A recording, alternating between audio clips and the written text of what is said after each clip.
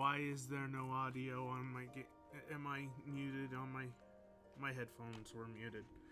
That's why. Okay, hello. Now I have to question the members of the broom.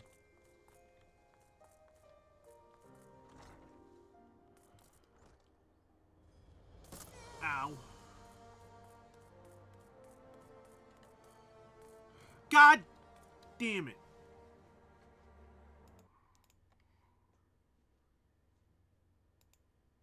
I didn't change my stream information.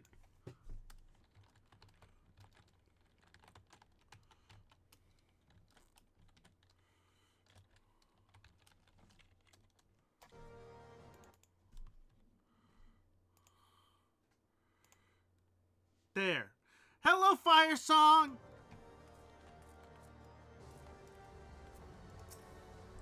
A mongrel? Not sure I catch your meaning. To a blue blood, we're all of us dogs down here.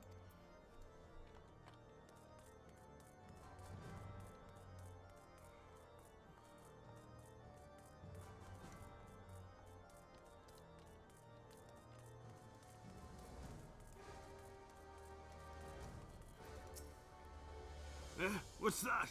Speak up! I can't hear as well as I used to. I'm okay, how are you?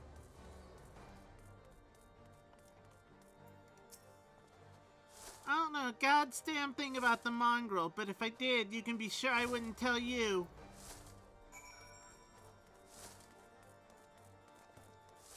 I learned nothing.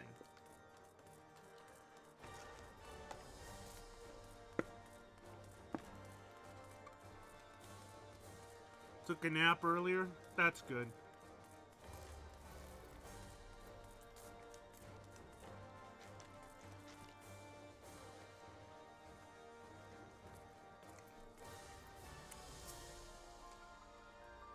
Not a single shred of information? Just as I expected. These revolutionaries would not have evaded capture for so long without the masses' complicity. Still, it's good to know that Tataru's ears are as sharp as ever.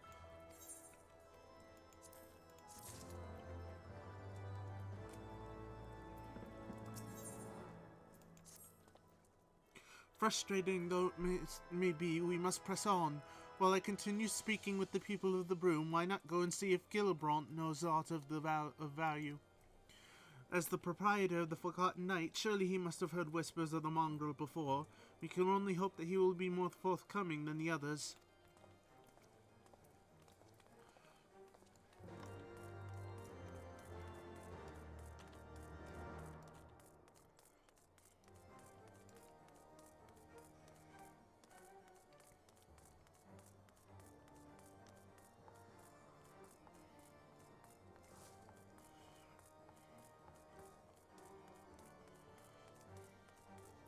How do I get back to the...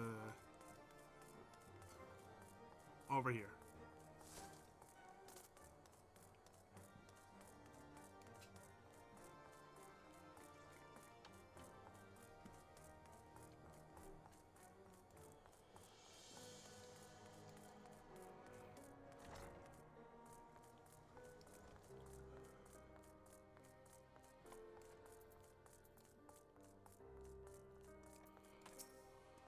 You know, people long for a sympathetic ear, but they need to know that it comes with tight lips.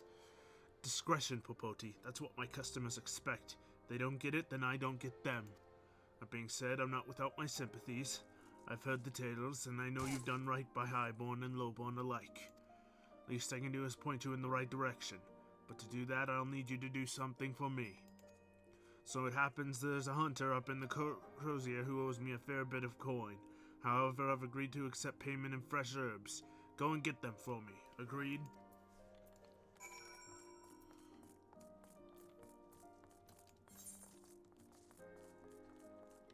Ah, wrong way.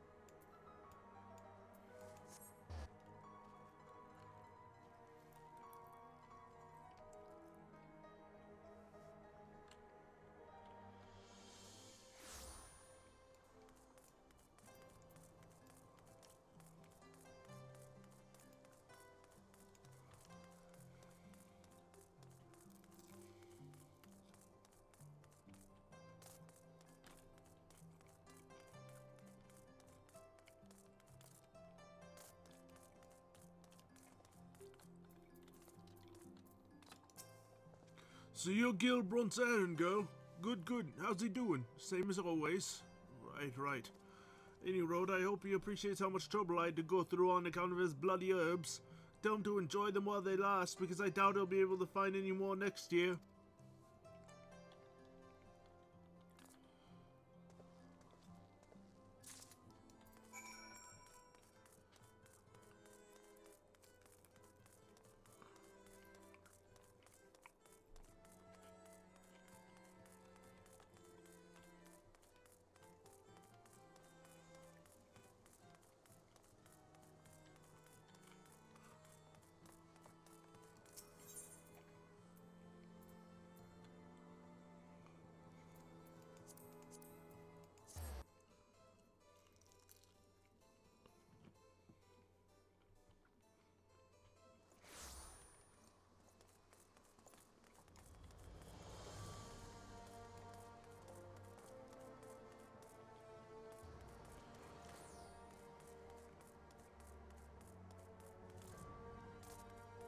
No? Where's the Forgotten Knight from here?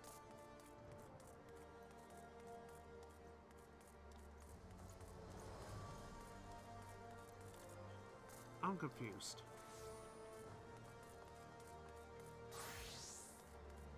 For 20 blazing!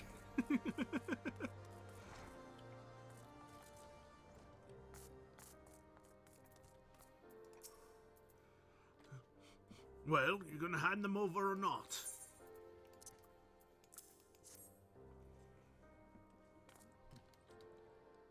Aye, this ought to do it. With a few other spices, I can make it just like she used to. And there are a few things which stir the hearts of men like a sip of mulled wine. Share a glass with the right people, and who knows what stories they'll share.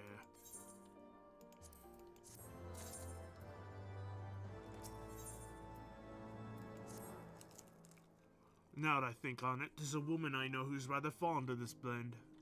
Hierthia is her name, and she resides in the Pillars. She's a maidservant to some noble house or another, I forget. Anyway, be a shame if she didn't get to try this wine. Why not give her a bottle?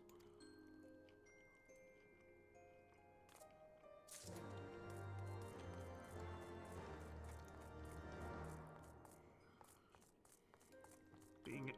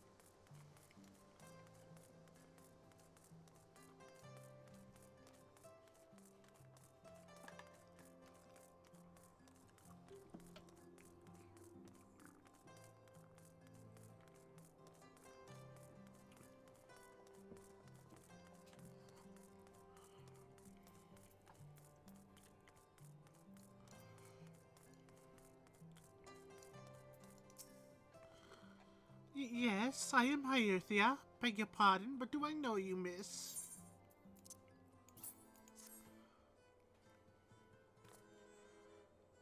I know this smell. This is the wine that girl used to prepare. Her special recipe.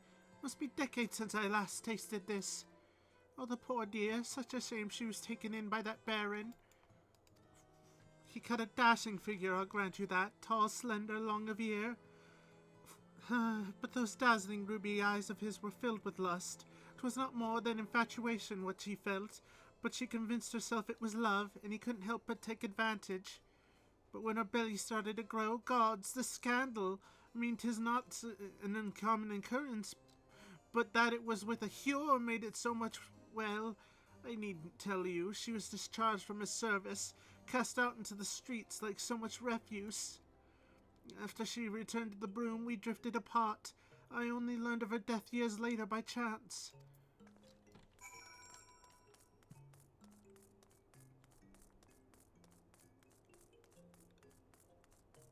Well, heck.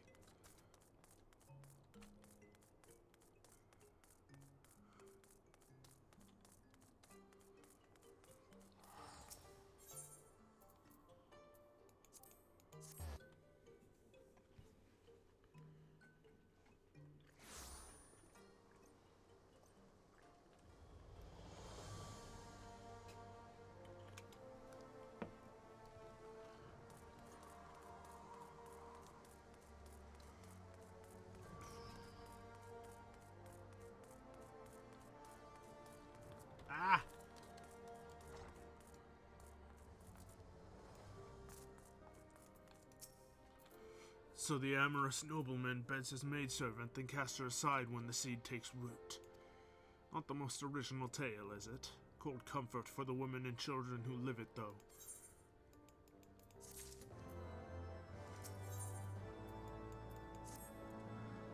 Even the petulant can appreciate wine from time to time. Take Gerald Dew, for example. Surely you've heard of him, no? He's a monk who offers succor to the poorest of the poor in the broom. A man of many vows, but none which prohibit spirituous beverages. Aye, if ever there was a man who deserved a drink, it'd be him.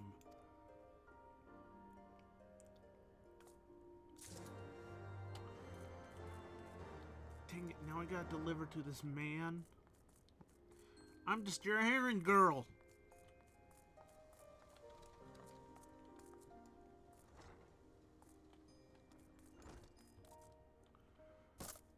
Ow.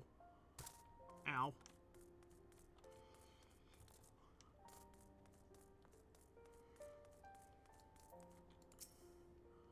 Alone's blessings be upon you, miss. A gift? For me?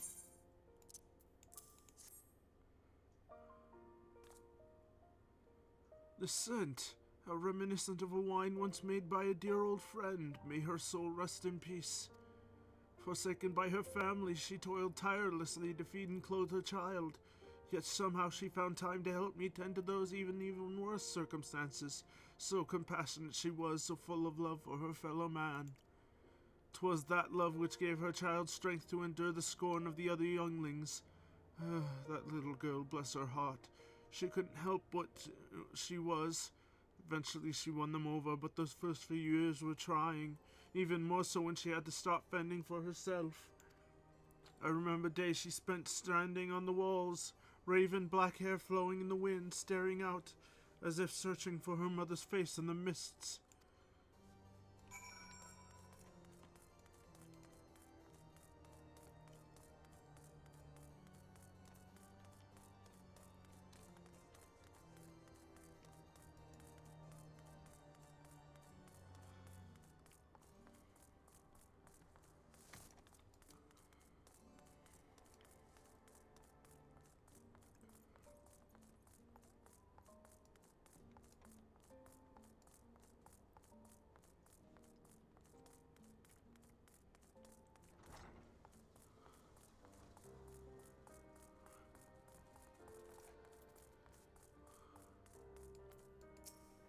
She was a remarkable woman, Popoti.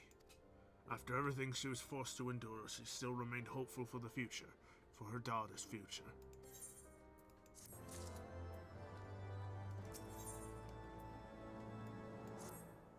Some bonds are thicker than blood, but blood still defines us and divides us in the end. It's the legacy of our parents, Popoti, and we can't escape it no matter how hard we try. So the mongrel and her pups chose to embrace theirs, still proclaim it all just and sundry. If you can understand that, then maybe you can find her on your own.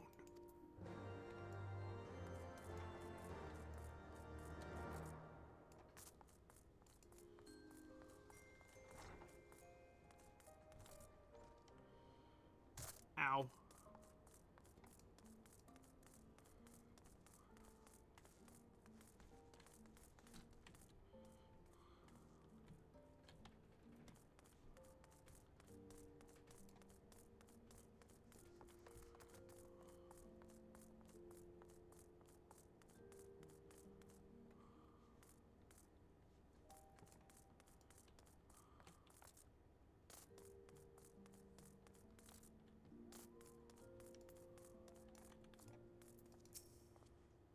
Still looking for your mongrel? Like I said before, take your pick. Plenty around if you know where to look. Or did you fancy someone specific?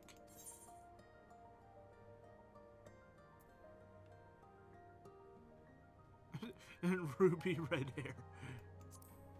Oh, someone's got an unusual taste. Afraid I can't help you, though. Won't, rather. It's bloody obvious you ain't of the broom. Did you think I'd just tell you 'cause you asked nicely?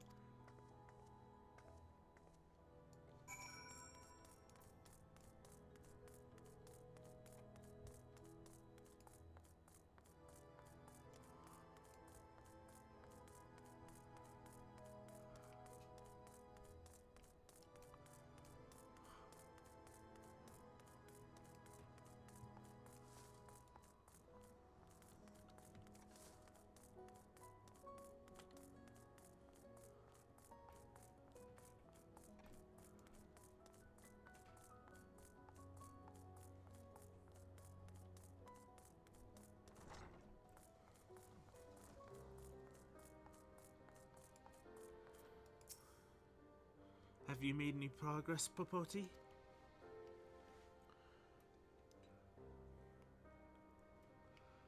So a mongrel was born of an Elizan nobleman and a Huron maidservant. Granted, it is no location, but it is far more information than we had before. Yet, yes, now that her striking features are known to us, mayhap we only need to remain vigilant.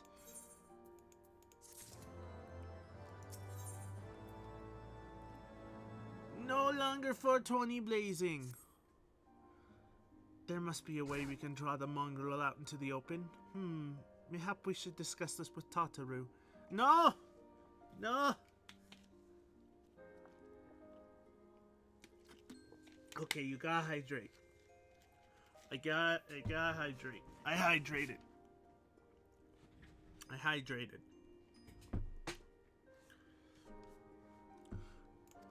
Speaking of which, where is Tataru? Oh, confound it. She went to below to make inquiries on her own, didn't she? We must find her quickly, Popoti. I have a premonition this is not going to end well.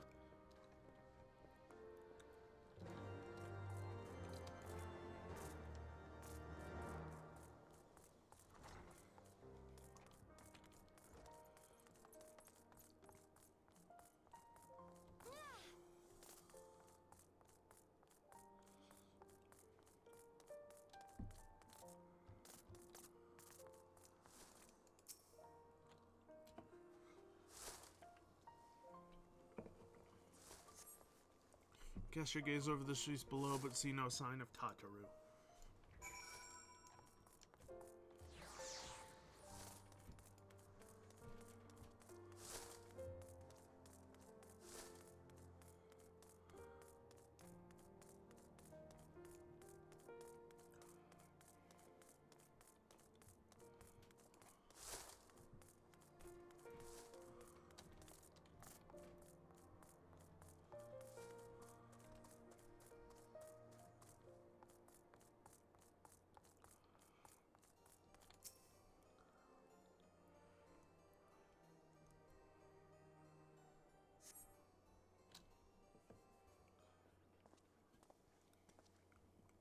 She must be here somewhere.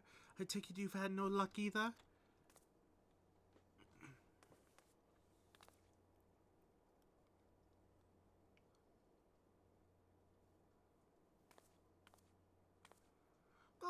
I'm sorry. Forget I said anything. Wait, down there. Isn't that Tataru? Those men are chasing her. Quickly, Popoti, after them.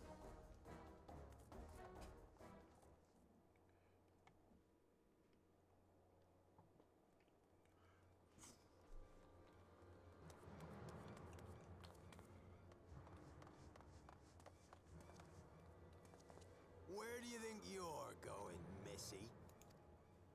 I'm sorry, I didn't mean to offend. What's going on here? What's it to you, boy? Piss off.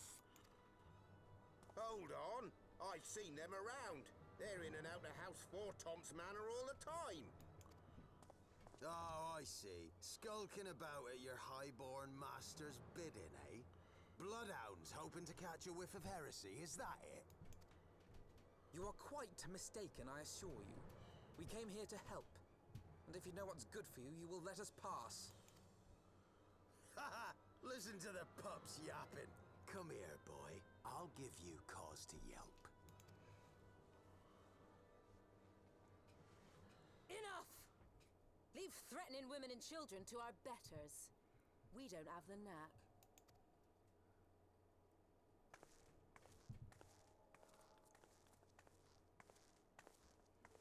Hilda!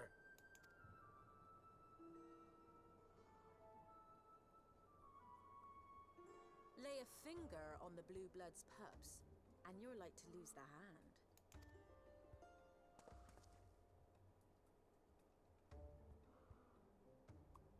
And often I get called on by glorious heroes like yourself. So tell me, what have I done to deserve you?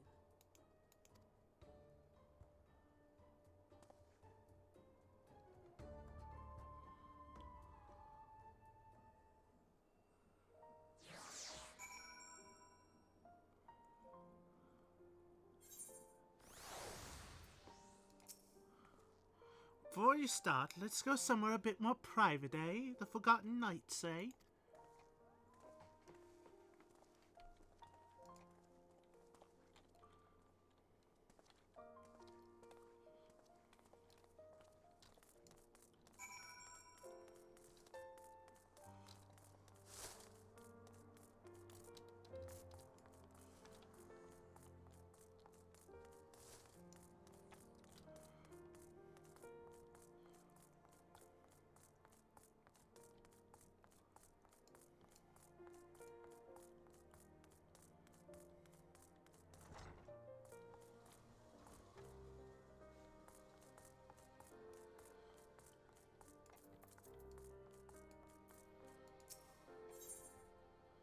Oh, level sync is in effect.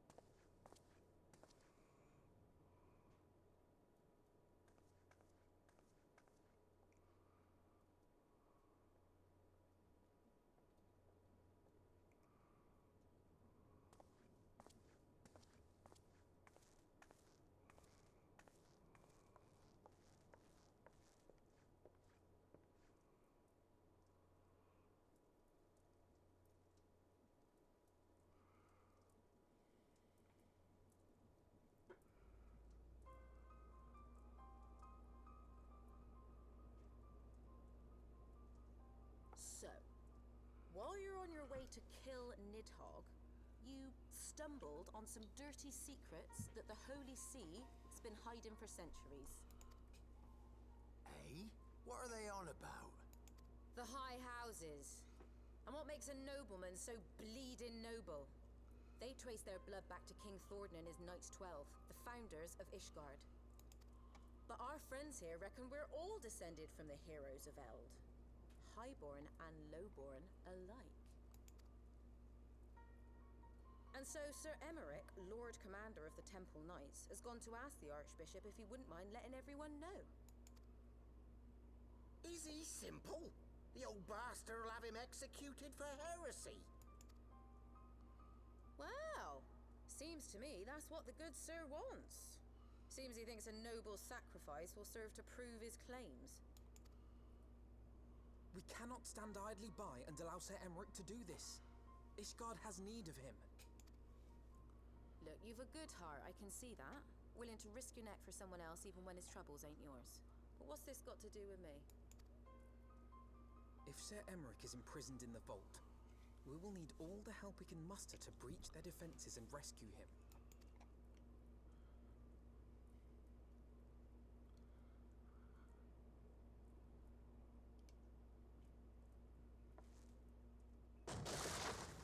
What in the hell's...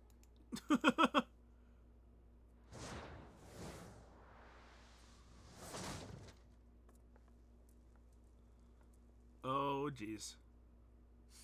Ah, the unmistakable scent of heresy.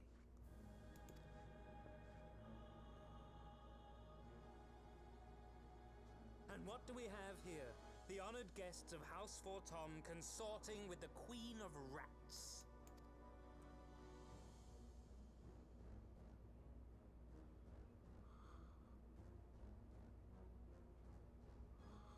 Ooh, plotting insurrection, I shouldn't wonder. That won't do. Sickness is wont to fester and spread. It must be burnt out ere the infection takes hold. I reckon Sir'd be happy to wield the irons himself. Well, so happens I've got irons of my own.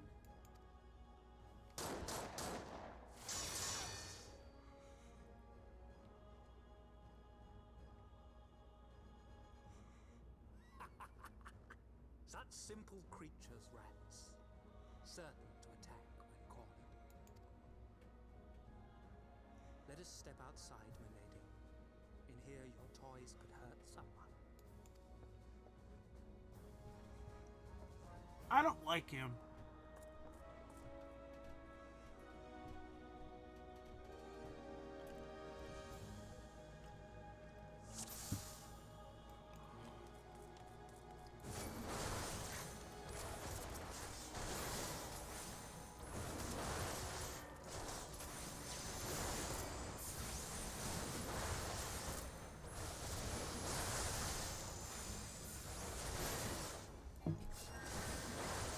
Right there!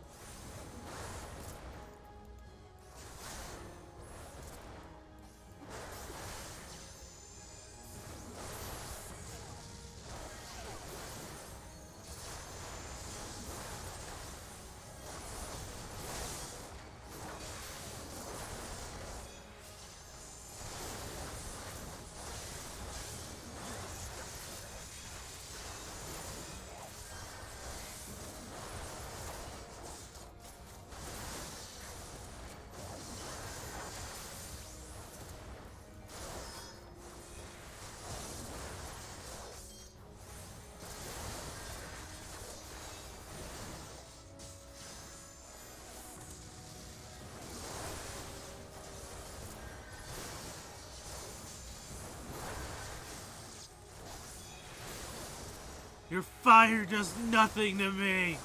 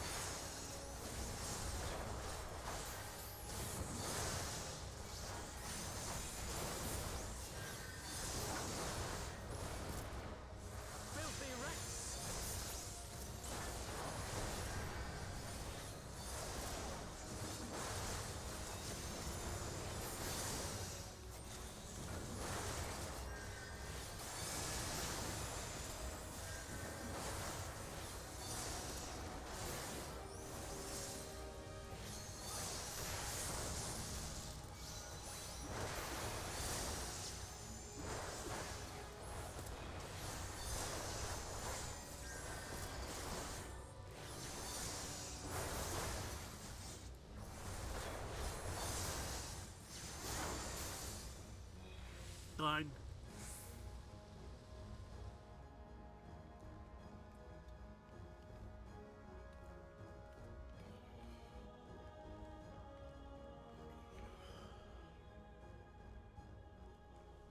There's no denying your gifts. A well-deserved reputation indeed.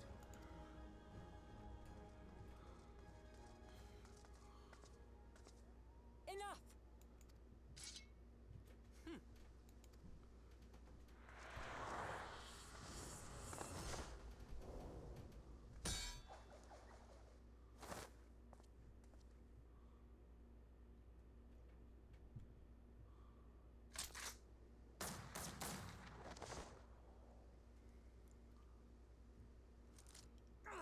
Lucky bastard.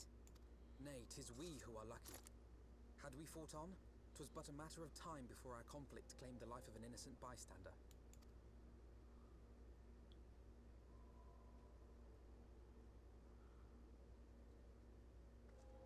I thought the Heavensward might come here as well. They came to the Temple Knights' headquarters. Aye. Sir Grinno announced that the Lord Commander had been imprisoned under suspicion of heresy, and that the Heavensward had been granted full authority in his stead. Then the Heavensward now commands the Temple Knights. Those are still loyal to Sir Emmerich, answer to me. Alas, that amounts to but half our number. The other half, who opposed his promotion to Lord Commander, have gathered at the vault as ordered. Bolstering the guard already, eh? If I didn't know any better, I'd say you were expected. I take it you're in charge around here? Hilda, and yes, the young master was just persuading me to join his lost cause. Convincing little beggar, isn't he?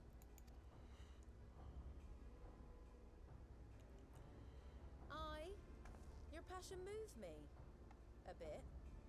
That, and the fact that we're sick of living off the leavings of our betters. If you've a mind to change things around here, then we've a mind to join you.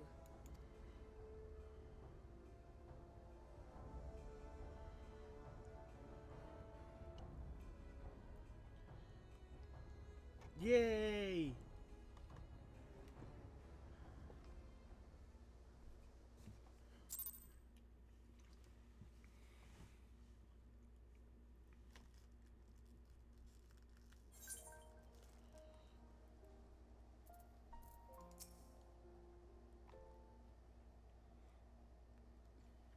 Let me guess. You're wondering why I chose the mongrel, right? Because it's what I am, and I'm not ashamed of it. Not anymore. Besides, even my pureblood pups have more in common with me than some of the lords and ladies up on high. They none of them are well bred. Hell, some of their mothers were cast out after a spot of fun, same as mine. Story old this time, and one was sick of hearing, which is why we took up arms. Not that we mean to hold all the blue bloods to account. Some have done right by us, I'll allow, like them in House Hellknot. But enough talk. Your friend's still rotting in the cell. Let's not keep him waiting.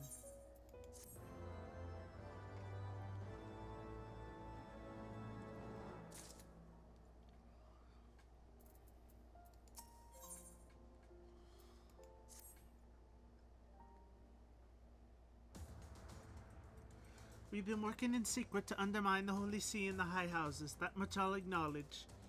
But this nonsense about us throwing wide the gates for the heretics is just that, nonsense. If not you, then who? You Temple Knights, of course. Reckoned it was your beloved Sir Emeric's doing at first, but then I heard how he lost his head. My next best guess would be the Heavensward. By the way, they'd have the perfect excuse to go door to door through the broom. Slaughtered heretics and their sympathizers in one fell swoop. But the Heavensward scheme did not account for Lady Iceheart's intervention, and so they have been forced to improvise. A bloody fine mess, ain't it? But the die is cast, so what's the plan? We must divert the attention of the High Houses away from the city, and to do that we'll need the cooperation of your allies in their service. What makes you think I have friends in high places? You would be fools not to, given your goals. Low-born knights are ideal recruits. Most swore fealty out of desire for a better life. If offered an opportunity to shed the yoke and live for themselves, who among them would not at least be tempted to take it? Rare is the man eager to die for a cause he does not hold dear, but it need not come to that this day. If they and their fellow knights are deployed afield to deal with a new threat, a massing of heretics, for example, then they will be unable to join in the defense of the vault. Spread false rumors of an attack to get them out of harm's way, you mean? The city will not forget the heretics' last assault. If the High Houses believe another attack is imminent, they will have no choice but to act. Can it be done? Can we trick them into leaving Ishgard? Aye. Can we keep them out for long? Not bloody likely. Make sure you're ready before I send word, because you won't get a second chance at this. Then it's decided. To the vault. The Archbishop must be held to account. And the Lord Commander granted his liberty.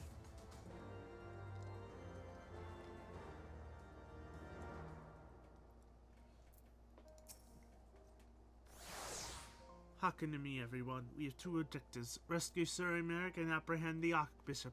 We will therefore divide our forces into two parties. Estinian and I will make ready to breach the underground gowl and search for the Lord Commander. We will not move, however, until the second party has entered the vault. I speak of your party, Warrior of Light, together with Lord Harshafont and Master Alphanon. For this plan to succeed, you will need to fight your way into the highest levels of the vault, even into the Archbishop's private chambers. When the Heavensward realize what you intend, they will fly to their master's side, leaving only a token force to guard the jail. Temple Knights loyal to our cause have already secured the entrance to the vault. Once you are within, they will signal to us. If all goes to plan, we shall rejoin you with Sir Emerick and confront the Archbishop together. Is everyone clear as to their duties? Then let us do what needs be done.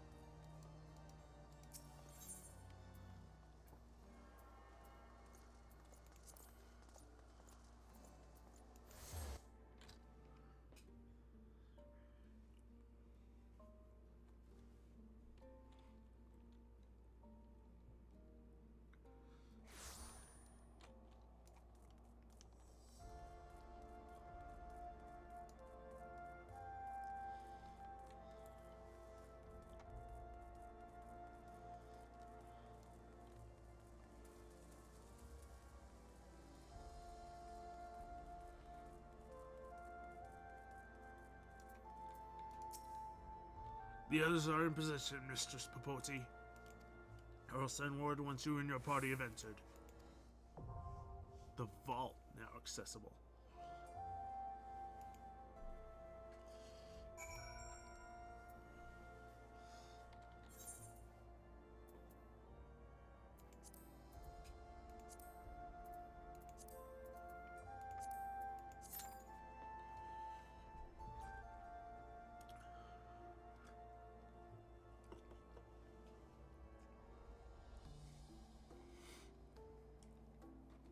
Now I wait. Now I wait.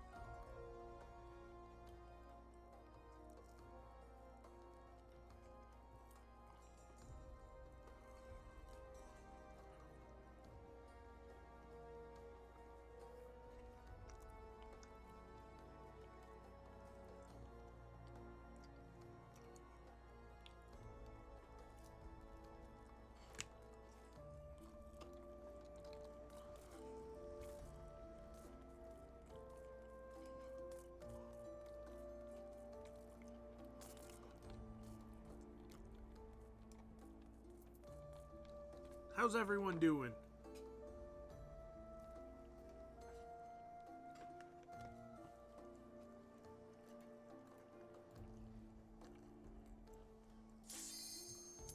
Oh, here we go.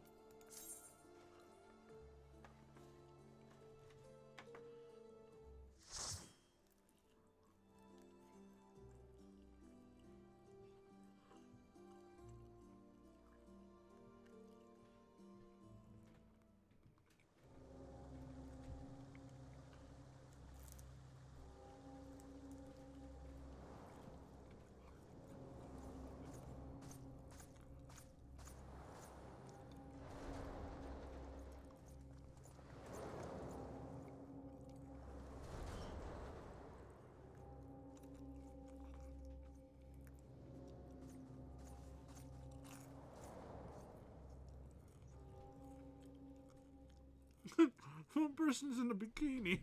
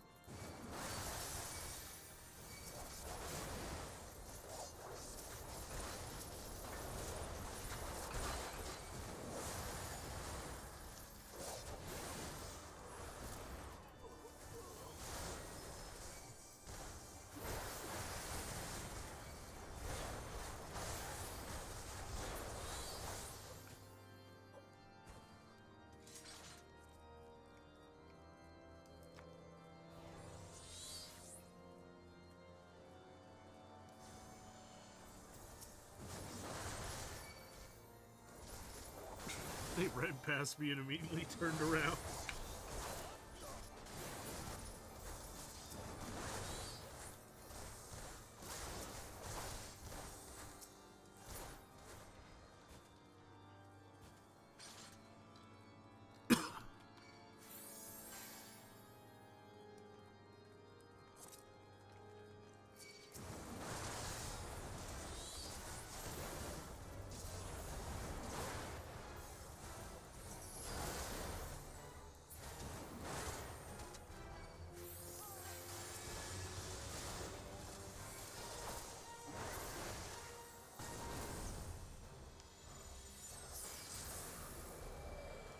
What the heck?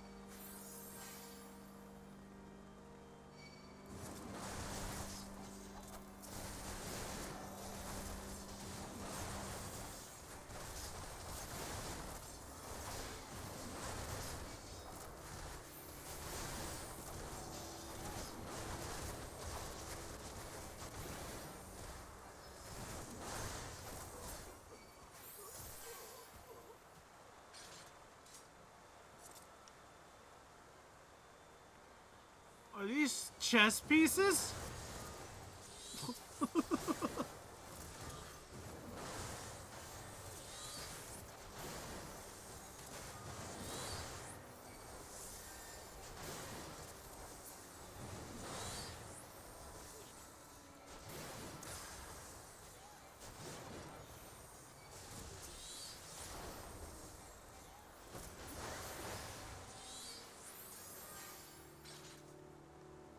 I'll cut you to pieces!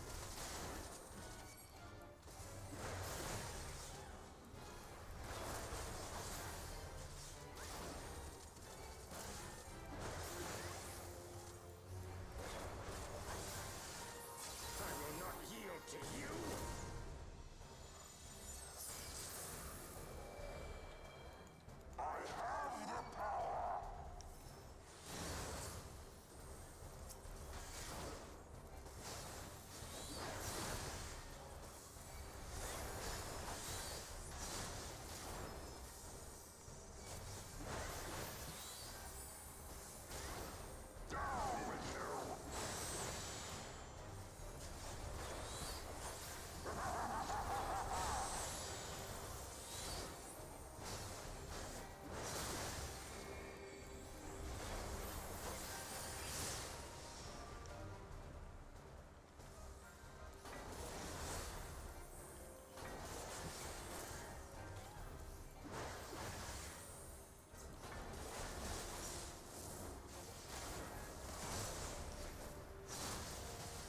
Jesus!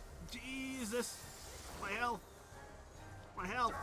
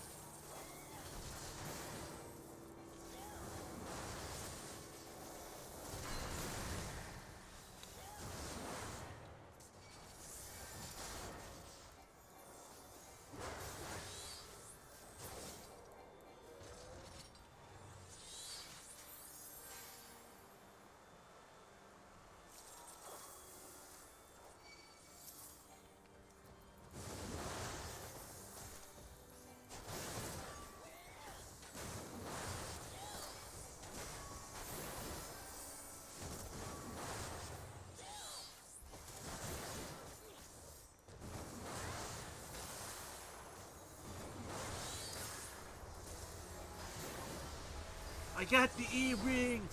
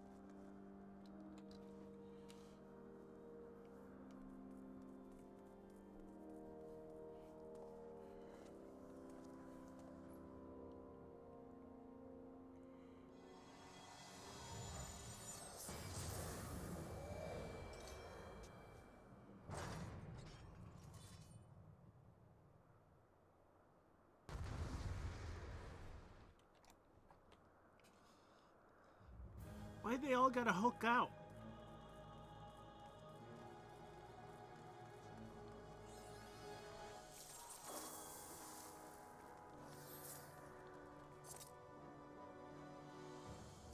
Filthy rats!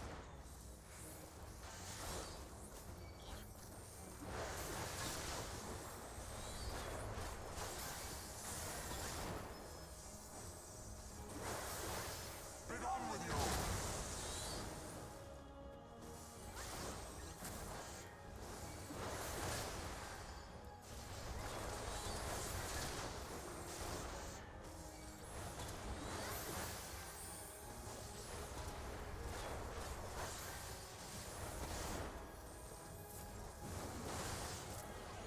Sickness must be purged!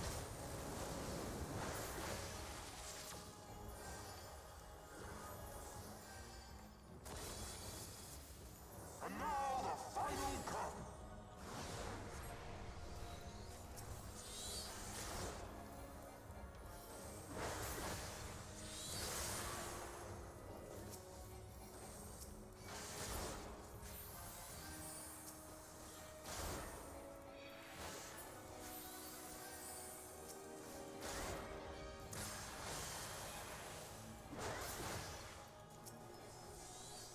This will be a mercy. You disgust me.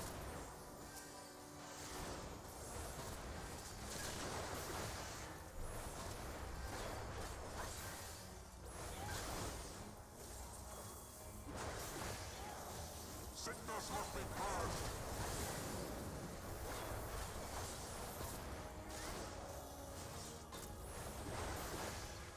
Be gone with you!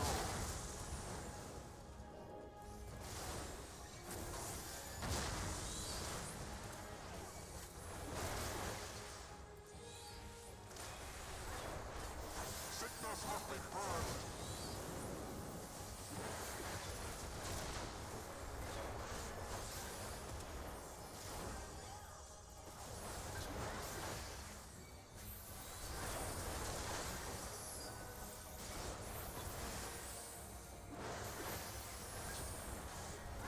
Almost done. There we go.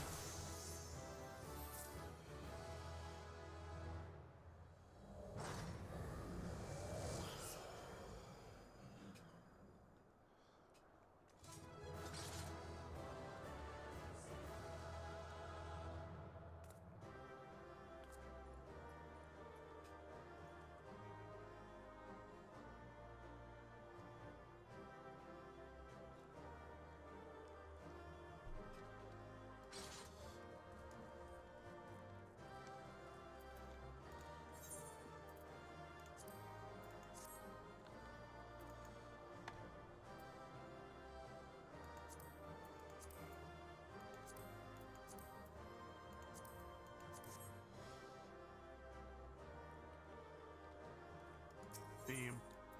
I didn't get the orchestration roll.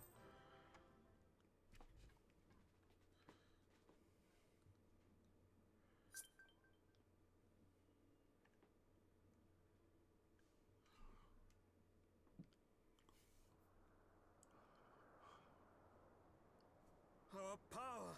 How can this be?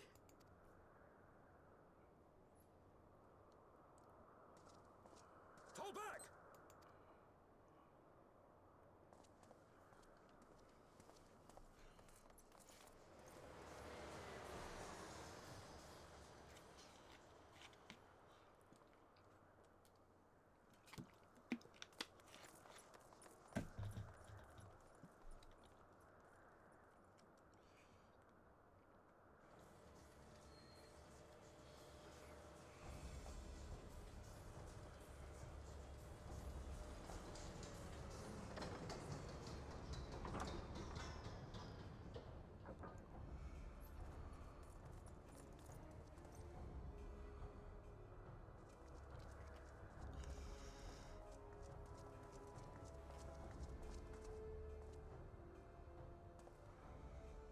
Father, please! For a mercy, we were not too late.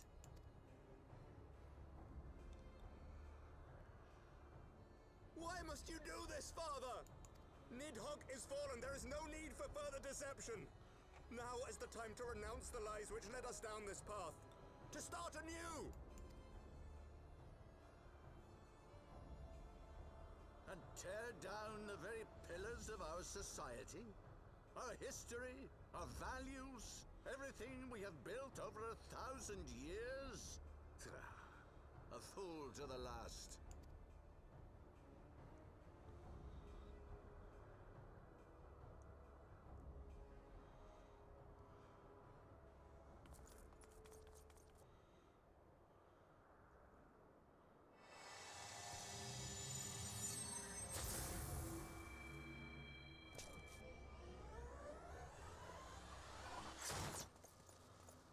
Look out!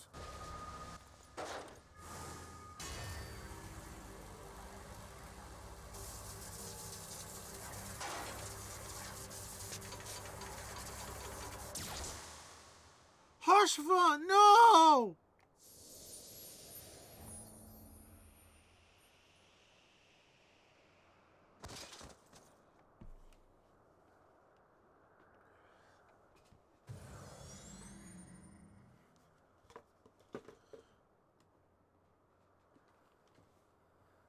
Go. Asisla awaits.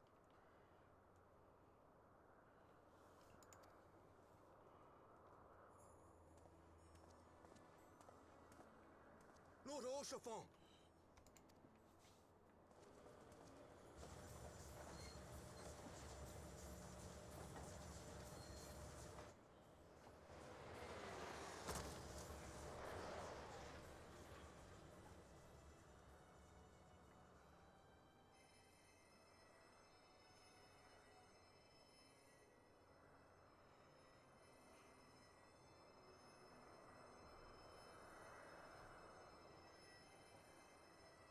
It's no good. The wound is too deep. It refuses to mend.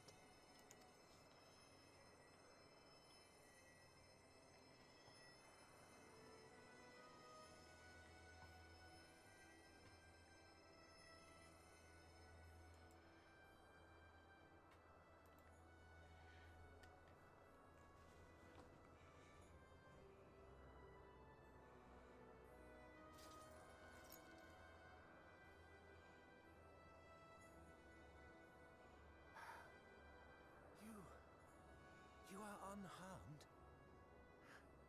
Forgive me. I could not bear the thought of...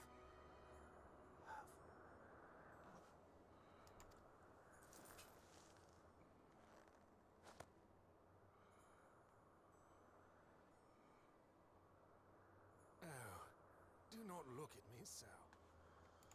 A smile better suits a hero.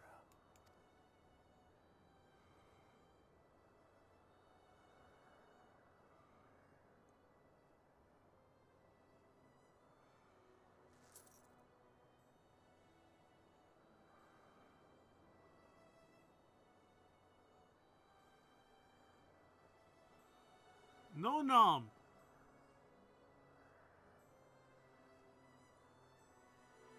So welcome to the stream, Lone Wolf.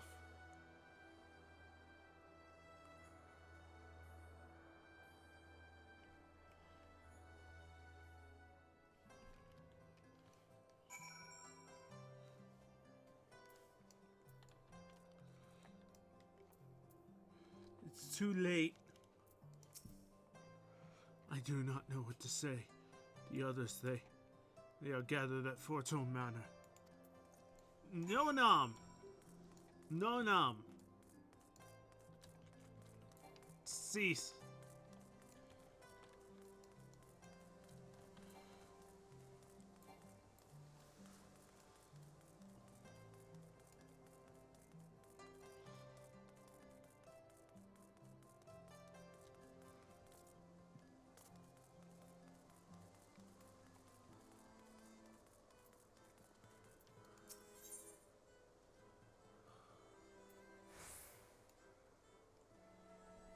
Why are you here?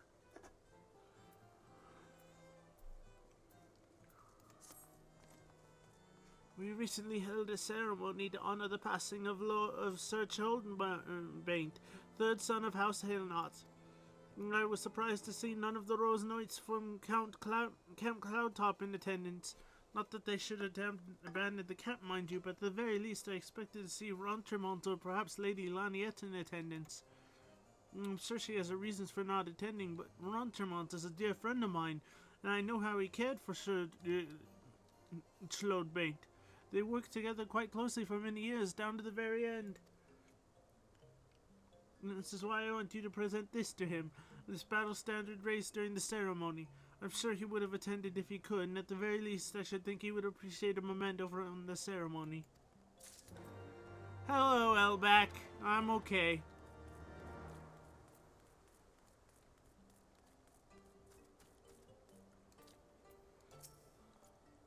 The others are. Please enter, Mr. Scampodi.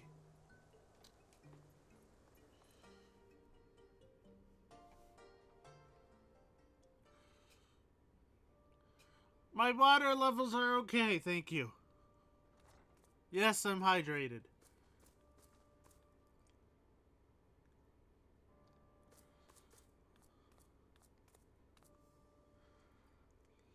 Don't. Please. A knight lives to serve, to protect, to sacrifice. There is no greater calling.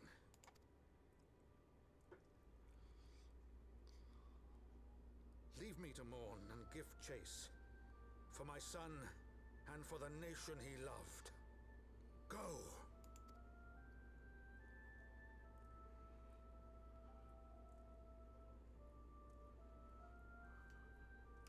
His sacrifice shall not be forgotten.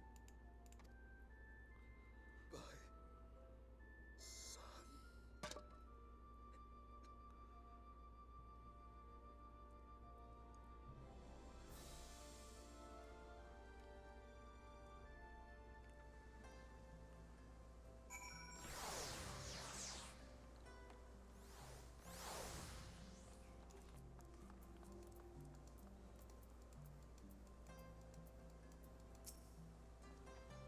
I could not stand there in silence, but when all others had forsaken us, Lord Hoshfont took us in, our beacon of hope in a world of darkness.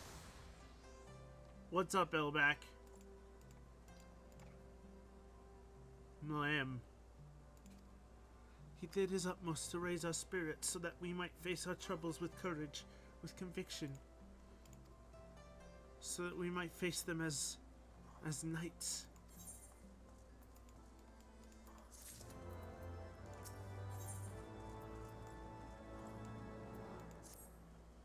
Aye, we must press on with our mission. Tartaru, pray return to your duties as the Forgotten Knight. Let us go and speak with Sir Aymeric, Popoti. I worry for his well-being.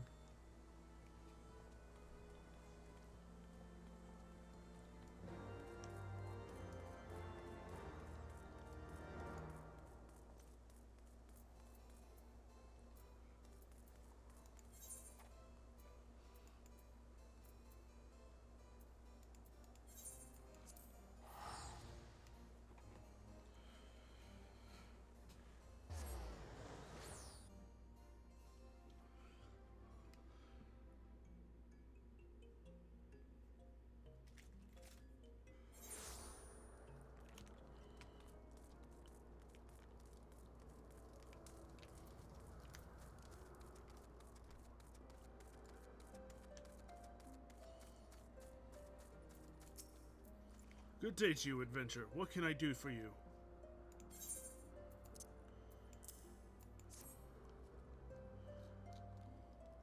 The battle standard of the Steel Vigil, charred by flame just as I remember, though there's much I wish I could not remember from that day. In the wake of the calamity, we were all but defenseless, and Sfara and Savat saw fit to give us no quarter. I should hope to never see again a battle so bloody. He laid down his life for our nation, for the few of us who escaped for our lives. A true leader to the bitter end. I will always treasure the years spent under him, but I am not worthy of a memento such as this. Though she may be reluctant to accept this, Lady Eloniette should be the one to have this. I realize she has her own way to deal with grief, and I suspect that's why she did not attend the ceremony. But in all my years serving House Hellknot, they have never been the sort to simply let go of family. Please, friend, take the battle standard to her.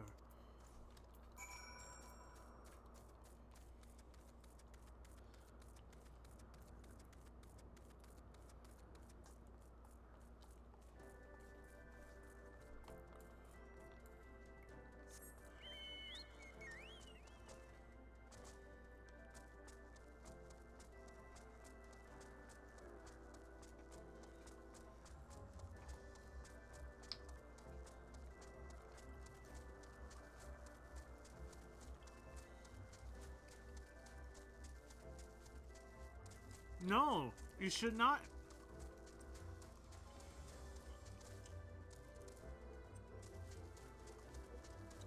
It would not be funny.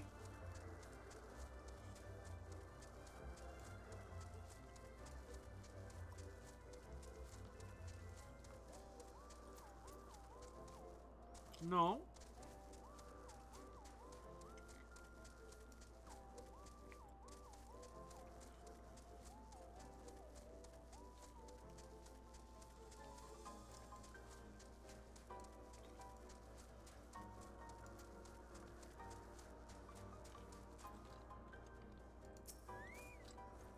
Hello there, Papoti. Is there something you need?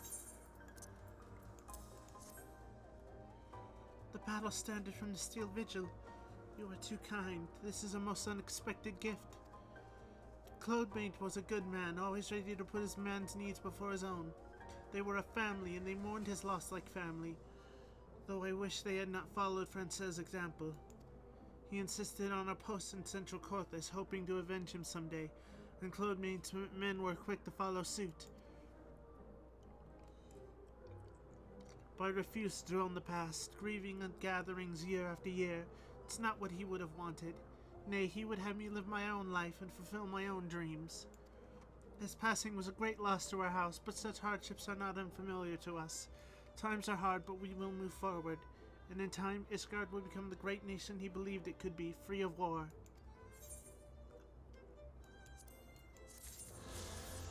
And there's more quests here. God damn it.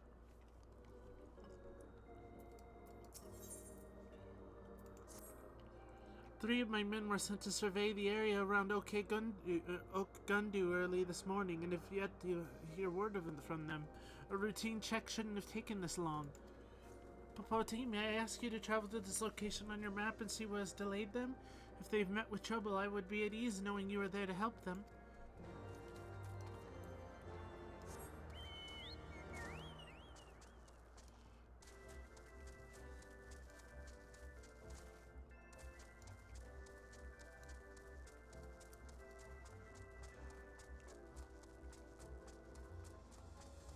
God, there's so many quests.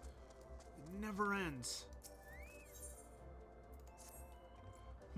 Ah, Papoti, there was ever a time I needed your help. Surely is now. The Pisces inhabiting the lands north of camp have given us trouble. They're mischievous, short by nature, but this time they've gone too far. They laid waste to the supplies of our beloved cook, and this afternoon's meal was ruined. They must learn that we are not to be trifled with, so I ask that you put down 3 of the beasts. That should prove sufficient to thin their numbers and discourage their antics.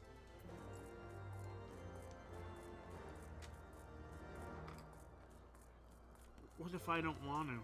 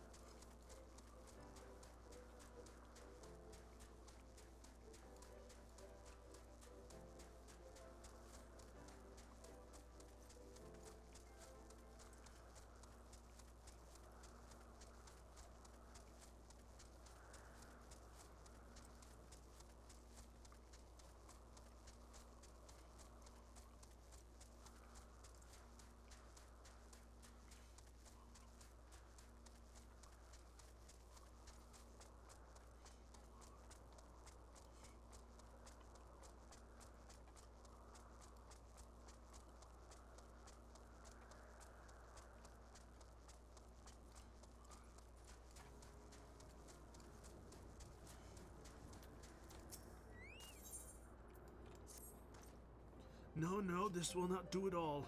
Ah, just the woman I was hoping to see. I need your help to fortify our dwindling stock of provisions. Our supply of meat is particularly low, but flesh from the Wyzens should hold us over until the next shipment of provisions comes in. If you can bring back 4 slabs of their meat, it would help us immensely. You can find them in the north of the camp at the last step.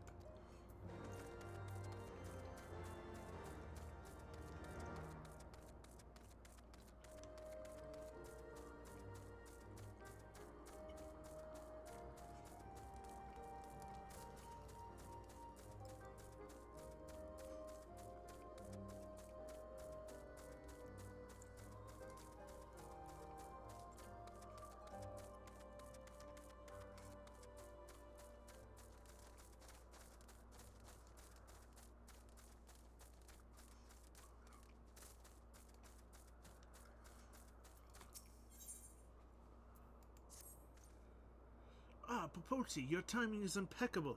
I need you to retrieve 5 bushels of black loam for the crops. You'll find it in the fields east of here where the Wyzens graze. I would go myself, but I haven't the stomach for it. Going near those gargantuan beasts, that is.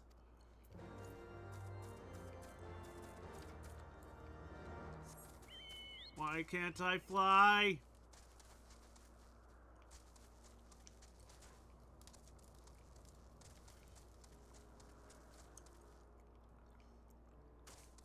Ow.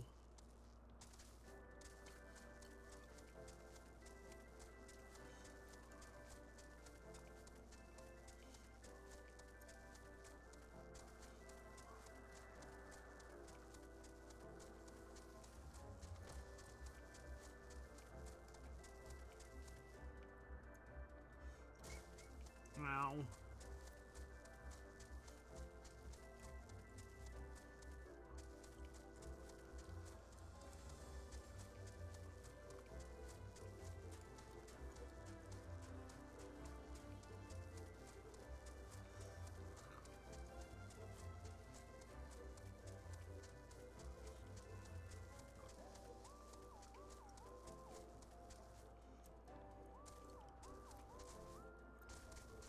Why can't I jump down?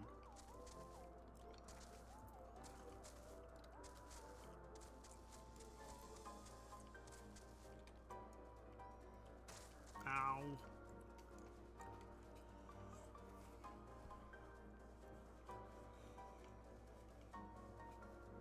Let me heal.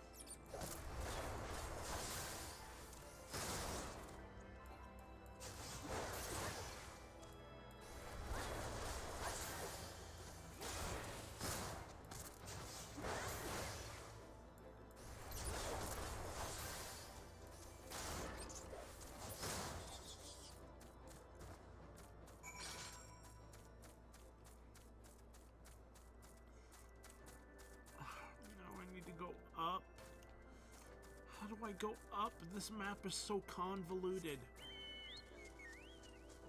And I can't fly.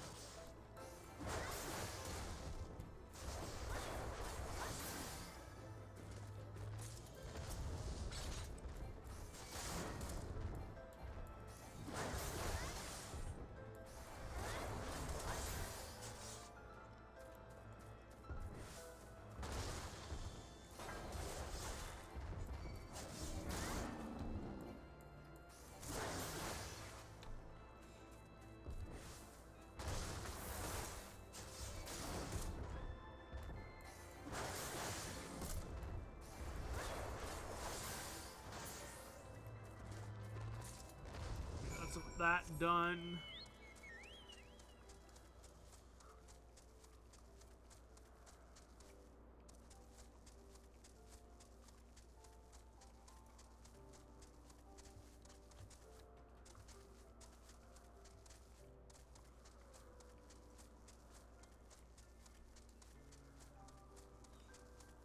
Ooh, grilled cheese. Grilled cheese are good.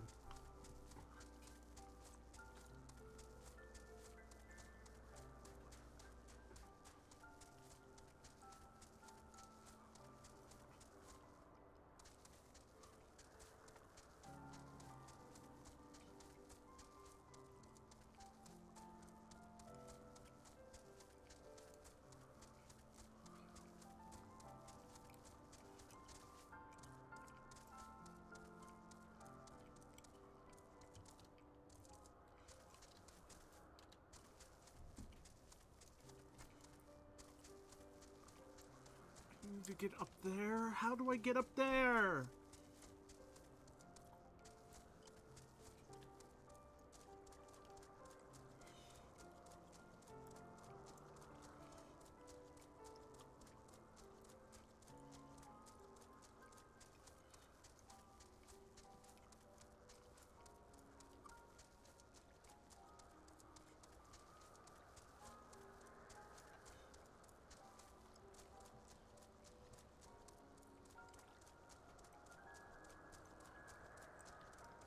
No, not through here.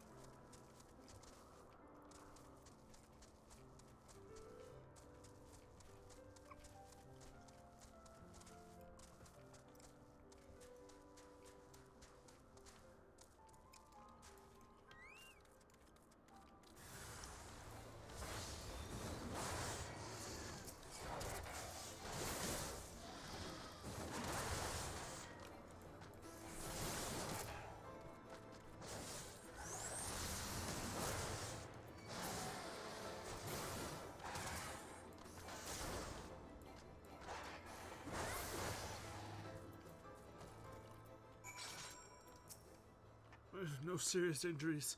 Well, it could have been worse if not for you.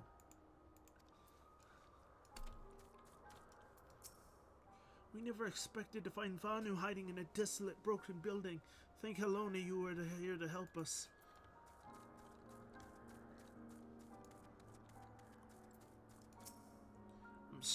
I was sure we were done for.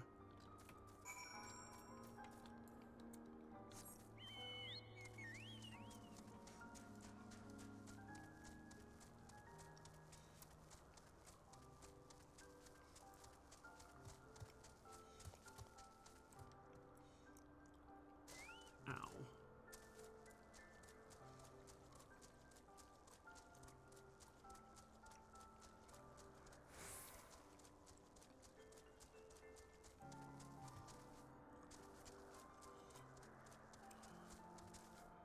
Come on.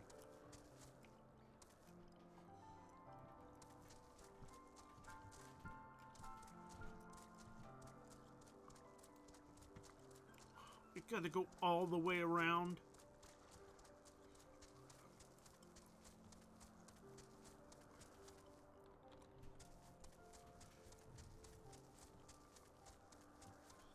I hate this map.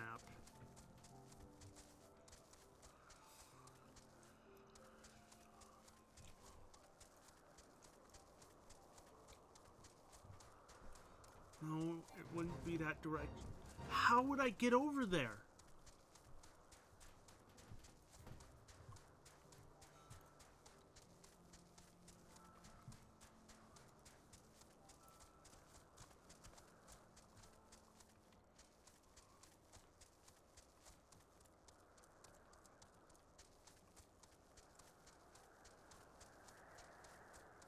Okay, it is this direction.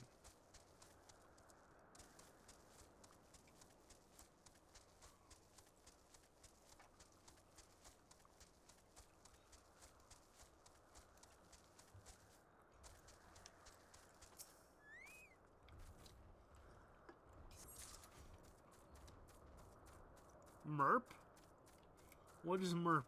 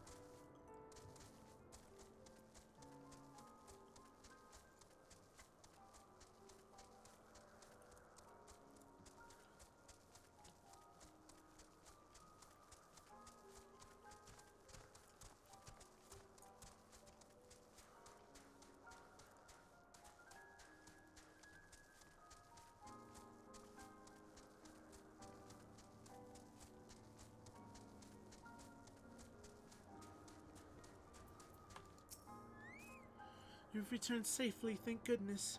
Did you find my men? Were they unharmed? Oh, thank goodness. That the Vanu would take refuge there is strange indeed. It was once home to the Gundu tribe. They were a peace-loving people, and for a time we maintained favorable relations. That is until the Vundu attacked. Now the Gundu are under the heel of their rule. But let us not dwell on such sorrowful memories of yesterday. Today you have saved my men, and for that you have my thanks.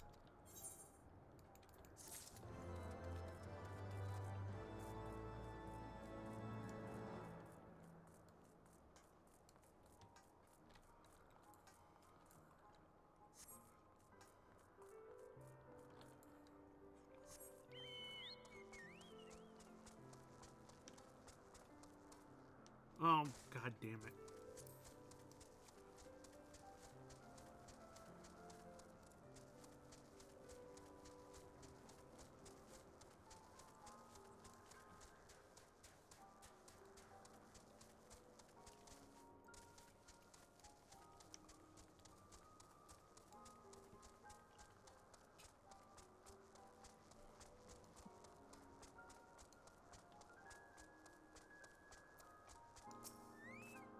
So the Pisces have been dealt with then? At last we can enjoy a short reprieve from their roguery. I feel as though they're searching for trees to build a nest. The sparse when looking at these islands as a whole. Camp Cloudtop is fortunate to have its fair share. And if it's truly trees they're after, they will have to seek elsewhere. Just the thought of those furry fiends swinging down from the trees in the middle of a meal makes my blood boil.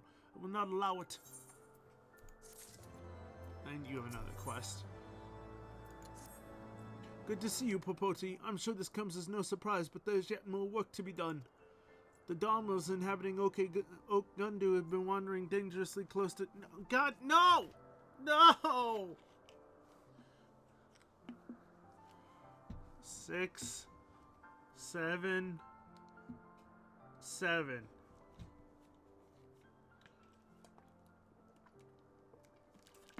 One, 2, 3, 4,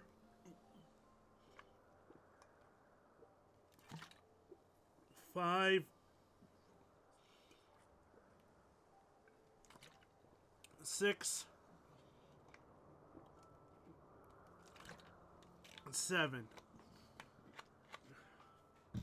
Okay, there you go. The Dalmels inhabiting Oak Gundu have been wandering dangerously close to the outpost of late. As they continue to grow in number, they have become a hindrance to our work in the area. It would be a boon to the camp if you could slay 4 of them to thin their ranks. Oh, I gotta go all the way back up there. The pain. The pain.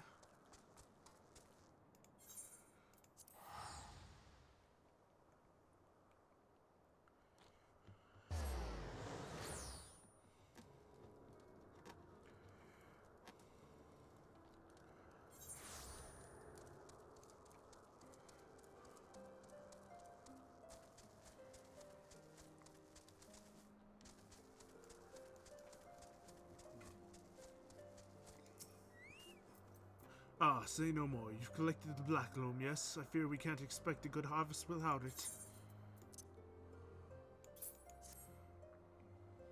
Oh my, it's been a while since we've had such rich loam. Splendid work, Popoti. I knew I could count on you. The Wisens are quite dangerous, to be sure, but I cannot deny the benefits of their contributions to nature. Which reminds me, you may want to wash up before you do any more adventuring.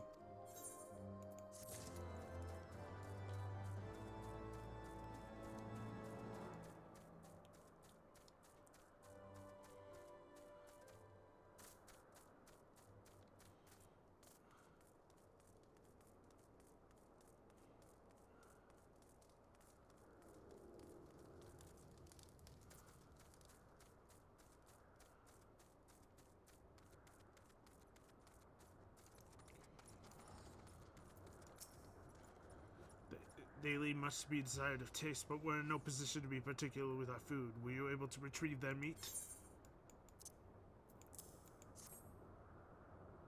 Thank goodness, I can breathe easy the next time I take inventory. I'm honestly not sure where we'd be if not for the Wisens grazing north of here. To think they're not actually indigenous to these islands. They were originally brought here as livestock for just such an emergency. Given time, we will have sheep as well, but we've yet to breed stock suited to these altitudes. But enough of my rambling. You've ensured my men will not go wanting, at least for another few moons. We should have need of more Wisen meat. I know who to call.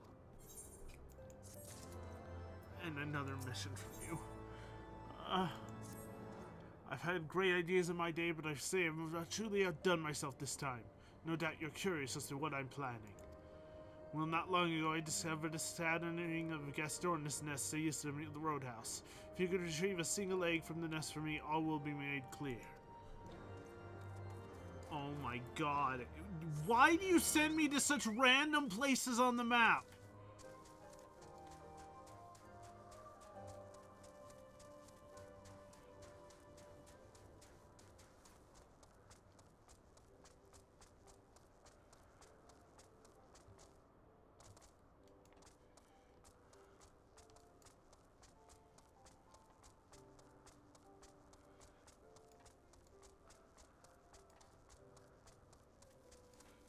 It wouldn't be so frustrating if this map wasn't such a convoluted mess.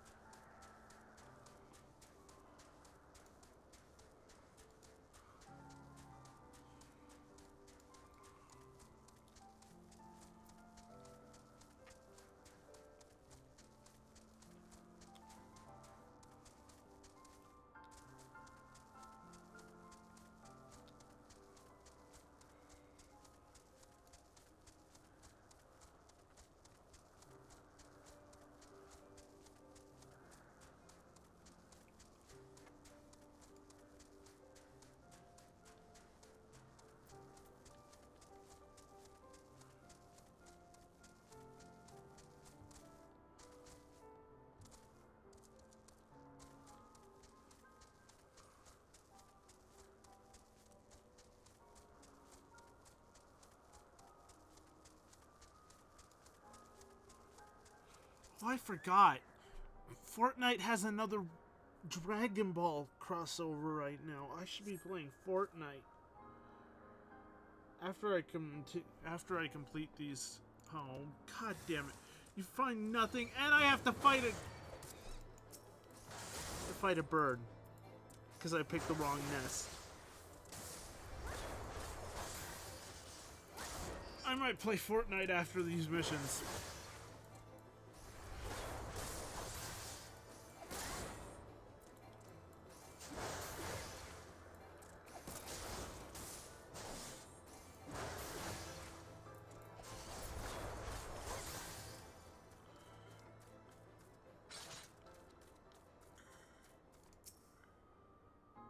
Please be an egg in here. Oh, for fuck's sake.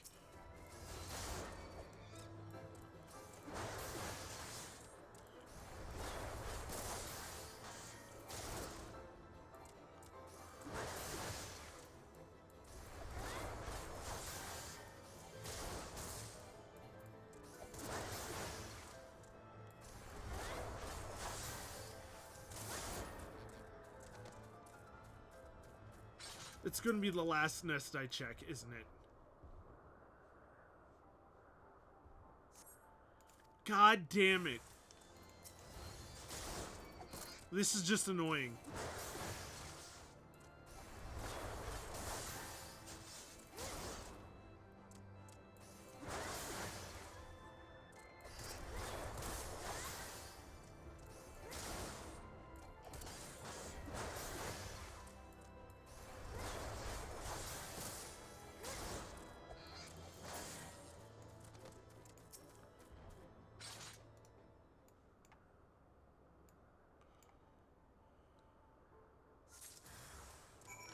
There, I got an egg.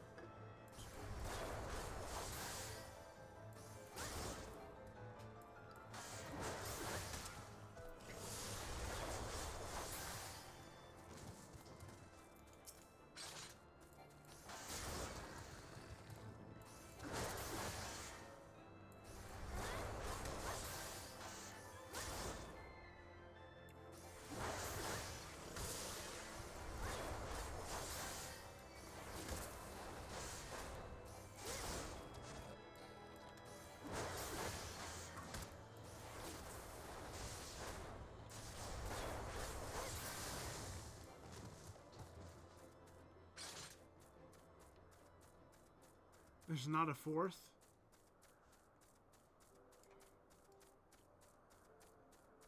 Oh, okay, there are over here.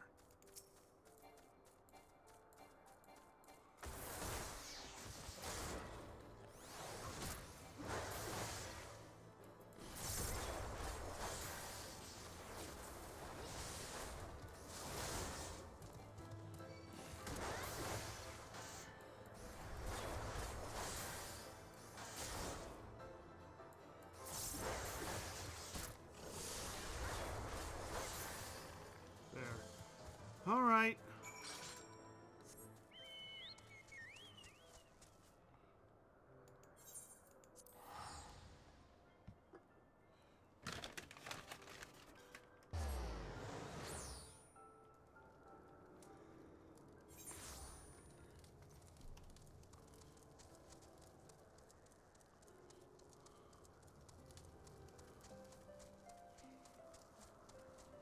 I got your dumb egg. Were you able to procure an egg from one of the nests? Oh, it's still warm. Excellent. Eggs will make an excellent addition to our stock of provisions. Don't be silly. A single egg cannot feed the entire camp. But when I've hatched and raised the Gastornis on my own, we shall have all the eggs we could ever ask for.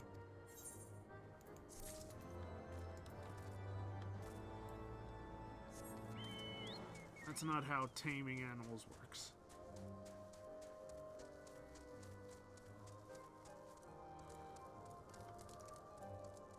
Takes generations of breeding. Ow. Ow. This better be the last quest.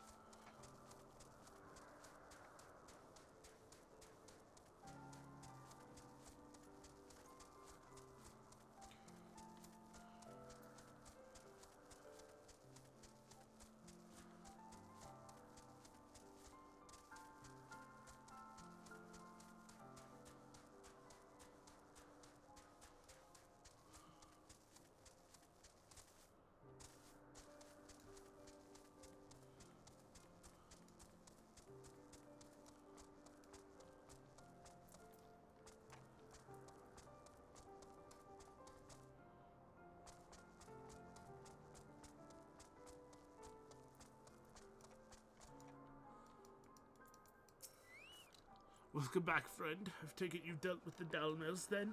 I can only hope now that our men will have an easier time patrolling the area. Their coming near the outpost is but a recent phenomenon, no doubt stemming from curiosity. The Dalmels are docile in nature, but it's quite easy for such large animals to injure our men unintentionally. It pains me that we called them so, but we do what we must for the good of the camp. Okay.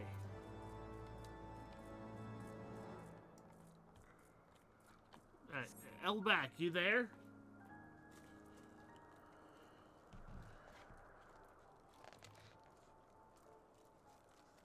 Elback?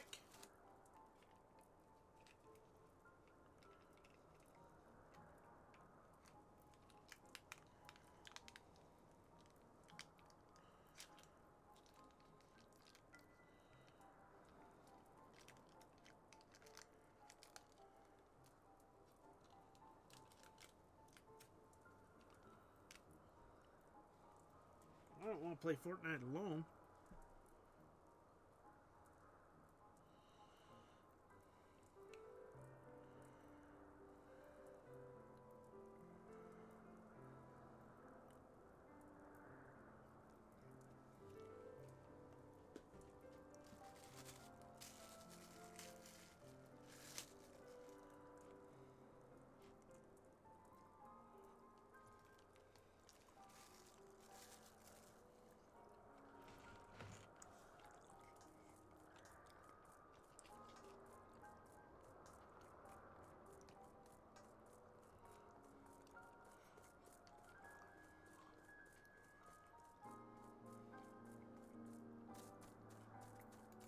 Well, I guess I'll keep playing Final Fantasy for now.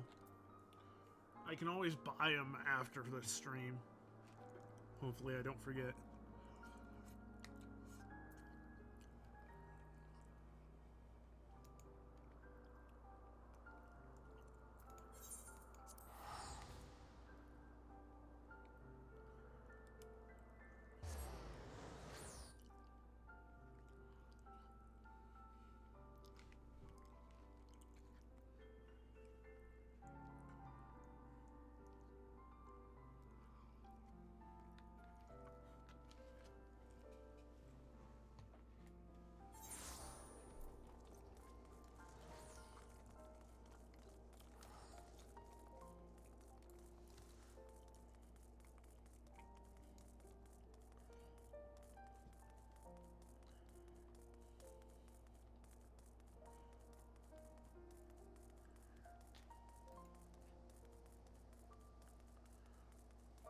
Oh, god damn it. I was looking away.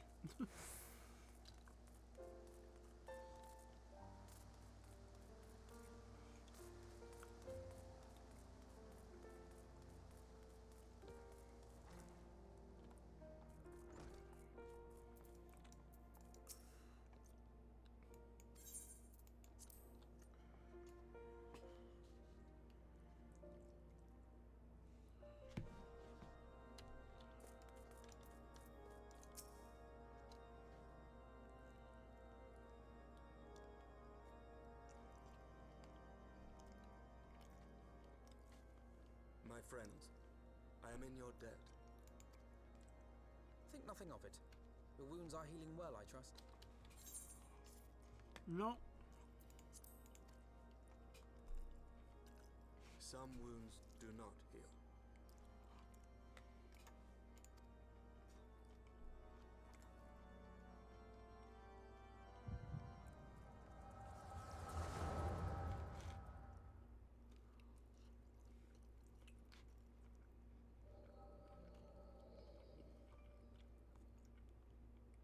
The founding. The scriptures, 1,000 years of lies, all to deceive the common man.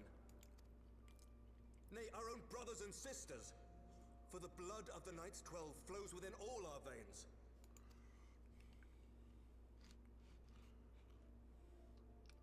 I should be interested to hear how you came by this knowledge. But yes, you have the right of it.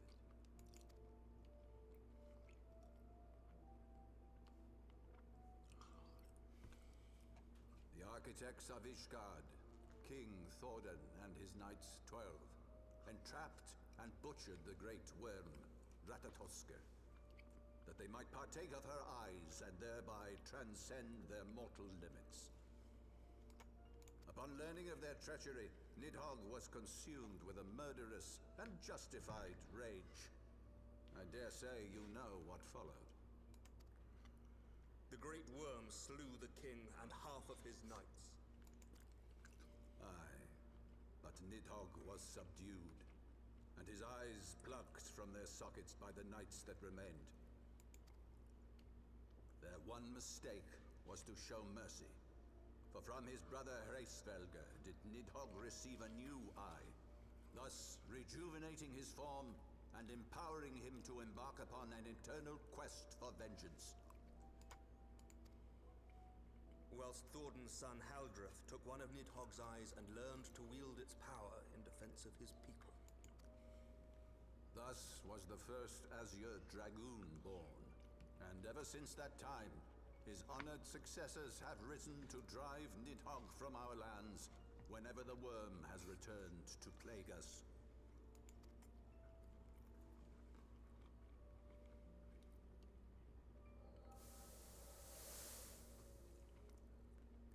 I ask you, my son, will you answer for my sins? Will your son and his son answer for me as well? What do you mean? If a man cannot atone for his sins in the course of his all too fleeting life, must his progeny then be held to account? Must every subsequent generation be judged as well? Thordan's betrayal of Ratatoskr was an unconscionable, unforgivable sin. Should we then, as his descendants, meekly surrender ourselves to an eternity of punishment? Nay, say I. I would not see our children sacrificed in a vain attempt to appease an implacable foe. Dragons are not like us, my son. To they who live forever, the wrongs of antiquity are as those of yesterday. No reparations shall ever suffice. This fact alone should serve as ample justification for our actions. Yet some refuse to see it as such. For men like you, who yearn to commit themselves to a nobler cause, a more compelling narrative is required. This is your solution. This is how you protect our people. You have given us a lost cause, a death sentence. With your compelling narrative, you but doom our countrymen to give their lives for a lie. And they do so gladly. Highborn and lowborn alike are proud to serve, to fight and die for their country. And what would you say to them? What would you tell the wives who have lost their husbands? The mothers who have lost their sons? That their loved ones died for naught? Over the course of 1,000 years, countless men have donned these robes, and every one of them came to accept the necessity of this solution. Once, I hoped you might come to accept it as well.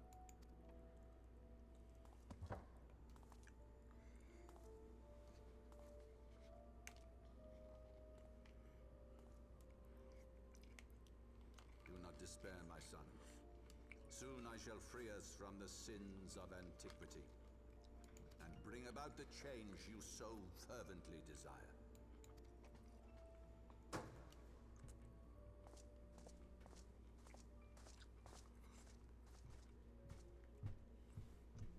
If he has spoken with others, I would have their names. Escort him to a cell and question him thoroughly.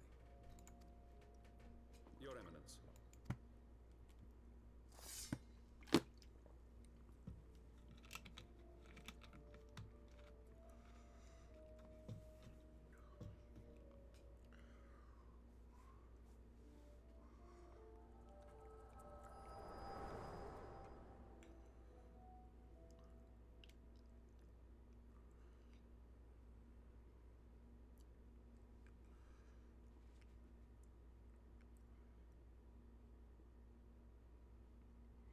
You saw something, did you not?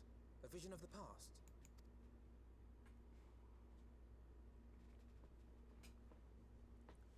So this is the power of the Echo. Would that it had shown you a finer moment from my past. 'Twas an exercise in futility, as you saw. Faced with the firmity of his conviction and his many ready rejoinders, my words deserted me.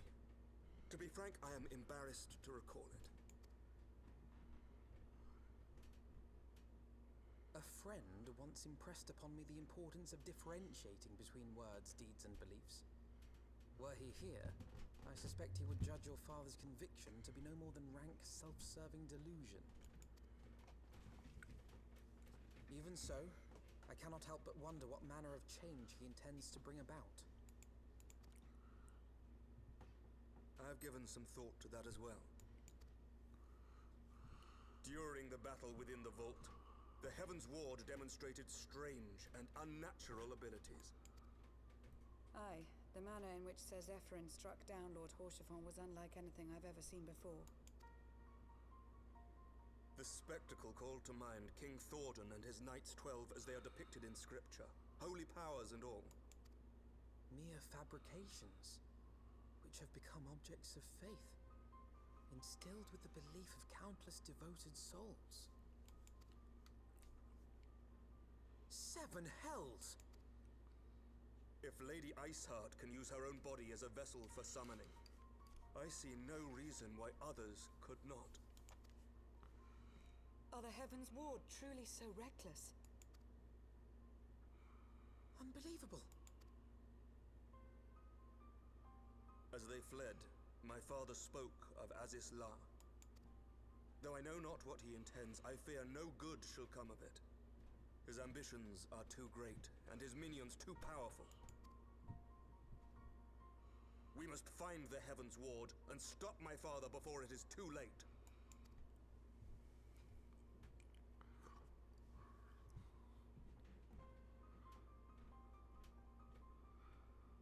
So they summon the knights. Oof.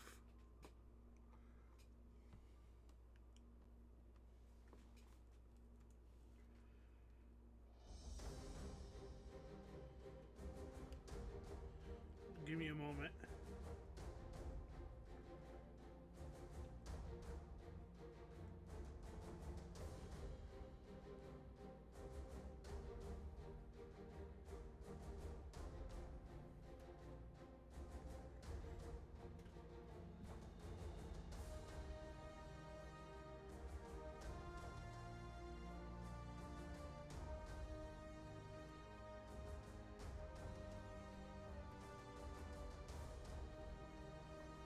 Mistress Capote, Master Alphanor.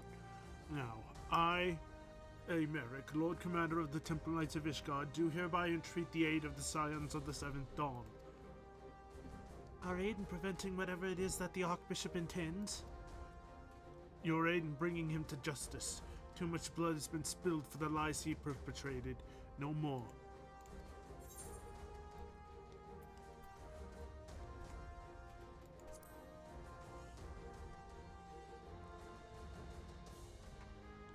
Yes, of course. You two were close, I know.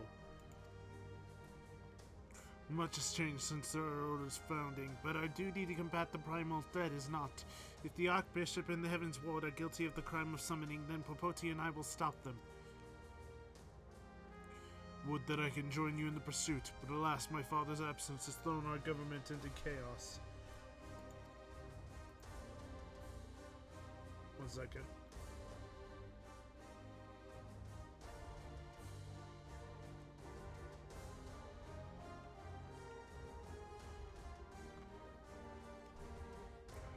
Ever since the founding of our nation, there's been an archbishop to serve as a guiding light for the masses, a force for stability to counterbalance the High House's ceaseless maneuvering, convincing the people to recognize the truth of our origins, which have been difficult even with my father's support.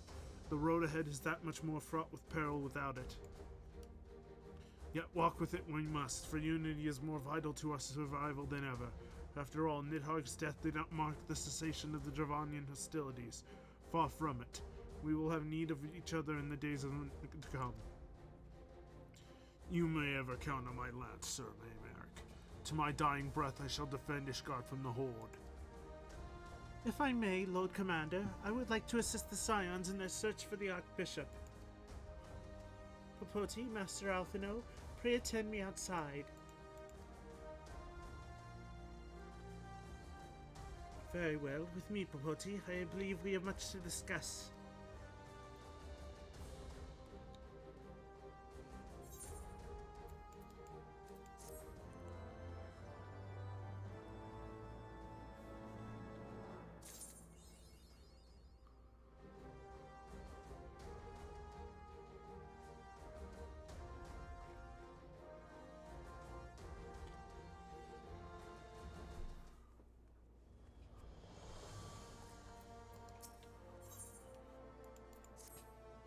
Soleil was eastward bound, so I sent word to Camp Cloudtop on the off chance the airship passed nearby.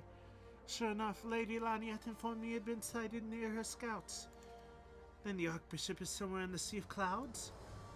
Or was, not long ago.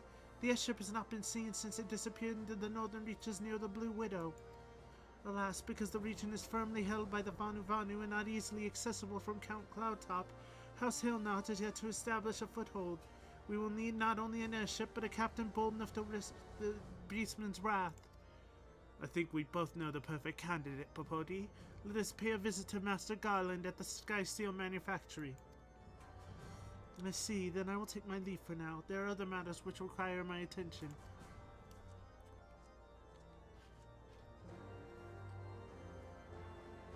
Oh, new quests.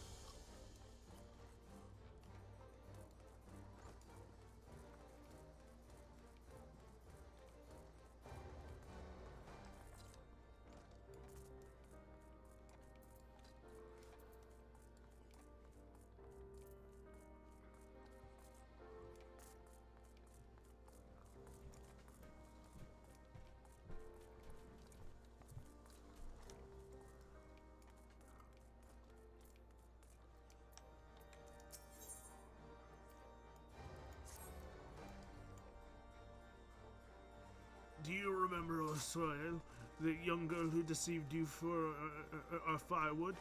Don't mean to alarm you, but her body was found not long ago, huddled in a corner of the room. No doubt her life was snuffed out by the cold of night. Something about this doesn't sit right with me. Contemptible though her actions would have been, I won't deny that she was good at what she did. That she could not afford firewood or even shelter for the night is unthinkable. How could this have happened? Word travels fast in the Broom, and news of its greatest thief's passing has likely reached the taverns by now. See what you can glean from talking the Forgotten Knight. Failing that, you may find a clue in among her belongings down in the broom.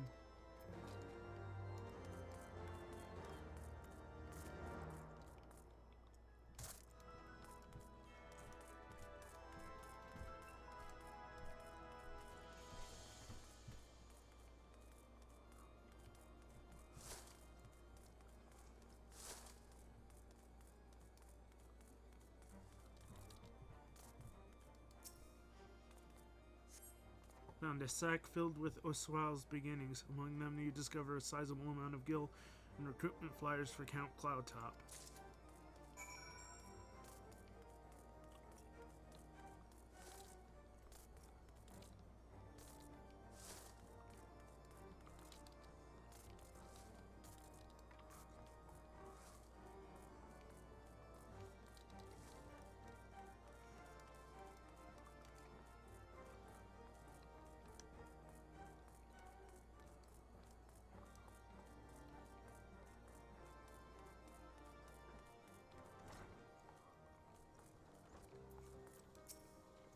That ratty little pickpocket?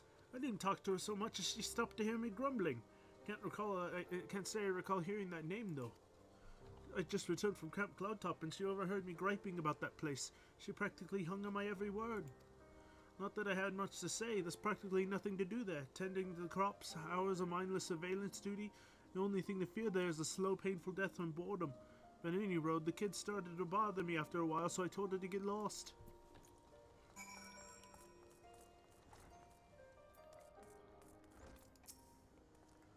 See, so that poor child was looking to find peace in the sea of clouds. In light of all that has befallen Ishgard, I cannot blame her. She was made an orphan long ago by the war, and attacks by the Horde only grow more terrifying. A land free of dragons must have seemed a paradise to her. But her dreams will guard no one from the chill of night. If only she had reached out to someone, anyone at all. Would that I could turn back the hands of time. Saddens my heart to know she will never see her dreams made reality, but perhaps there's a way we can honor her courage. Would you take her things to Camp Cloudtop and set up a small memorial of sorts?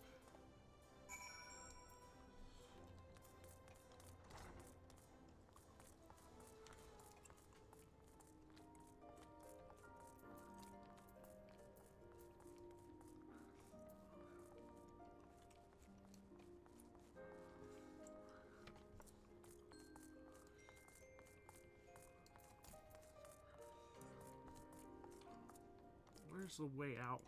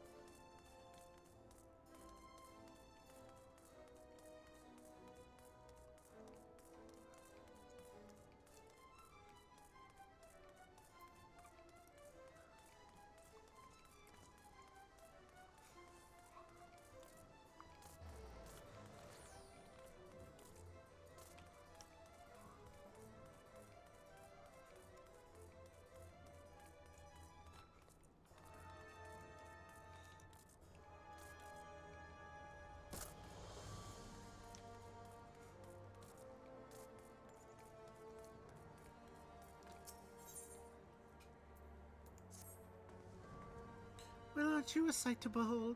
Rose to your cheeks and a glimmer of optimism besides. Seem everywhere else I turn, people are sullen and jury-eyed, trudging about as if the world's gonna end. Times are tough to be sure, but they're being a bit dramatic if you ask me.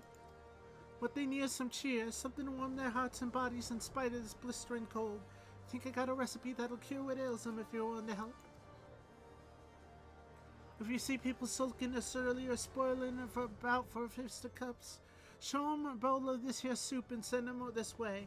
As I always say, the surest way to the heart is through the stomach.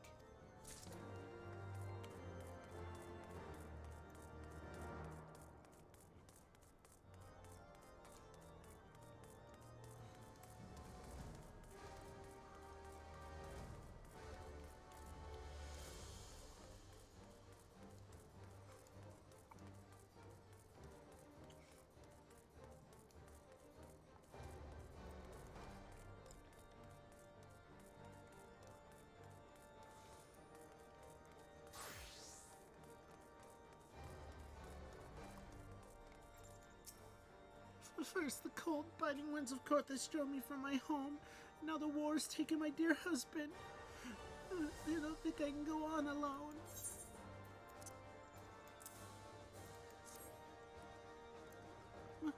Is that a bowl of soup? A warm meal would surely help calm my nerves. I think I'll have some.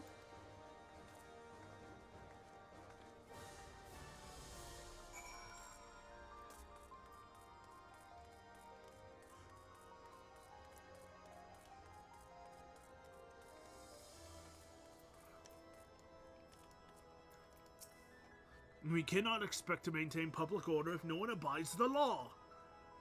All I'm saying is the rules are too damn strict. Quit blithering about your obvious and listen to those gargantuanellas and ears. Or is your head too bloody thick to understand? What did you say? How about what's that smell? We've been arguing for so long I forgot how famished I am. You say there's soup by the holy stables? I suppose I could also do with a warm meal about now. My thanks for bringing word of this generous offering.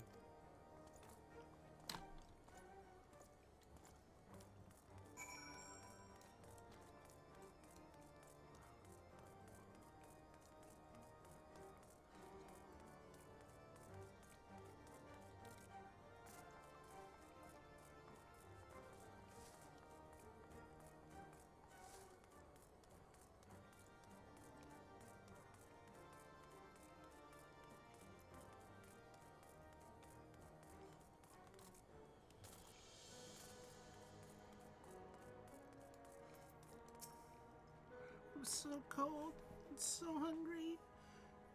I wish my mom was here. That looks awful tasty, miss, but I don't got any money. You say it's free? Oh boy, I hope there's some left for me.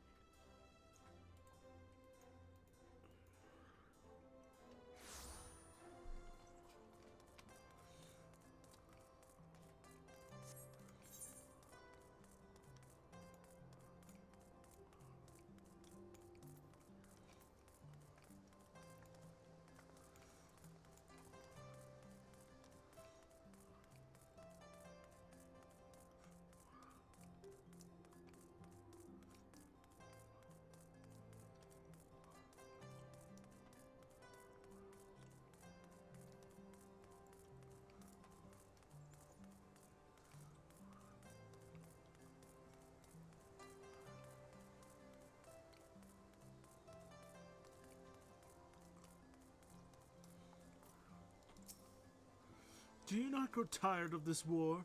The endless bloodshed? How long must we suffer, offering our lives up to a cause that has all but forgotten its purpose?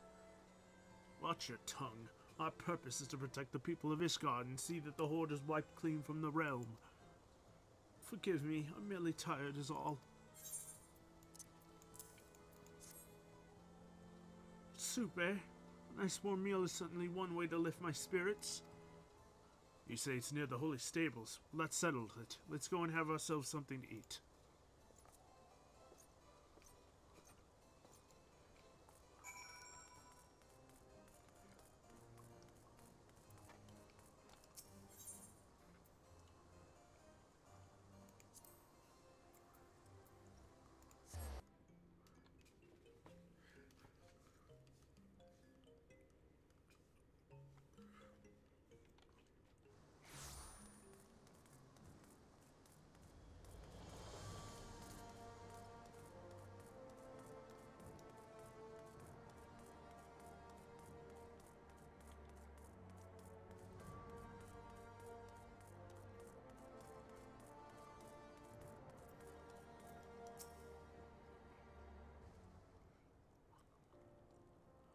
Welcome back. You did well rounding up all these folk. Been a while since I've seen anyone this cheerful.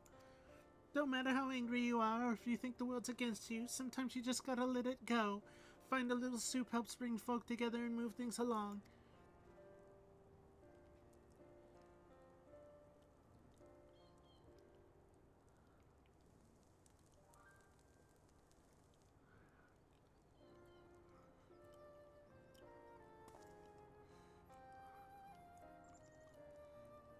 How about you, friend? You look like you've had a few rough days yourself. Why not sit a spell and help yourself to a cup?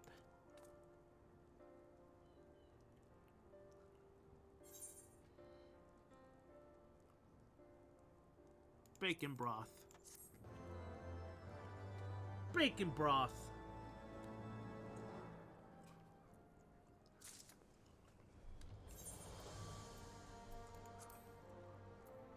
One thing of bacon broth.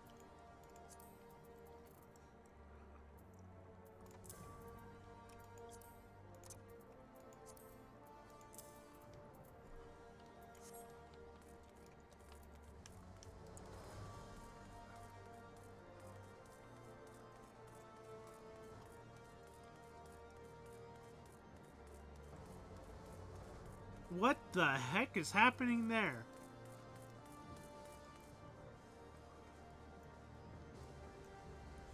That guy is gonna fall and get killed. Don't look down!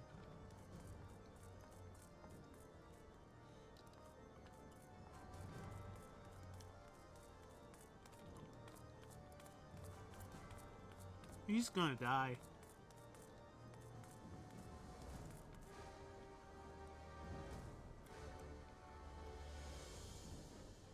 He's gonna die.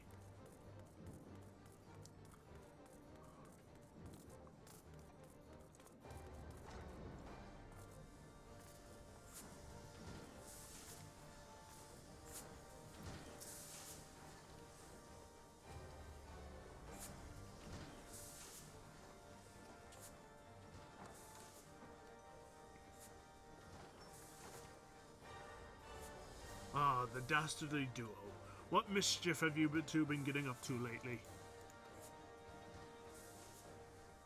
You haven't heard, have you? I hardly know where to start.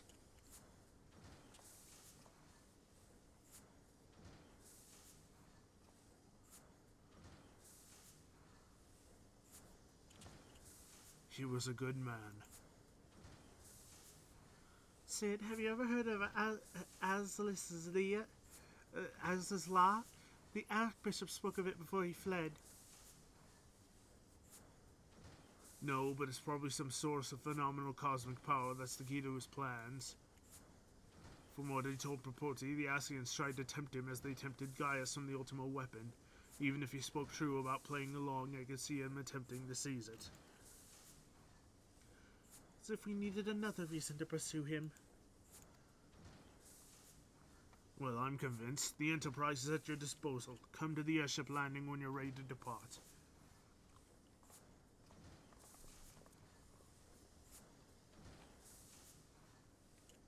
Heh, it's just as well.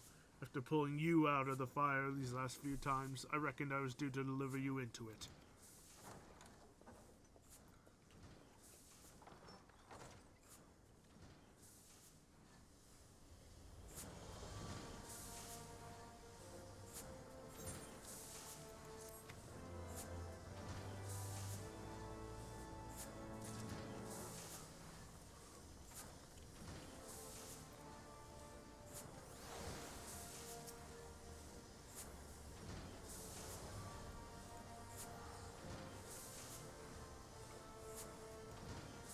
Is she gonna...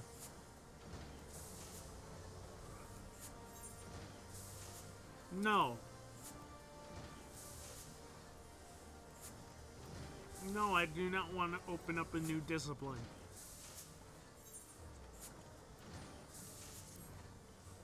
Into the fire it is. In that case, I should inform Tataru of our plans. Pray go on ahead to the airship landing. I shall join you anon.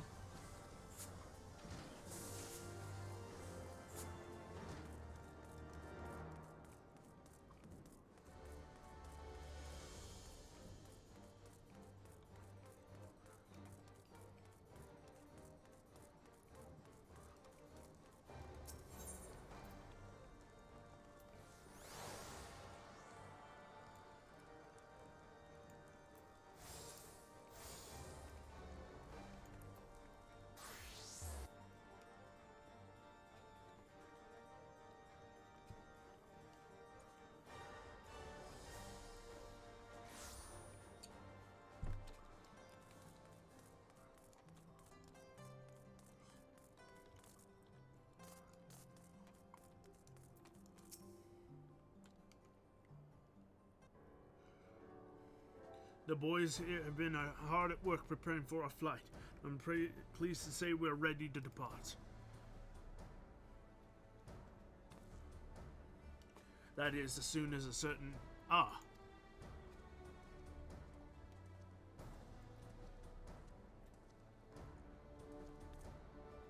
Pray forgive my lateness. Tataru and I had much to discuss. We still have no news of the missing scions, but she asserts me that Oriente and Rio are pursuing promising leads. Come, we can continue the discussion aboard the Enterprise.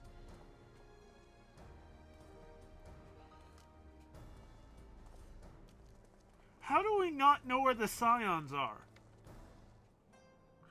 Weren't they arrested for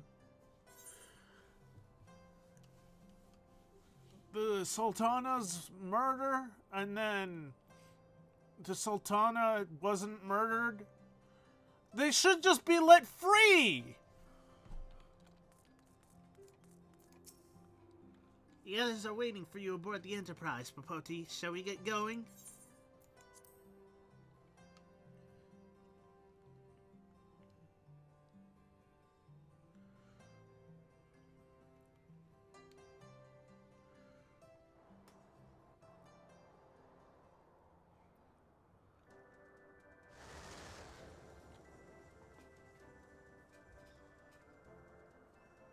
To the northern reaches of the Sea of Clouds, where countless isles yet remained uncharted.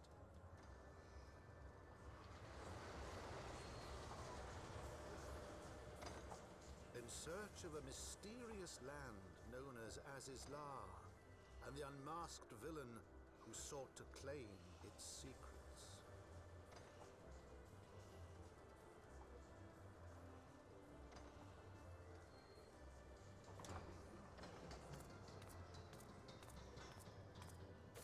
Oblivious to the new threat which followed in their wake, they came.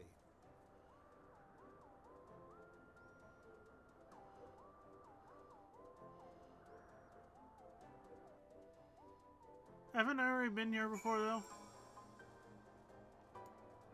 Yeah. This is just a different section of the map.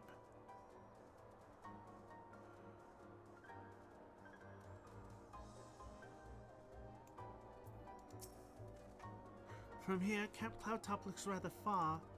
Ahem, be on your guard, Popoti. The Vanu could be anywhere, even watching us as we speak.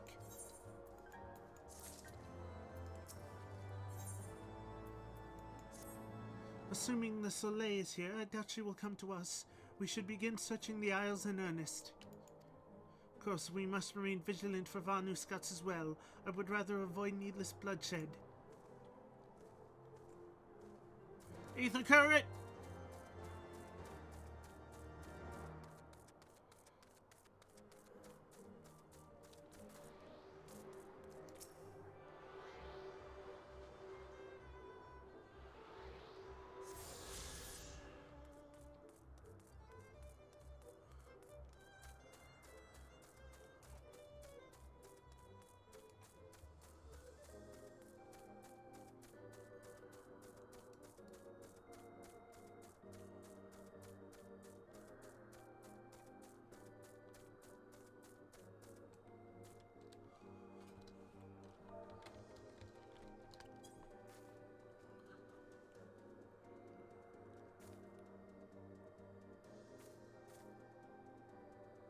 Search the skies for the Soleil, but see nothing resembling the missing airship.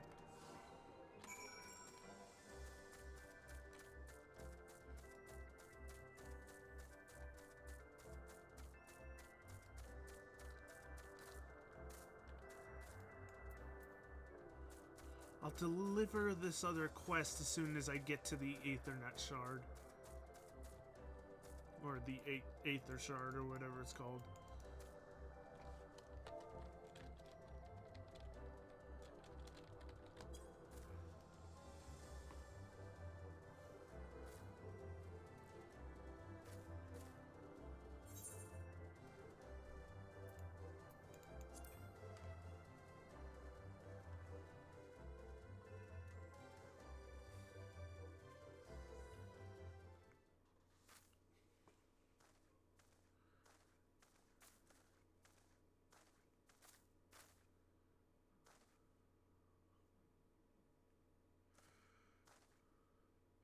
Mayhap this effort was doomed to failure.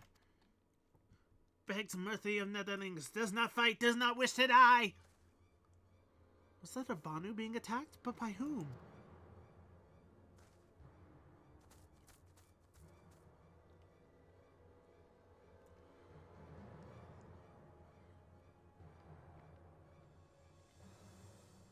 Over there. Imperial troops. Iscardians! Seize them! They'll know where the Archbishop is! The enemy of my enemy. We have no choice. With me, Popoti, protect the Vanu.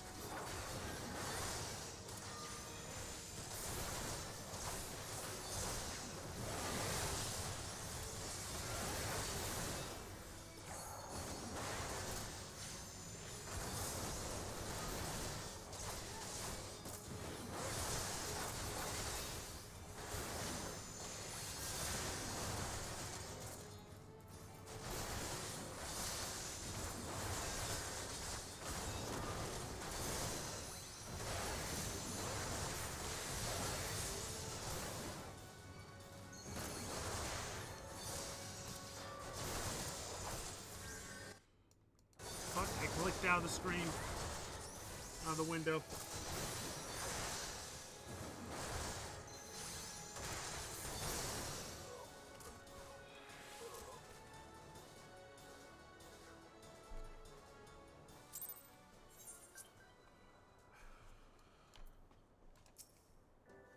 Netherlings saved Lord and Father from certain death! Showers Netherlings with thanks like summer squall! Lord Vanu knows not what wind bears Netherlings to Cloud Sea, but warmly welcomes them, shows gratitude where gratitude is due.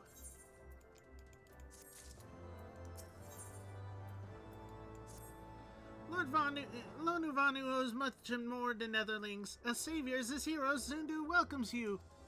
To village we go, to north, come, come!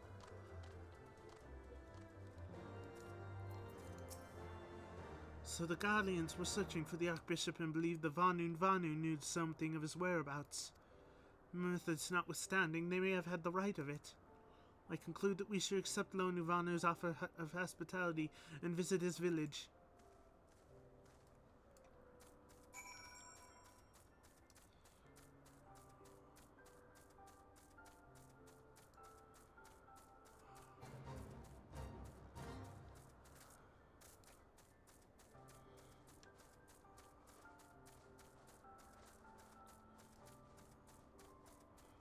Ether current.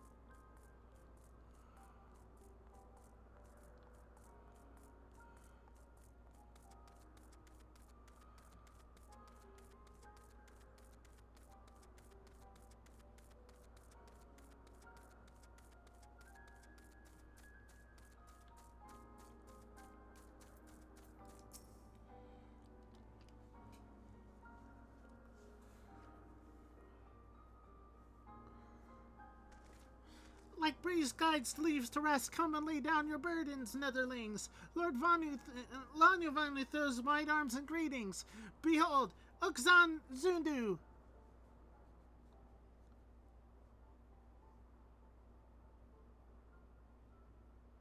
A far warmer welcome than the one you received from the Vundu, I think. Ha! Vundu buster and blow hither and yon, sound like fury, like aimless gale. What unseen lightning begets such thunderous report? There you are. Did you see it? It's that damn flying whale again. The Imperials are after it. I'm gonna have to fight that whale before I get to the bishop. Where? The white?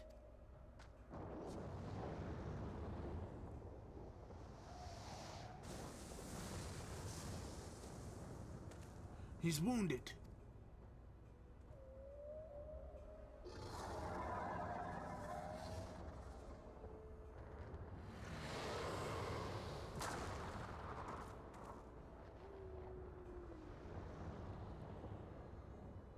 By the 12, did the beast just eat that island? Oh, insatiable white-o, devourer of worlds, why must you torment us?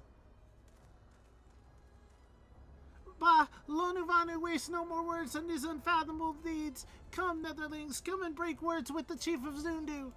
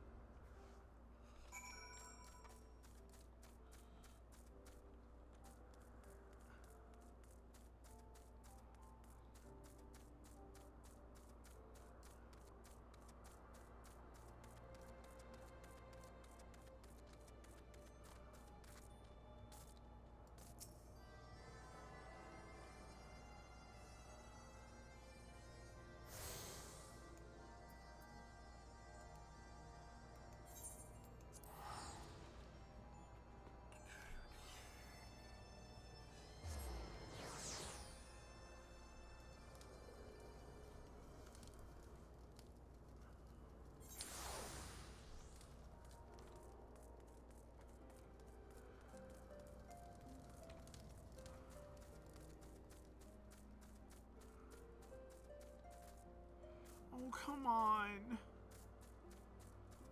Let me jump. Let me jump.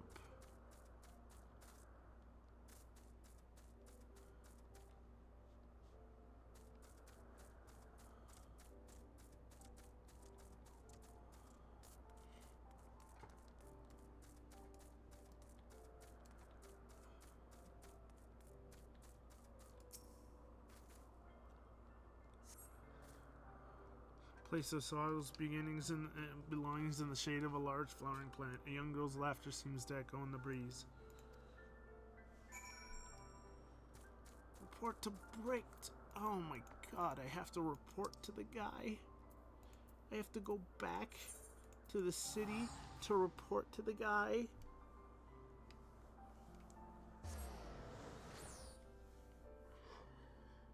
Why are you making this so difficult for me? Why you do this? Why you do this?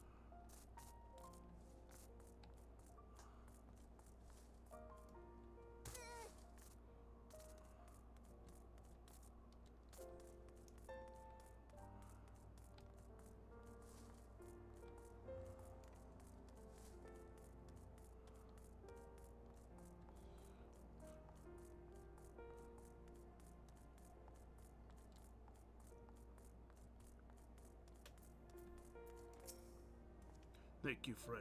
Though her life was filled with hardships, perhaps now she will find peace in the hereafter. But no child should have to pay such a high price to know peace, and I believe there will come a day when a dawn rises on an Ishgard free of war.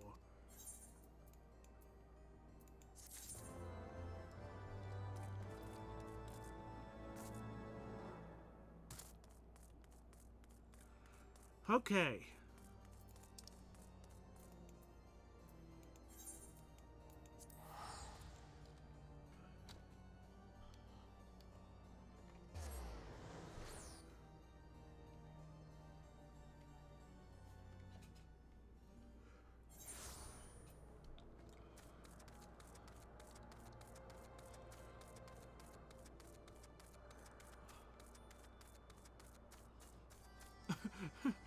Zundu sell it. Zundu fix it. That's great. Oh, jeez. I should repair. With wisdom deep as Nether's eye and eyes clear as cloudless blue, Sonu Vandu speaks for Zundu. Hearken to his words.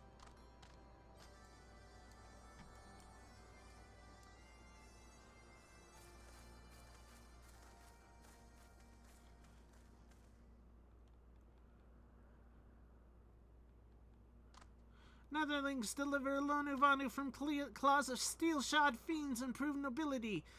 He knows not to ignore Zephyr winds and brings before you with all haste. Soft rains to soothe the heart and sunshine to warm. Gratitude of Sonu, chief of Zundu, is boundless. We are honored to meet you, Chief Sonu. I am Alphino Levior, and these are my companions Popoti, Campoti, and Sid Garland. We are come in search of an airship, a flying vessel of the Nethers, which we believe is somewhere in the Cloud Sea. Like to black steel-shod contraption from which you saved Lonu Vanu. Alas, no, that ship belongs to the Garland Empire, an old enemy of ours, though not the enemy we are looking for at the present. The man we seek wear armor of purest white, and are led by an older man in white robes. Wait, Lonu Vanu hear tale of these Netherlings. You do? Are you certain? As sun rises and falls and returns, we are. Zundu scouts can testify to words of Lonu Vanu. Aye, winds carry purpose of Netherlings to our ears as well. Netherlings seek key to Azizla. Now we're getting somewhere. Tell us, Chief Sonu, what exactly is this Azizla?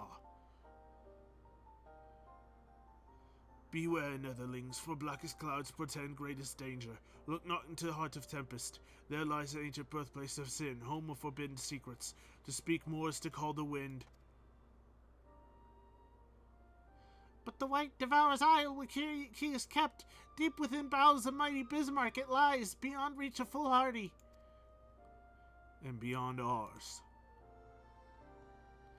Rejoice not in his gluttony, Lord Vanu, for as the stone gives way to water and wind, all yields to the white. This he knows, Chief Sonu. Madness of Vundu bodes ill for all Vanu.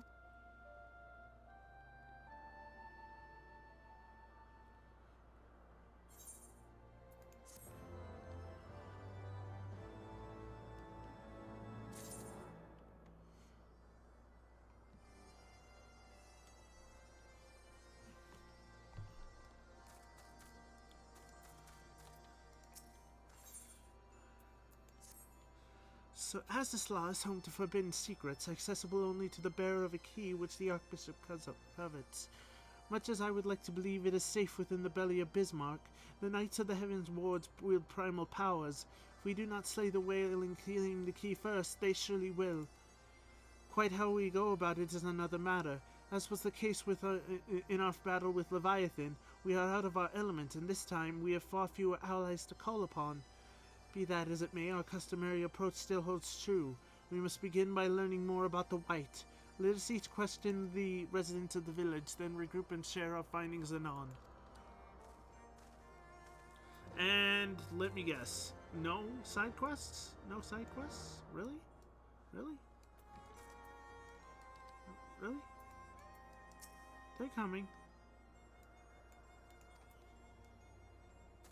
They're coming. They're coming. If Netherlings seek knowledge of the White, then speak with Kanu Valley, foremost keeper of tales. But neglect not to present self with humility and respect. As sun yields to moon and moon to sun, Netherlings must greet Kunu Valley with a bow.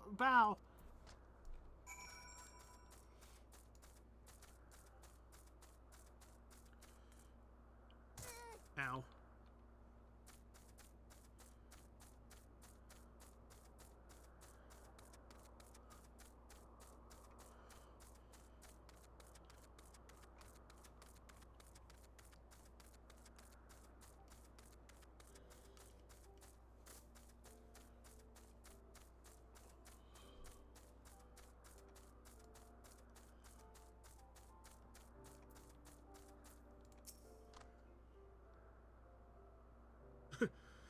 What ill-mannered beast comes before Kunu Valley and begs to hear tales? None who deserve aught, that much he knows.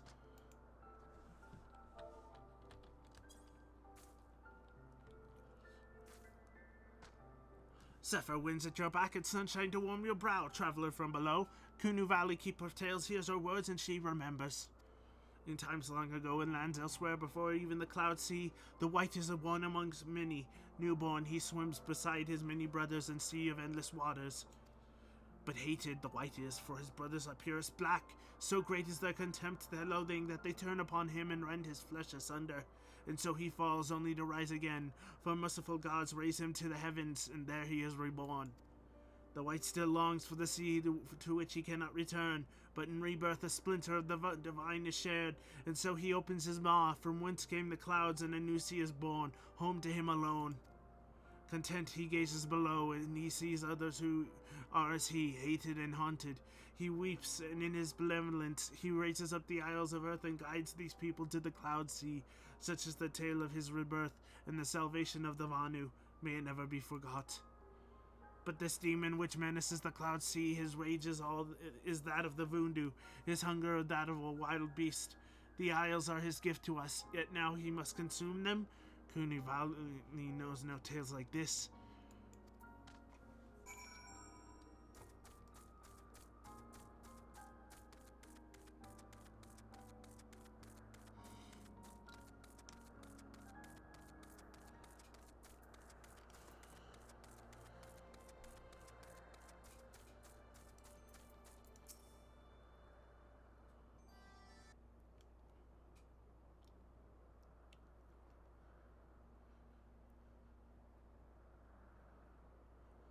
So according to the Vanu, the Sea of Clouds and the floating islands were gifts from Bismarck to his people.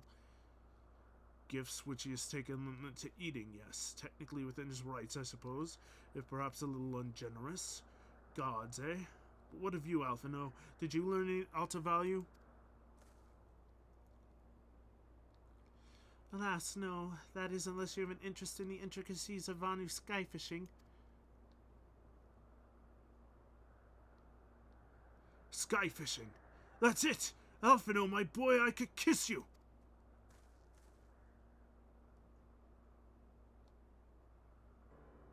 From what we have observed, Bismarck is a creature of pure instinct, driven primarily by hunger. When wounded by the Imperials, it fled, but not before devouring another island to restore its strength. What I propose is this. We tow a suitably appetizing island through the Sea of Clouds, in essence fishing for our flying whale. Once we draw Bismarck out of hiding, we shall use dragon killers to fire grapnels into the beast's hide and then reel it in close, enabling our resident Icon Slayer to engage it directly. A bold plan, Master Garlino, but an exceedingly dangerous one. Should Propoti fail to subdue the creature, she would almost certainly be eaten along with the rest of your appetizing island.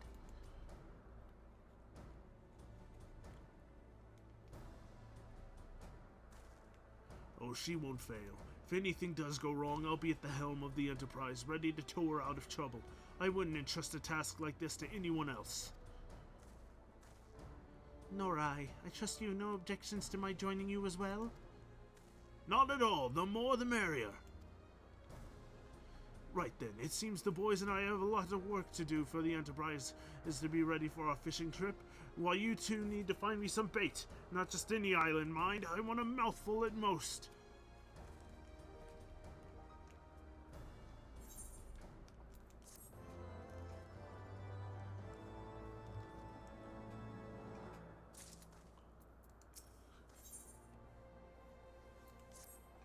Well, you heard Sit. We need an island to bait the hook.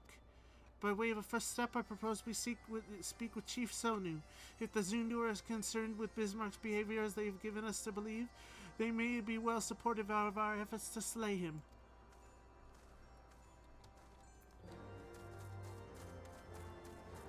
And here's the side quests.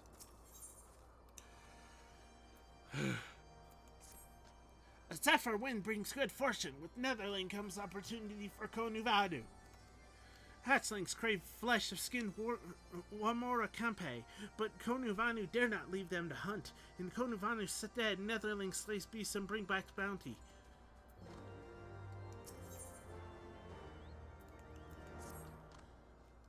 Hinu Valley must prepare meat for tribe's feast, but her blades dull like waning moon. Netherling helps, brings materials for new knives while Hinu Valley continues work. Skies near Okzandu, home to Endymions with claws sharp and deadly. Strike down 4 and bring claws, else butchery never ends.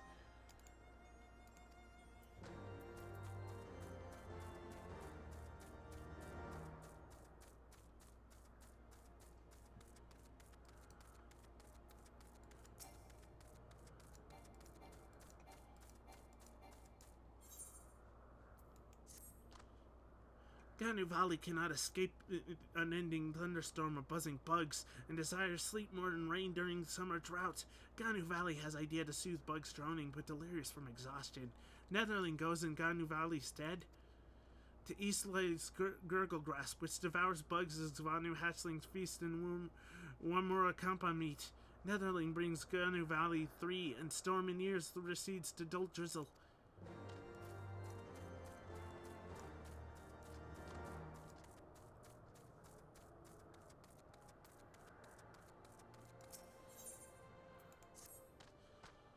Netherling's coming is fortuitous as late season rains. Gunavanu and Gunavanu's family faces desperate times. His brother verges on failing Zundu's rite of passage. Again! All Vanu and Ukazunda must undergo... In Ukzundu must undergo rite of passage for respect of others in tribe, otherwise no better than nestling. Brother fails trials 7 times, must try for the 8th time soon. 8 times! No Vanu ever fails trial 8 times. Brother fails again. Gales of laughter from other and tribe shame family until day sun in sky no longer burns. Ganuvanu sees Netherling help others like wind which brings seeds to bloom, and Ganuvanu would ask for her help as well. Rite of passage rules very strict, but Ganuvanu has a plan. Rules forbid aid from other members of tribe, but say nothing of Netherlings. Help my brother and quell impending storm of derision our family faces. Brother's name is Gunuvanu, and he roosts. Ah, Gunavanu knows not where. Brother's temperament changes faster than breeze in autumn. Ask other Vanu and seek him out, or Gunuvanu stays nestling forever.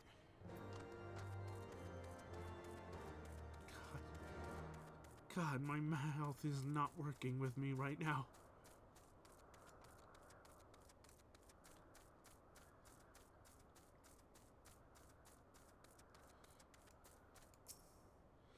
Gunu Vunu never where he should be. While other Vunu work, Gunu Vanu soars like Griffin in his dreams. Kunu Vanu not see him since sunrise. Netherling finds Gunu Vanu easily.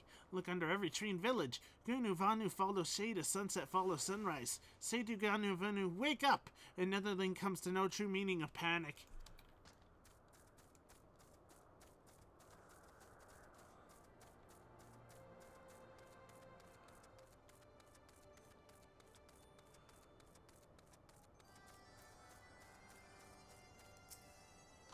Netherling seeks out Gunu Vanu. He is skilled at 2 things: finding shade for napping and running away when Chief gives work. Newborn hatchling works harder than him.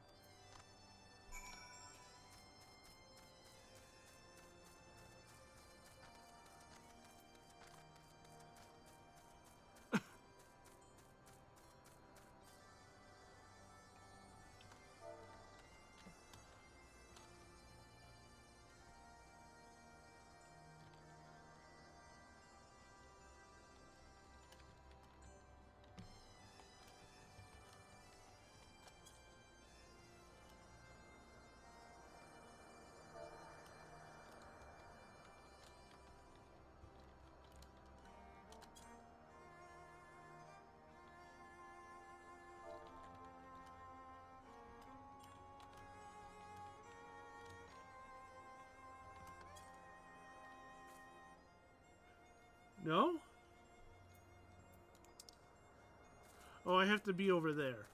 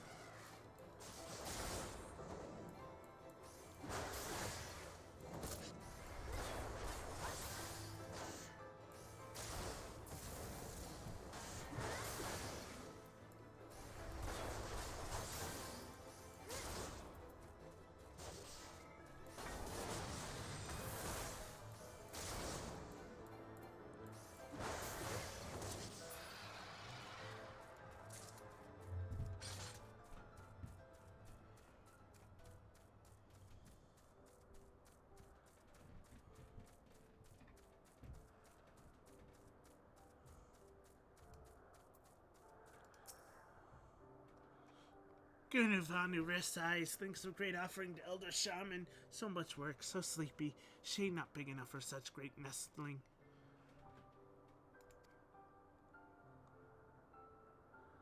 What's the chat mode and say?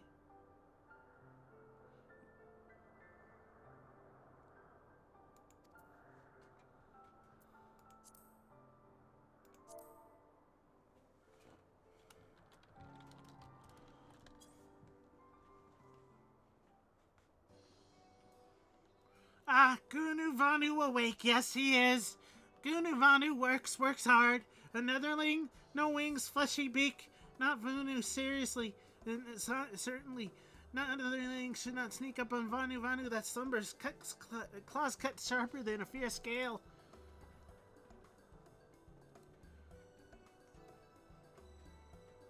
What? Vanu's brother sends netherling to help with rite of passage. Vanu passes right and is no longer a nestling. Heavens shine on Vanu this day. Worry failing 8 times weighs heavy on heart. But now with netherling's help, Vanu casts off weight and soars higher than any Oxundu imagines.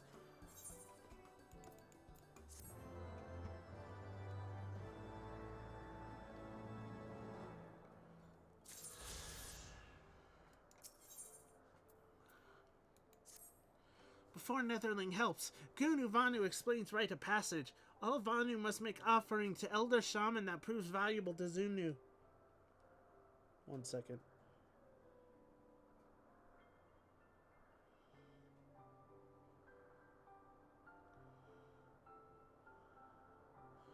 Okay. Some hunt, some fish, some dance like leaves in wind.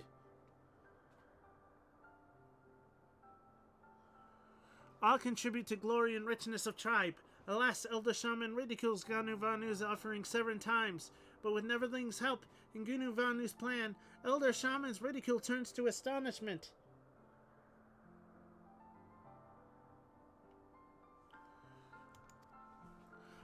Vanu thinks long on next offering, and like clouds which part for the sun, an idea comes. Vanu passes trial in the same way as father, hunts mighty Sanahale and presents its beak to Elder Shaman, proves he is no longer nestling. Netherling strong and fierce as spring monsoon, so soon the hail surely falls like wilting leaves before our wrath. Come to hunting grounds with mightiest weapon.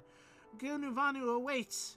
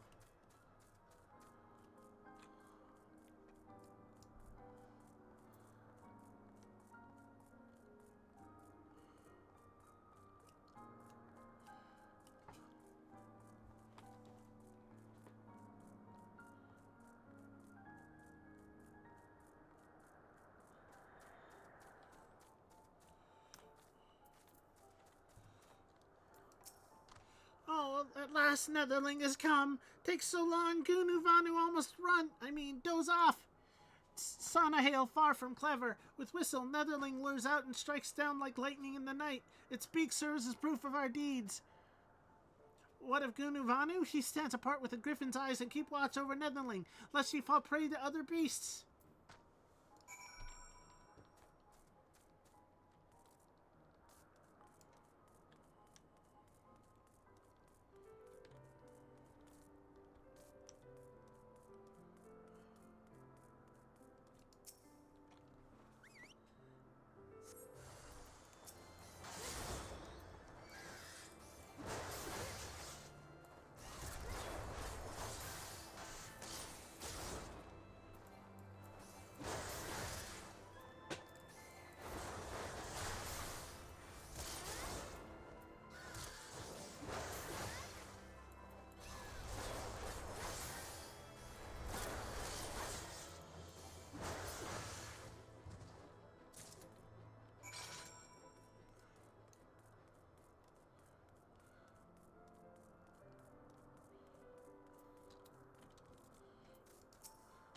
Huh? Oh yes, Ganu sees all, and Netherling brings the Sanahail beak.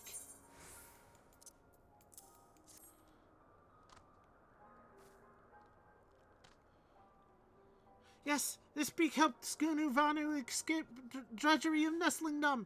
Idle shaman cannot deny such magnificent offering. Come, Netherling, ride winds of haste to shaman's roost.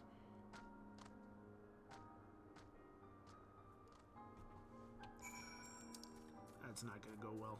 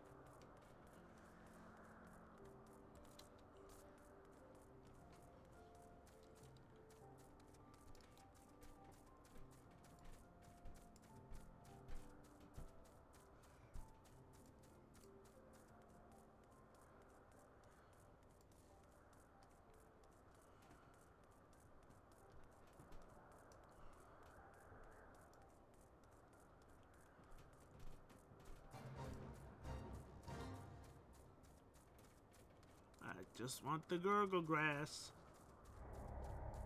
Fate failed. I'm sorry I just got here.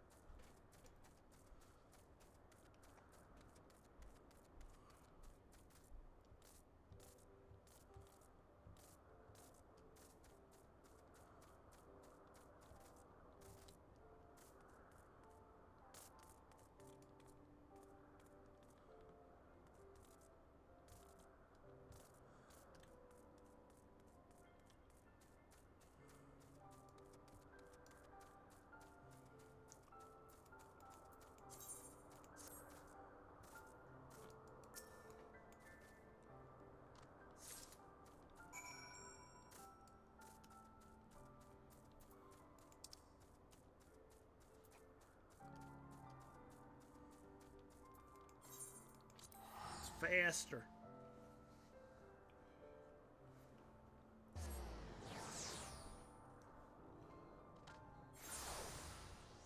Give me a moment.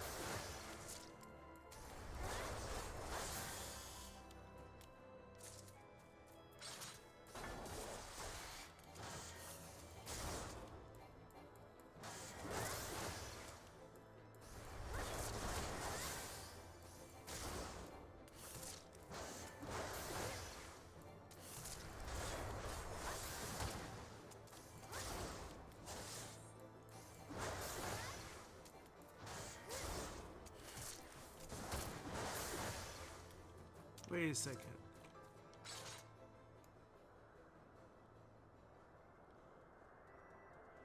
Is that a bird in a costume?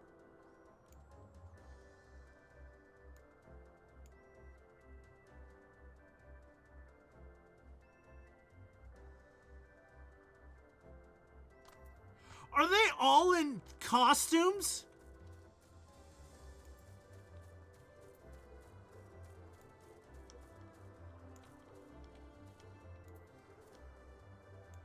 Is that a bird in a bird costume?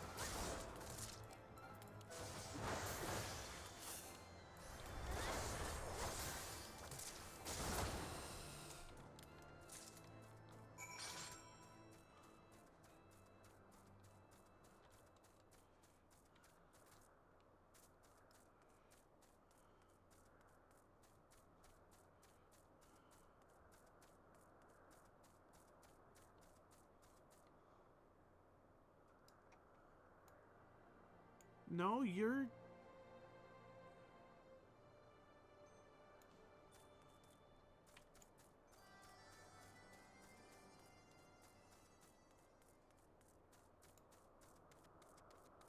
It's just you.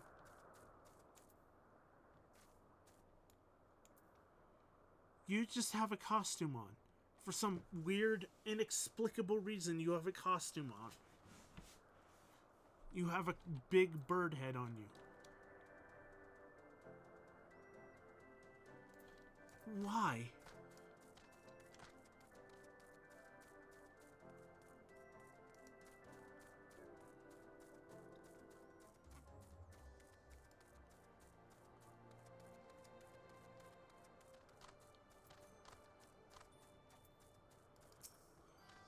Sleepless nights make Ganu Valley's mind maelstrom of fog. This Netherland brings plants Ganu Valley seeks. Netherling brings rest at last. Ganu Valley's troubles become sustenance for gurgle grass, and big wheel of nature turns without hindrance.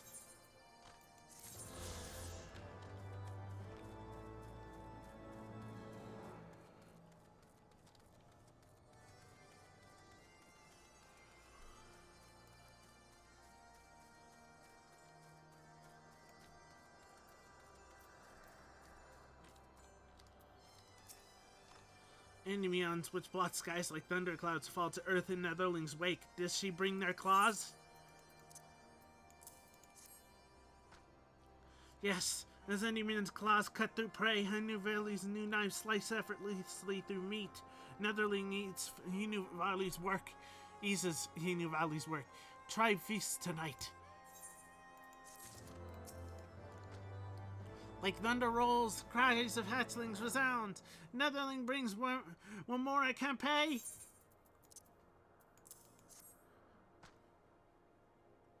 Very well. Well, Netherling brings most bountiful feast to quell hatchling's hunger. Very good. Netherling partakes of one more I can't pay as well? No? Refreshing and robust flavor it has. Think on it. Konu Vanu is great cook.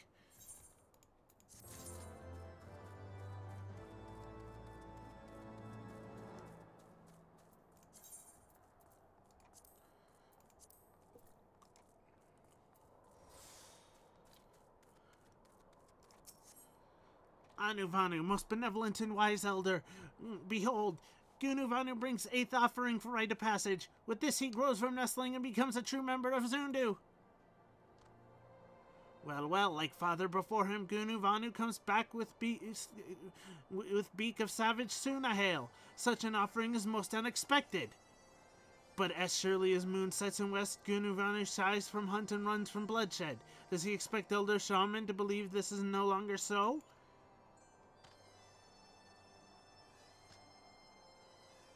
Do not lie to Anu Vanu. Gunuvanu become warrior overnight? Does he receive help from another?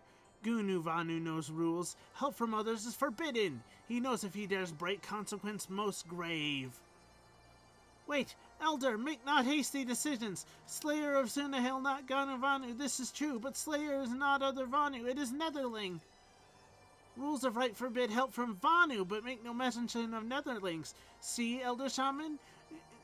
Gunuvanu break no rules.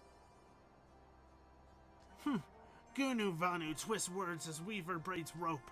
Very well. Anuvanu acknowledges Gunuvanu not break rules, but nestling he remains. Gunuvanu must try again. Again?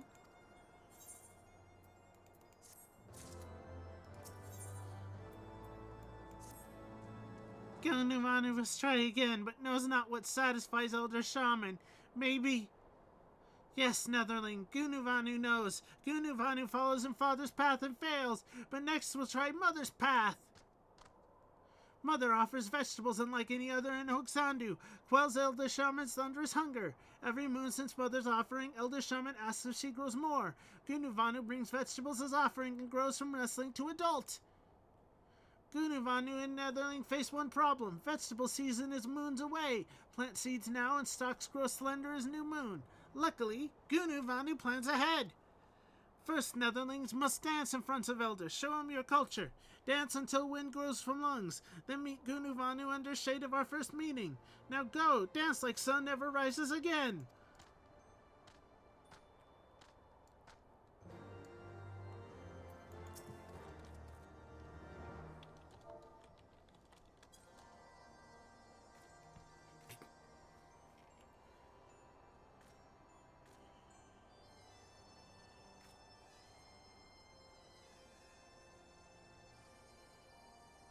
Anuvanu's busy with ceremony preparations. No time for Netherlings.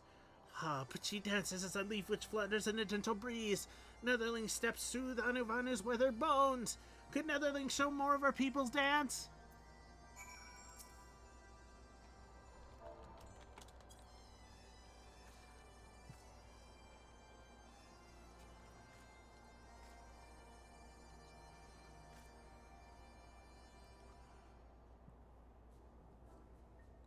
Haha! Netherling's delicate and airy steps make Anuvanu's heart race like summer squall, almost worthy of Vanu initiation she is. Dance of Oxandu is tribe's pride, brings all closer to heavens. Since Netherling dances for Anuvanu, Anuvanu dances for Netherling. Anuvanu's dance riles Netherling's imagination. Look well and behold the thunderous dance of Oxandu.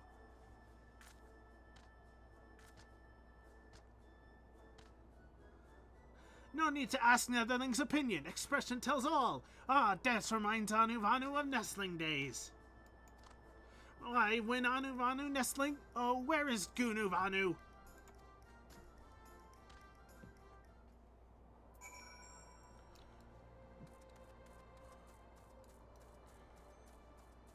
Not that way.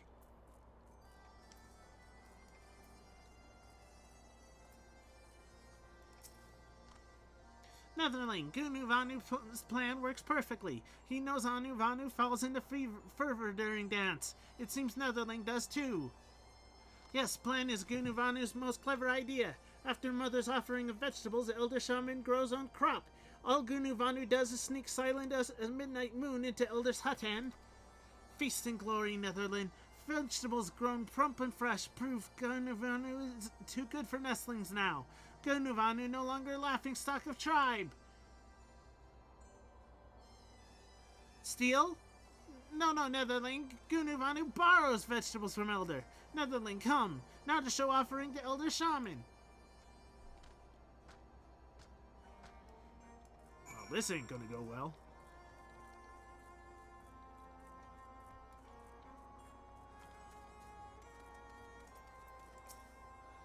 Respectful and benevolent elder, Gunuvanu returns at last, even waxing moon envies fullness of today's offering.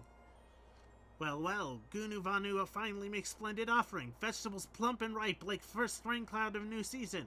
Such treasures rare in Oxandu, but something about these vegetables familiar.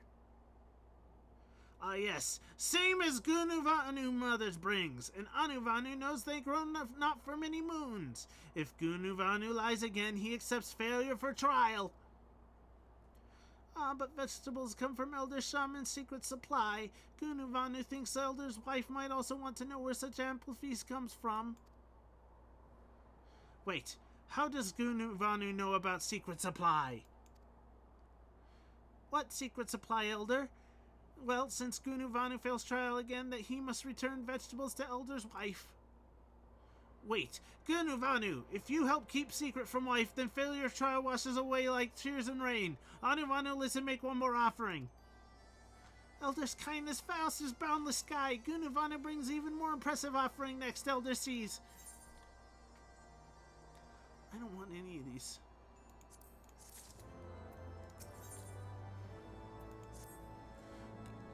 Gunuvanu knows not what to offer Elder next. Only one idea could Gunuvanu think of, but fills heart with fear darker than blackest storm cloud. Netherling remembers Gunuvanu's brother, yes? Brother completes rite of passage by soaring on wings of Sunawa, mounts which for Vanu ride to traverse wind currents. No other choice is left to Gunuvanu. He must do as brother does. But Gunuvana not raise his own Sunawa, and to tame wild Sunawa more difficult than to quell summer monsoon, and Gunuvanu can do neither. But Netherling's strength can lie low the white himself. Netherling helps capture Sunawa, and Gunuvanu mounts it to show that he too holds sway over the force of nature. Netherling worries not. Gunuvanu, as always, plans out every step. Meet at the Blue Widow. Gunuvanu goes ahead for Netherling's safety.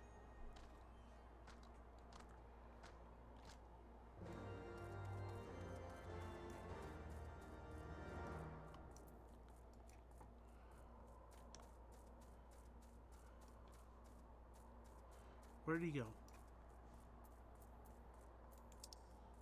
All the way over there. Damn it.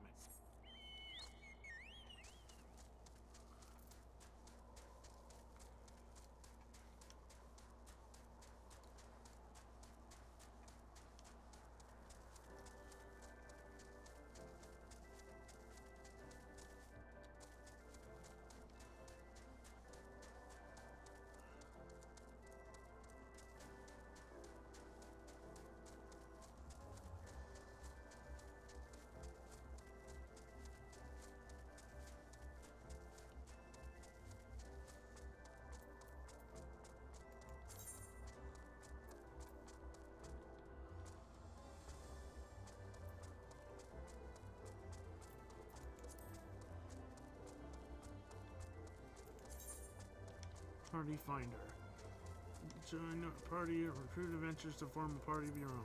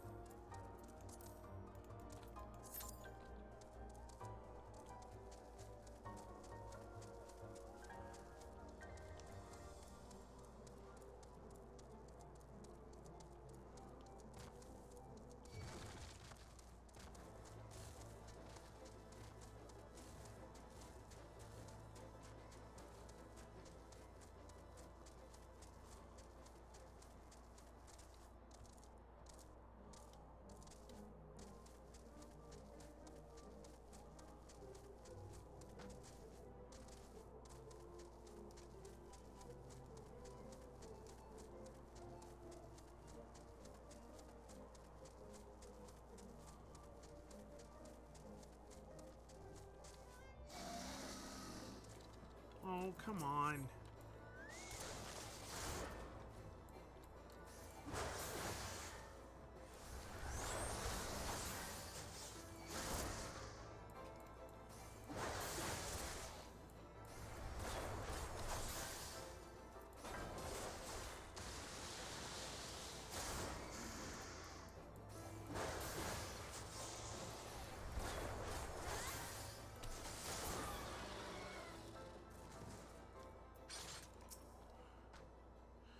Netherling comes at last.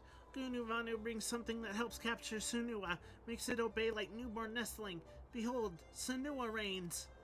But wild Sunua, fierce as monsoon rains. Even Netherling cannot hope to capture wild beast. But use these reins on already tamed Sunua, and it obeys all commands.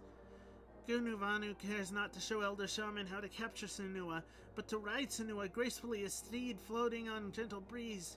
Once Elder sees Gunu Vanu flit elegantly along the wind currents, how Sunua is captured matters not. Even Elder could not make more perfect plan.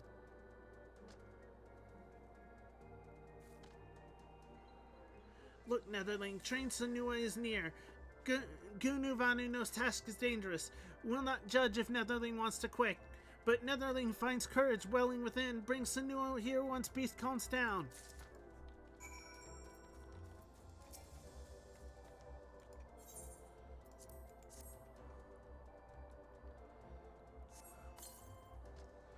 What Netherling dares to steal my dear Sunua? Give Sunua back!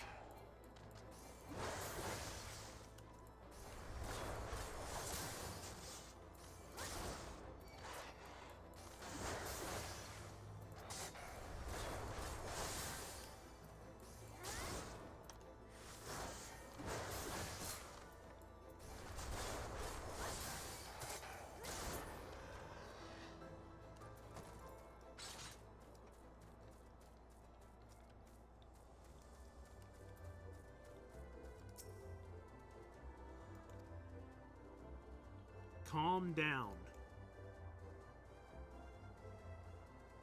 Oh, I am interacting with it.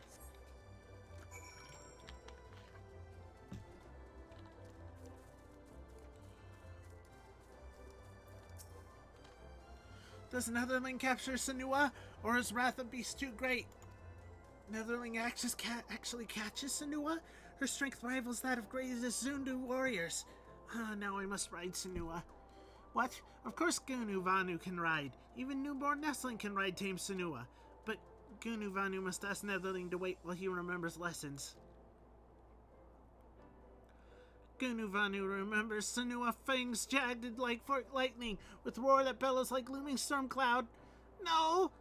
Netherling, Gunu Vanu thinks Elder Shaman calls. Yes, let us go see him.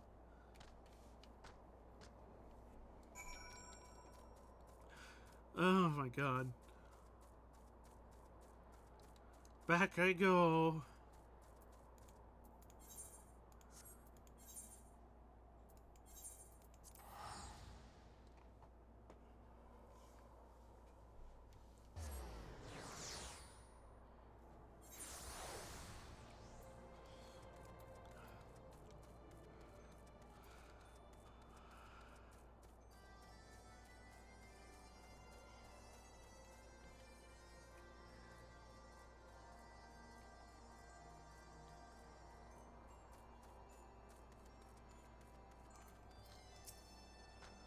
Netherling, Gunu Vanu apologizes for making haste to Elder Shaman's roost. No time to ride wings of Sunua, but Netherling need not worry. Let Gunu Vana do the talking.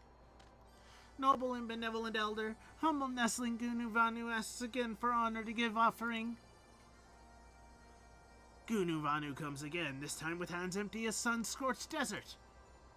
But offering stands before Elder.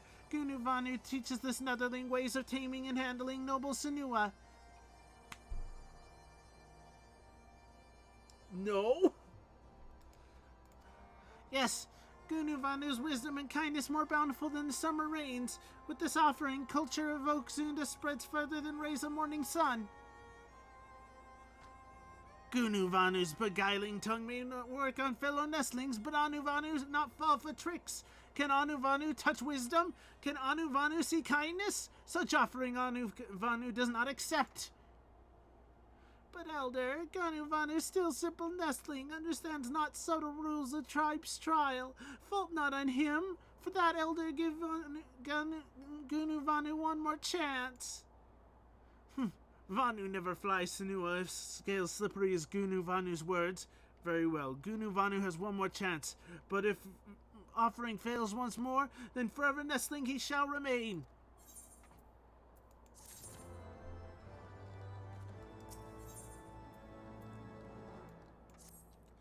Try as he might to think of next offering, Ganuvanu's head remains empty like cloudless sky. Only one option remains. We go to brother who advises Gunuvanu since days of newborn hatchling. As certain as wheel of nature turns, he gives advice for next step.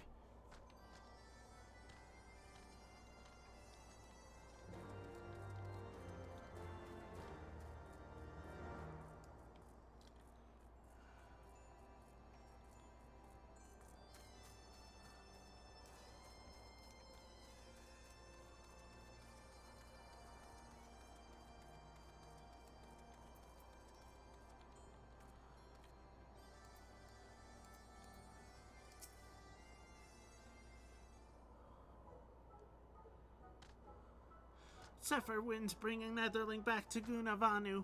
Brother tells Gunavanu of help he receives. Our family is indebted to you. However, it seems Netherling's deeds cast long shadow over brothers. He can only boast that he sneaks into Elder Shaman's hut. Perhaps silence is his gift. Gunavanu moves calmly as midnight moon. Even Valken stern-eyed at his passing.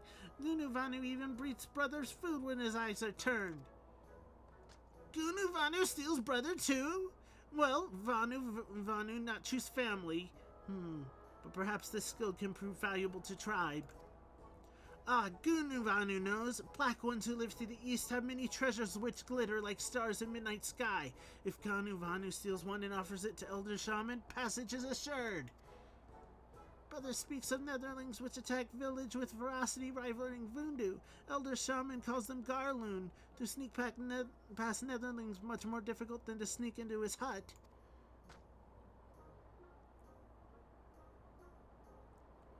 But Gunuvanu not lose his final chance to escape doldrums of nestling life.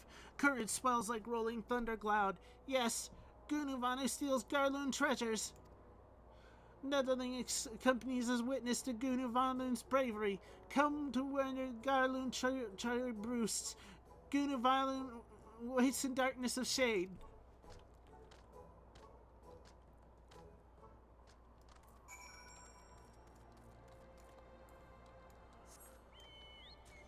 Oh my god, all the way back there again.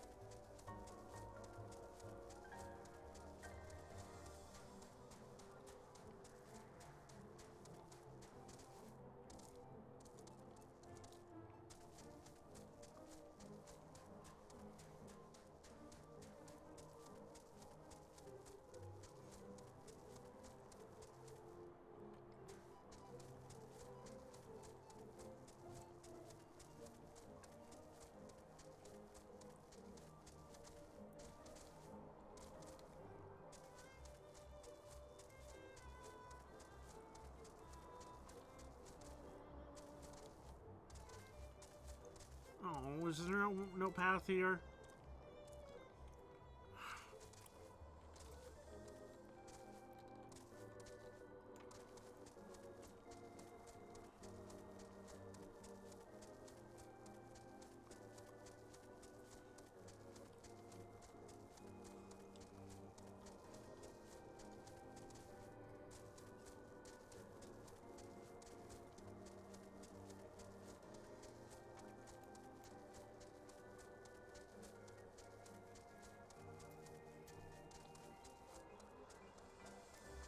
That Vanu didn't attack me at all.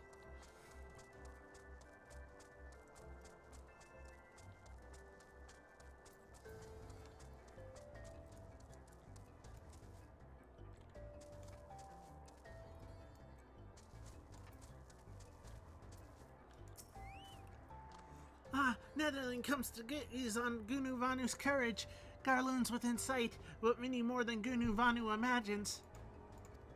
But Gunu Vanu not run. Look, treasures shine like fallen stars, but Garloon stand in the way. Netherling, distract them as with Elder Shaman, this time with Dance of Wrath. Create chaos among Garloons and hide Gunu Vanu's approach. Ganu Vanu waits here in calm storm of fear swelling in heart. Go like monsoon winds.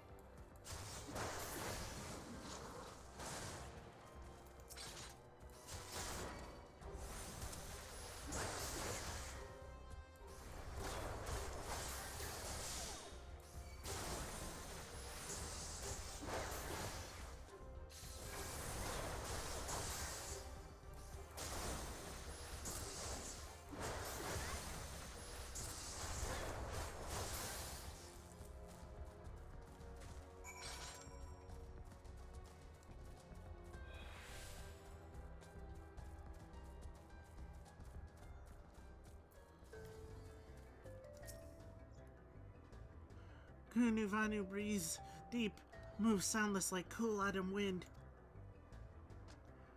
Netherling fells Garloons, but too quick. Gunu Vanu need more time to snatch Garloon treasure. Silent movements require finesse and time. Netherling strikes down more Garloons, provides fogs of chaos to hide Ganu Vanu's approach.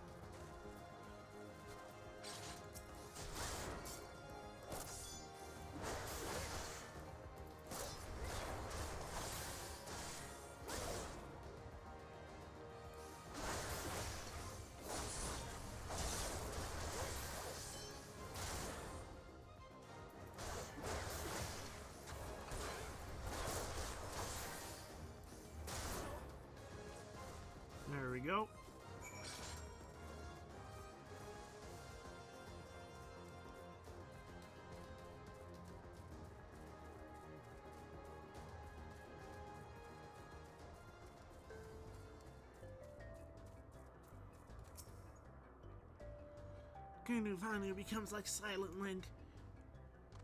Netherling fells Garland troops already? Gunu Vanu not ready, must wait for perfect moment. Once more, Netherling, show Garlands no mercy and give Gunu Vanu time to sneak.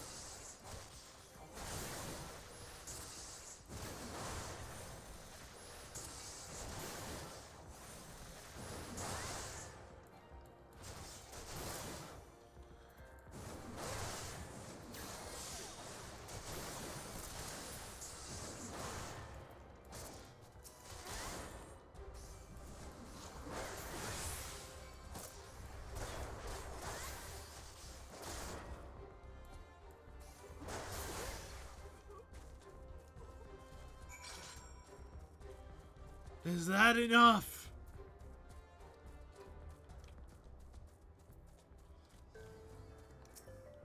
Netherling's distraction lets Gunu Vanu sneak unseen. Behold, Gunu Vanu plucks fallen star from sky. Elder Shaman surely lets Gunu Vanu pass trial now. None in Uxandus possess such a treasure. Now let us ride the winds to the Elder's roost.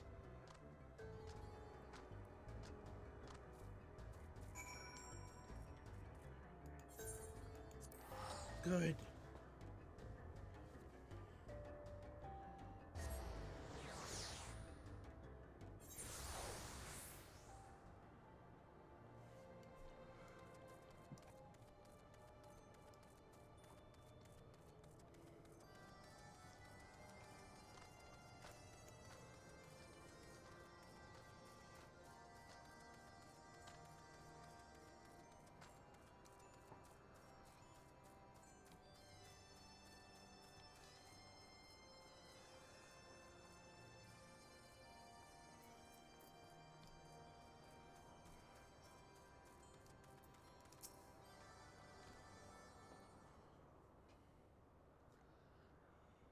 Gunu Vanu approaches with flustered breath and disheveled feathers, but from a dangerous journey or a long nap, Anu Vanu knows not. Does he hold something of value? Remember, Nestling, this is last chance. Noble and benevolent elder, Gunu Vanu brings offering like none other. Behold!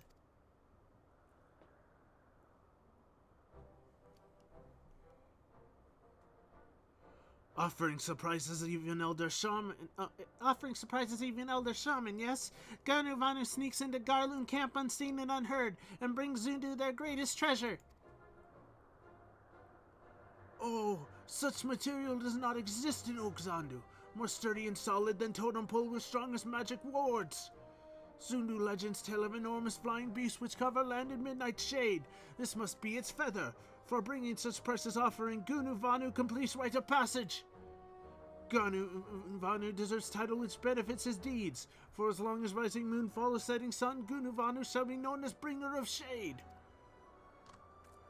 At last, passage is complete. Gunu Vanu, bringer of shade, no longer oldest of nestlings. But now Gunu Vanu wants nothing more than to rest. Trial saps all energy from Gunu Vanu. Leave further hard work for nestlings. Gunu Vanu, bringer of shade, must find great chi to nap under.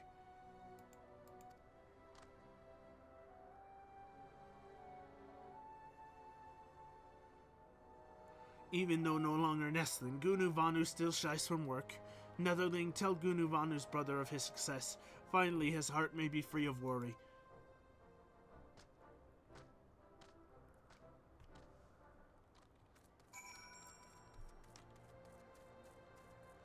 That was a scrap.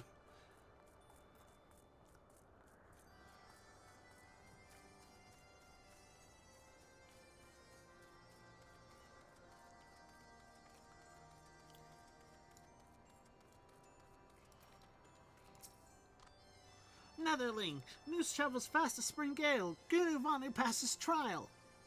But Netherling knows Gunu Vanu as well as any Zundu. Change does not come for many moons, if at all.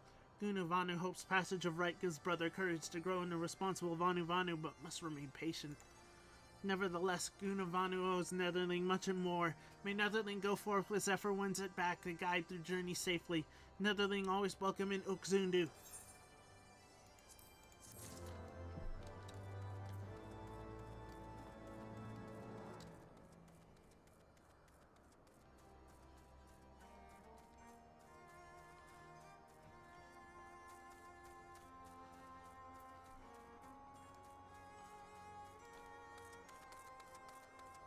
Where do I go?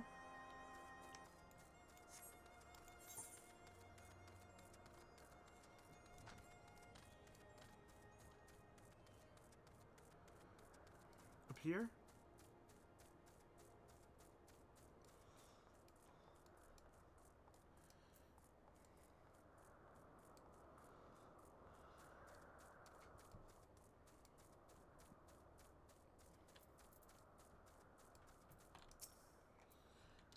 The Transmontane is upon us. The Whites feast, and the Vundu rejoice in this carnage.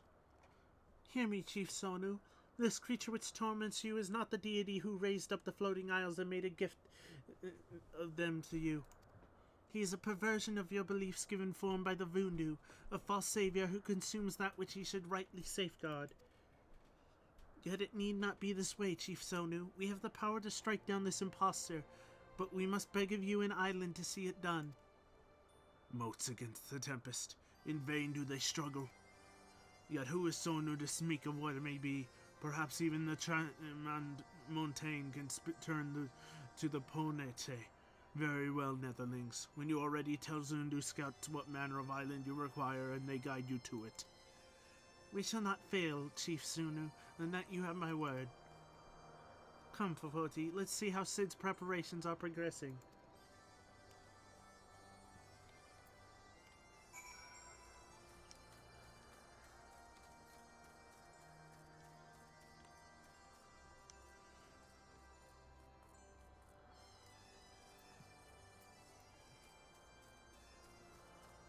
Where? Oh my god.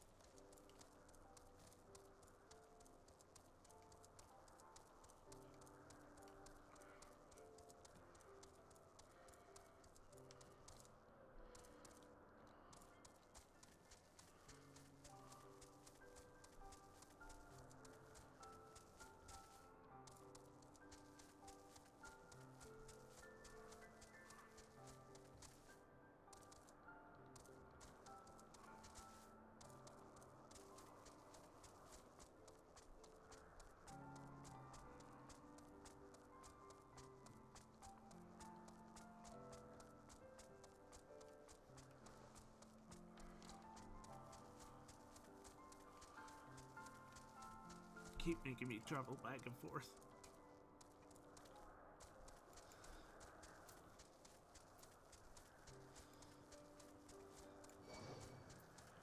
No!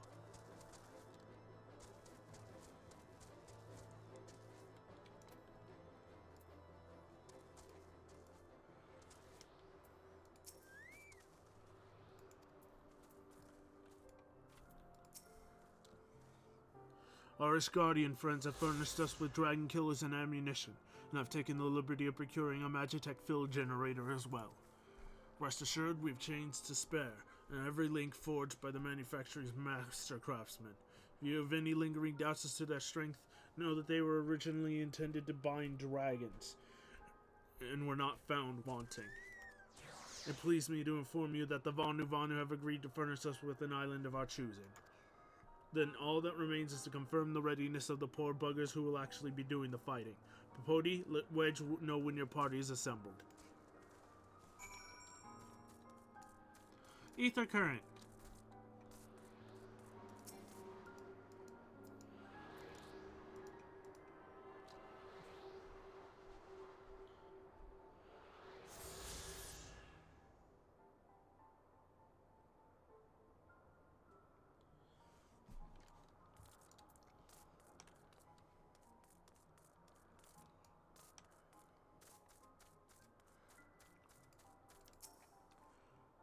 Probably shouldn't be telling you this, but I don't like this plan. I don't like it one little bit, but I can't help being excited all the same. So tell me, Popoti, are you ready to hunt the white whale? After you then, Popoti. All aboard!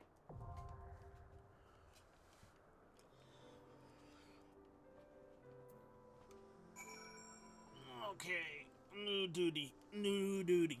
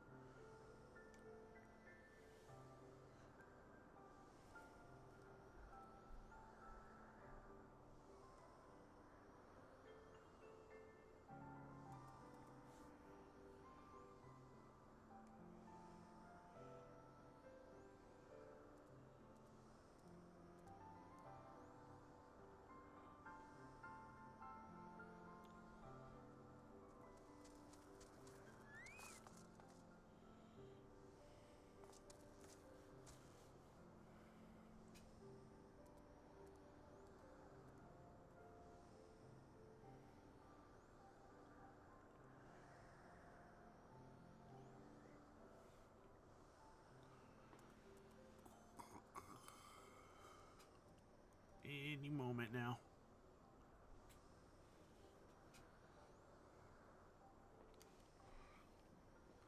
Actually, you know what? I will be right back. I'm gonna pause this.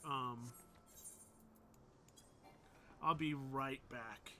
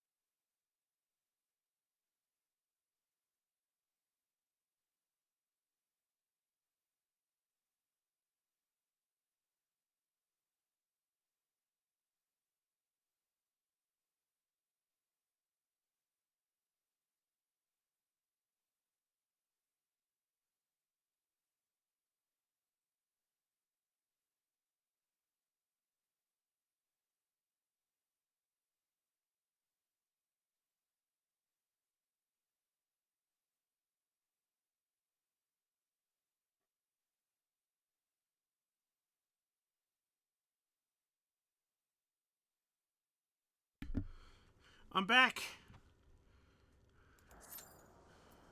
I'm back.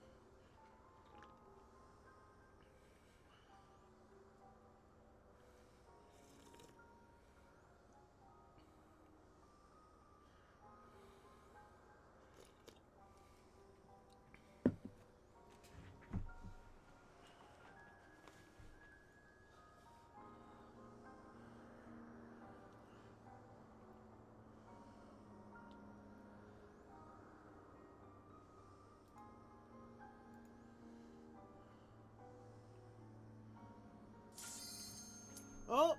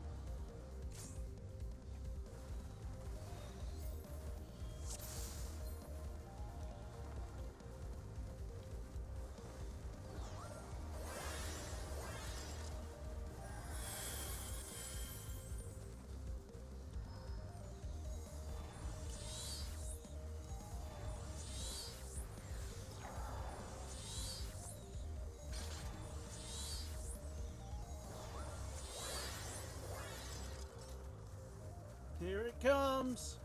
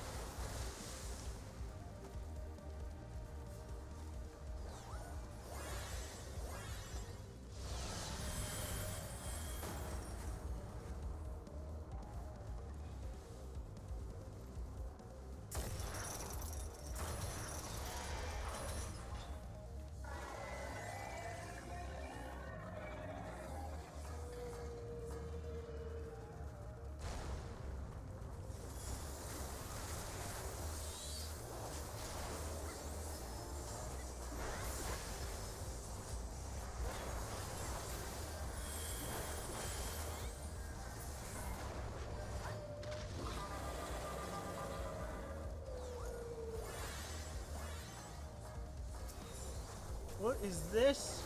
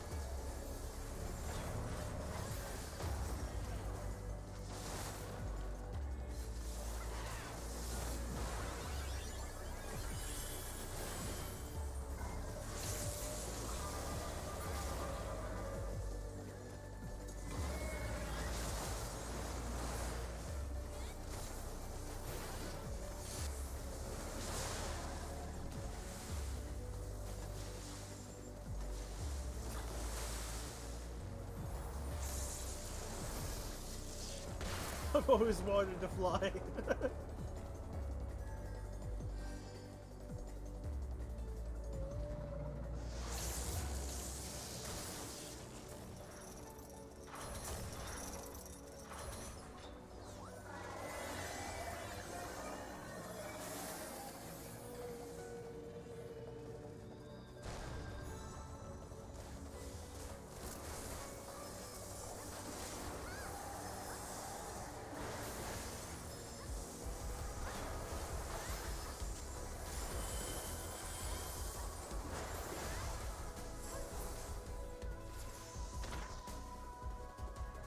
Wait, was that it?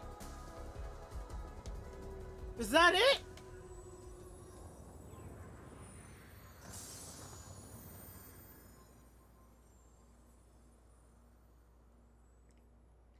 I had no idea what was happening that entire fight.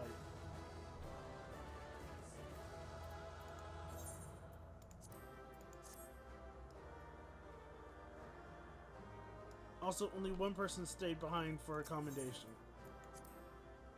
Okay. You guys is lost.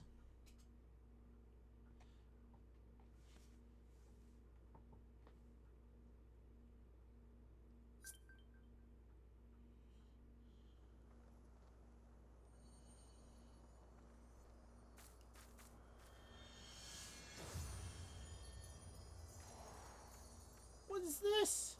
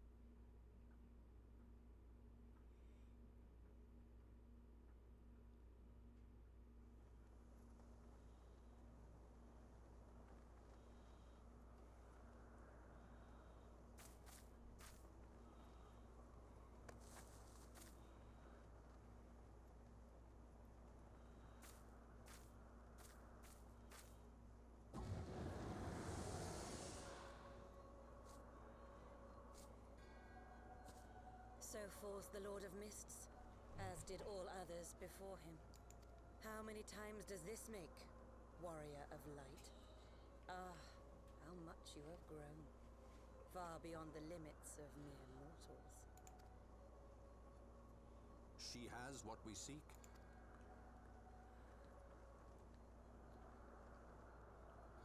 That she does. The key to Azizla and the secrets of Alag. Oh, that's the key. I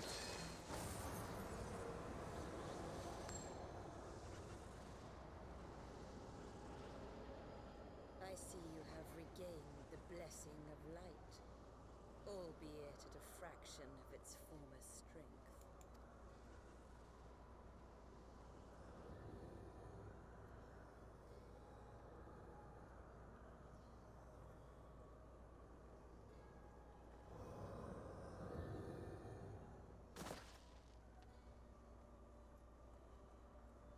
Thanks to you, Asian.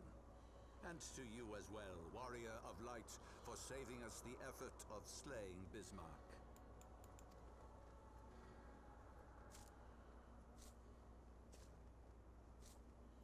Now that the key is within our grasp, the path to the heavens shall at last be laid bare.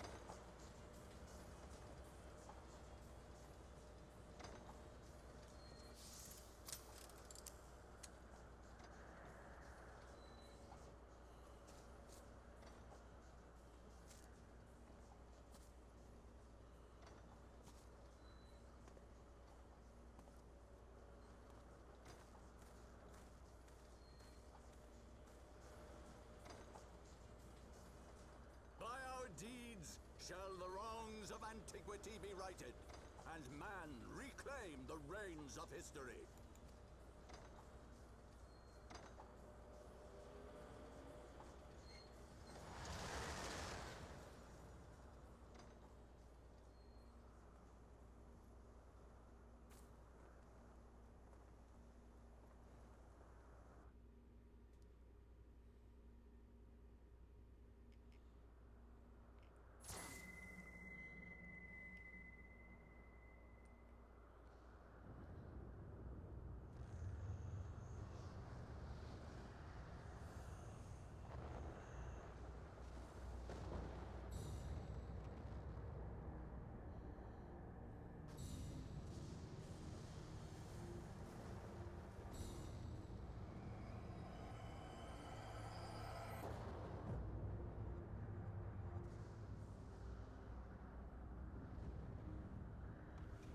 New dungeon?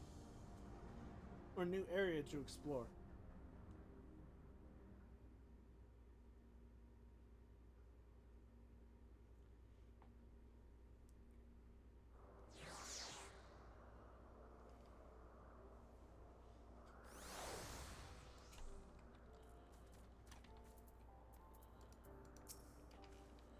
Forgive me, Popoti. Had I known what was happening, mayhap I could have done something to stop them. Alas, Wedge and I were still sealed within the engine room and heard naught of the struggle until it was over. And now, for all our efforts, the Archbishop holds the very thing we sought to keep from him. But all's not lost, for we yet live and know their destination. Let us give chase and bring an end to their machinations.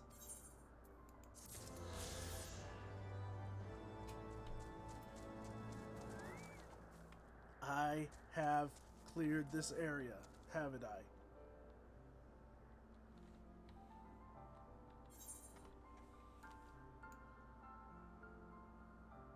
Oh, there's more quests.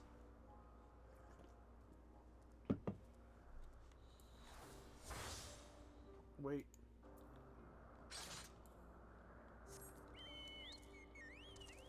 Why can I not fly?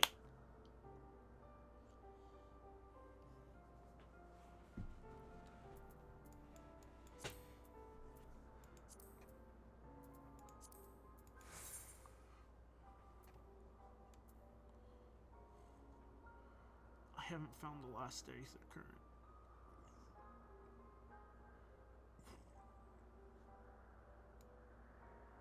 Or is that the first Aether Current?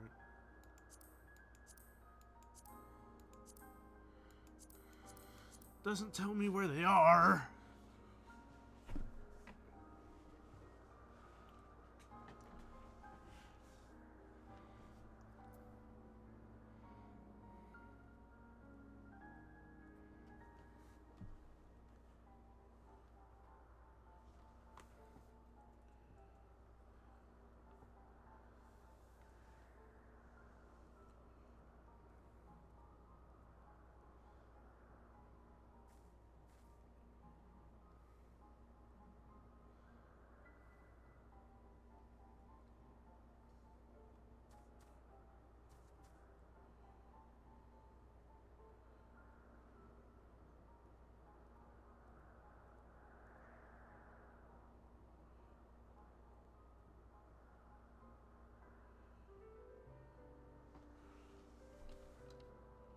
Did I miss one?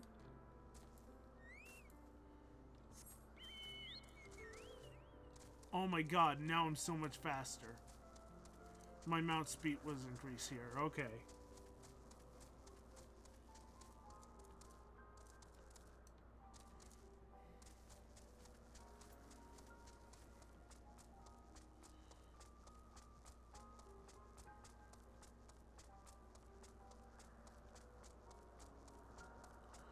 I have a map open.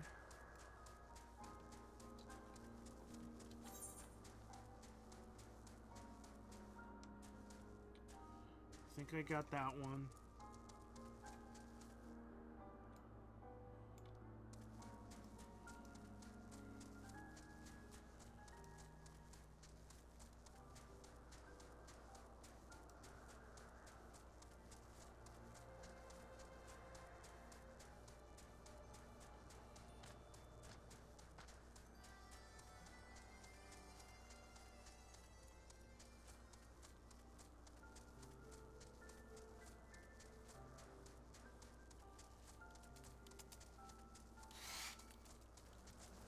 No, don't. I don't want to fight. I don't want to fight.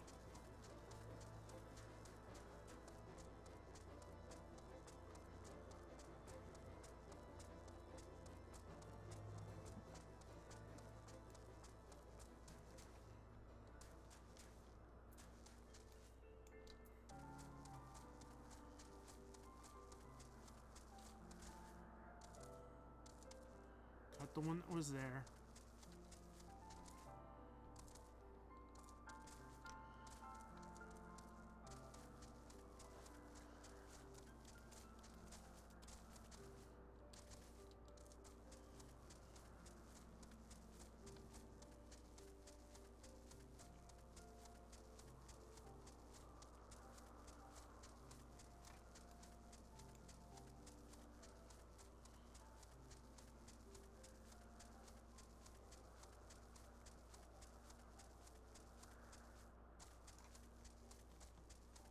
Got the one that was here. Where's the one that I missed?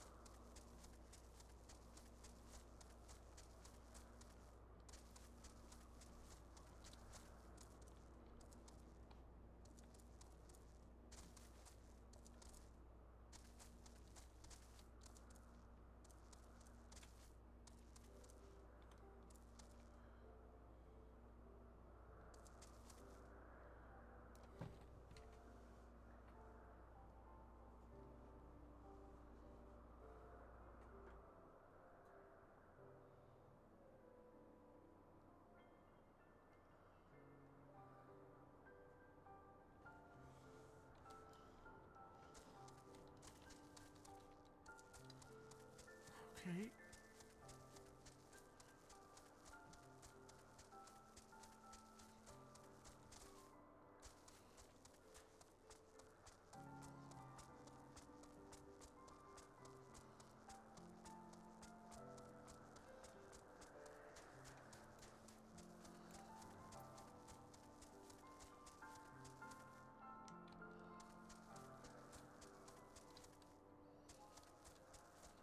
I got this one.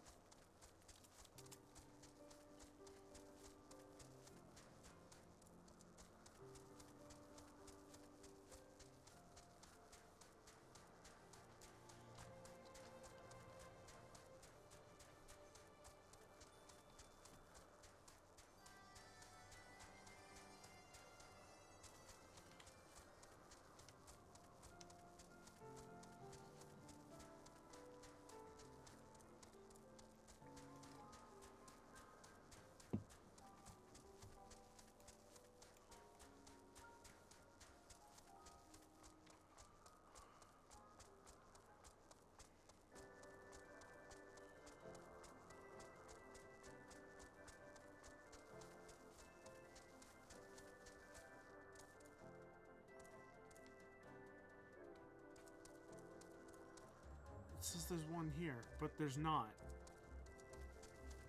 Is this map bullshit?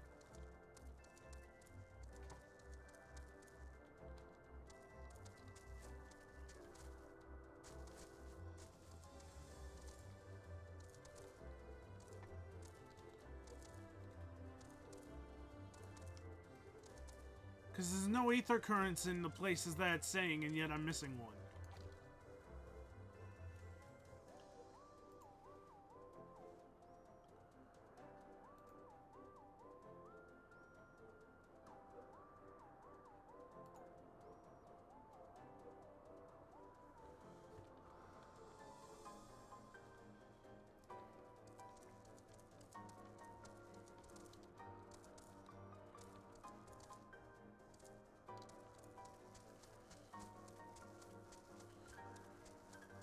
Okay, it says more specifically there's one here.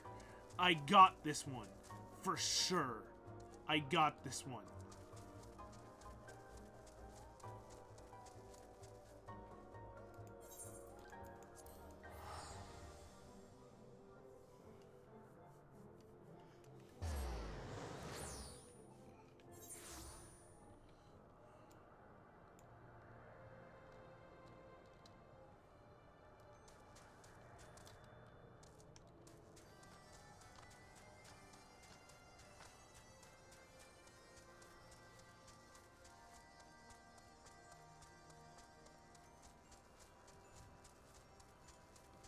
There's one here.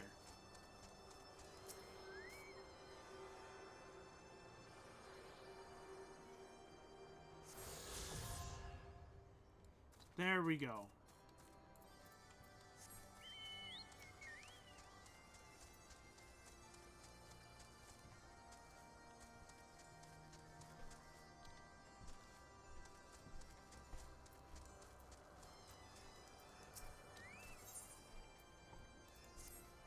Dark winds bode ill for the tribe of Zundu. Netherling must help. In the Cromlech do the cursed totem prosils lie. Strike down 4 of them to stave off the ill fortune they portend.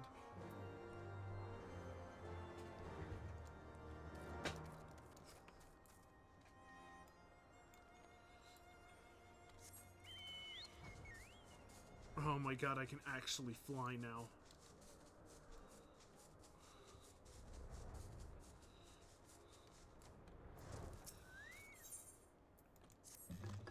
Tribe of Zundu faces great distress. Hinu Valley makes foolish request of Netherling, like asking her to stand on mountain during thunderstorm. Netherling steals into Ukvundu like silent breeze, makes away with supplies. Netherling can only carry so much, 3 baskets enough. Hinu Valley makes dangerous request of Netherling, but fate of Zundu tribe relies on success.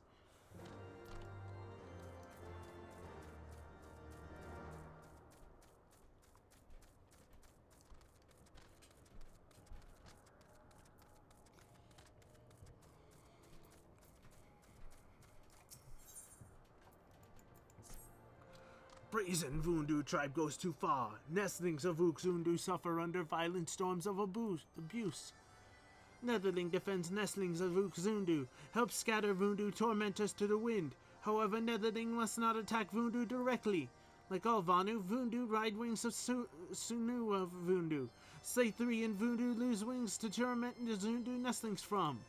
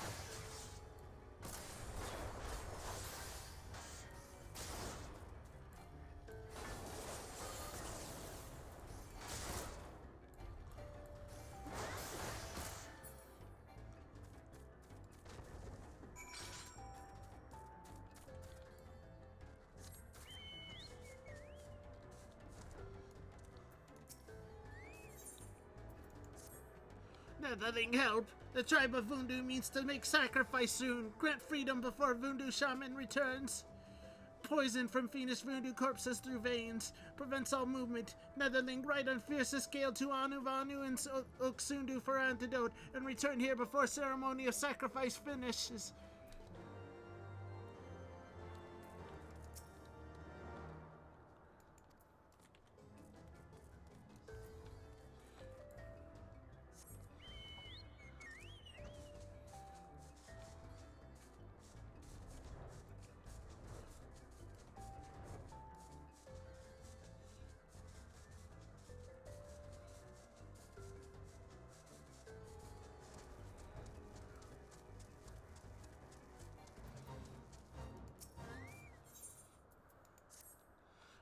A Netherling walks amongst the tribe of the Voodoo. Zephyr winds bring her during my time of need. Zundu spies perch like hawks to gather information on Voodoo tribe. Information which must reach chieftain of Zundu. Netherling is trustworthy enough for such an important mission. 3 spies keep keen eyes among surrounding area. Fly as a Sunawa between their perches and lend ear to their words, then report news to village chieftain. Oh my god, it's sending me all across the map.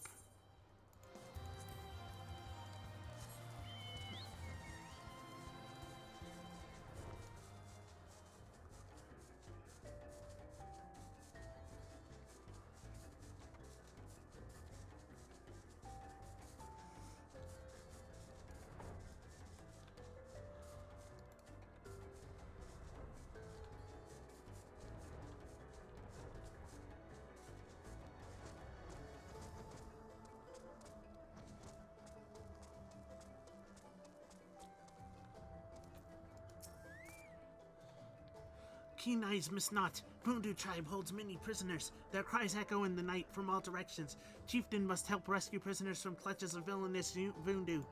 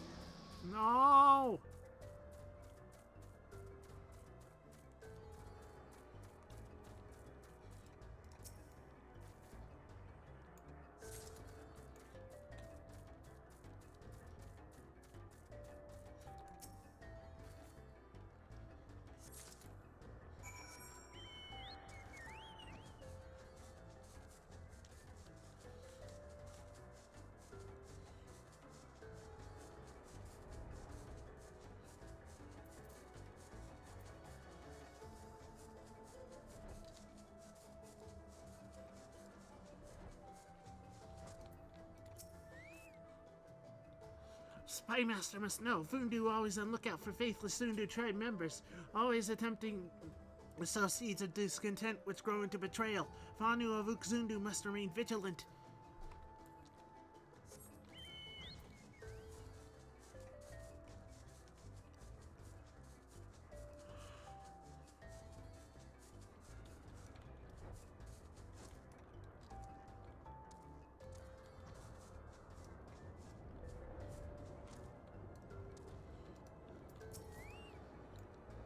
Spymaster asked for a report?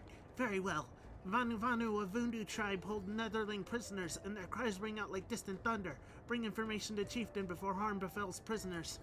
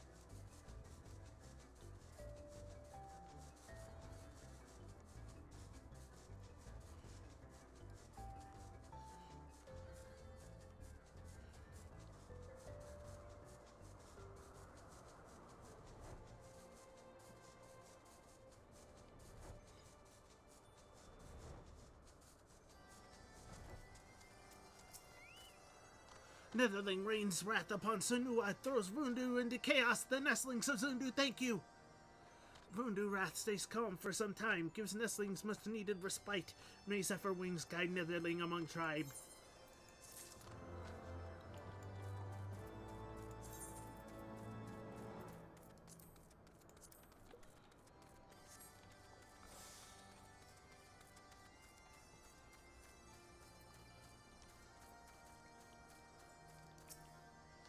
Netherling brings supplies on Zephyr winds. Is weight the 3 too much to bear? Ah, Netherling carries salvation of tribe to Zundu. Tribe forever in Netherling's debt. For many moons, Zundu tribe gives offering to Vundu. Guarantees safety of tribe from violent storm of aggression. But tribe of Vundu, fickle like summer breeze, attacks innocent Zundu tribe as his mood dictates. Since offerings mean little to Vundu, Hinu Valley decides to take back offerings. With Netherling's help, store of Ukzundu are restored, just as bountiful harvests as after lush rains.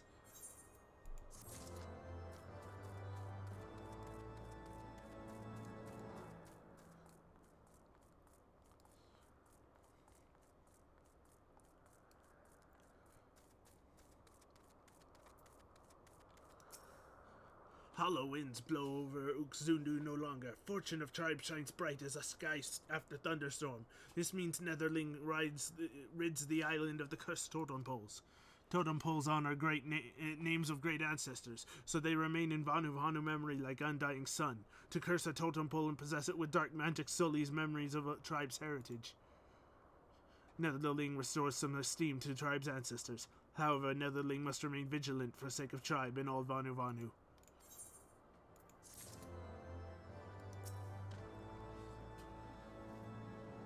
Vundu tribe means to sacrifice an innocent Zundu? Tribe of Vundu goes too far this time! Hurry, Netherling, take this antidote to fellow Zundu and free him from dreadful poison!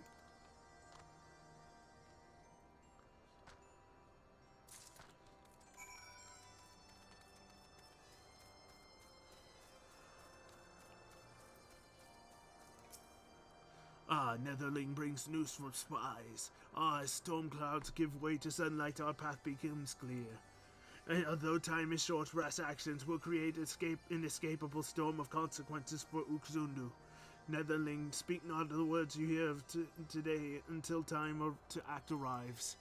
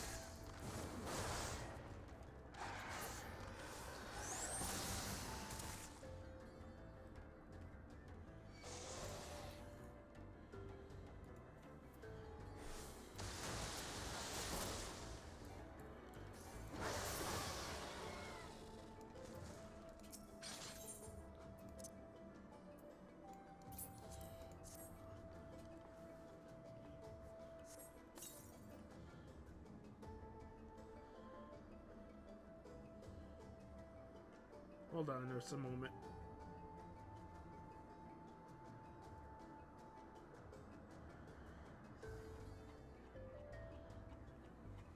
Okay. Netherling's courage remains as reliable as the setting sun. However, poison takes time to flow through the body and lingers as a scent brought by a gentle breeze.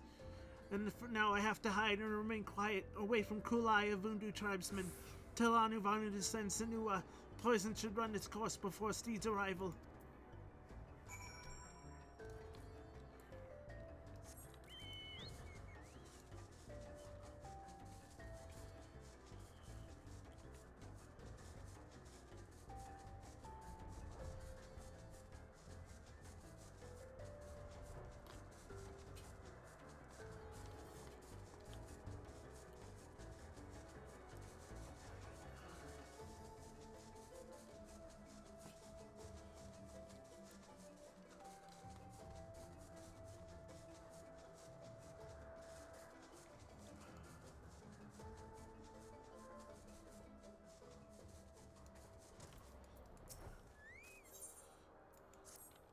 Zephyr wings bring Netherling to help. Please, Netherling, shatter manacles as lightning break rocks into pebbles. If Netherling possesses not the strength to break manacles, then black armor Netherling certainly carry key. Find it so I can return home.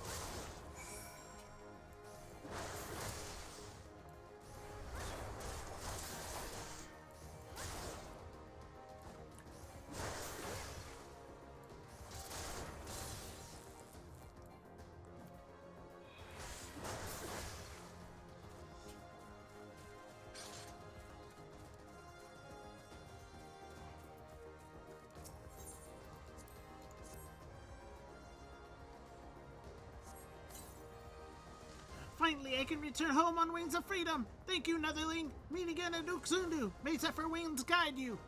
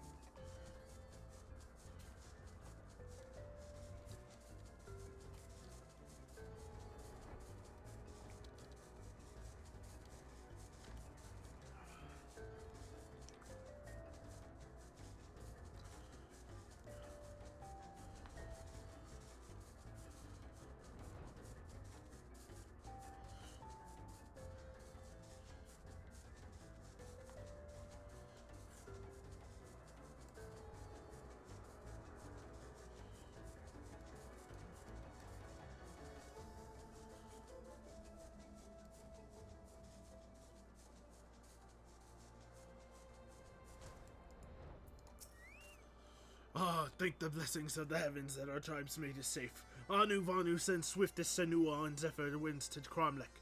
Once again, Netherling Okzundu is in your debt.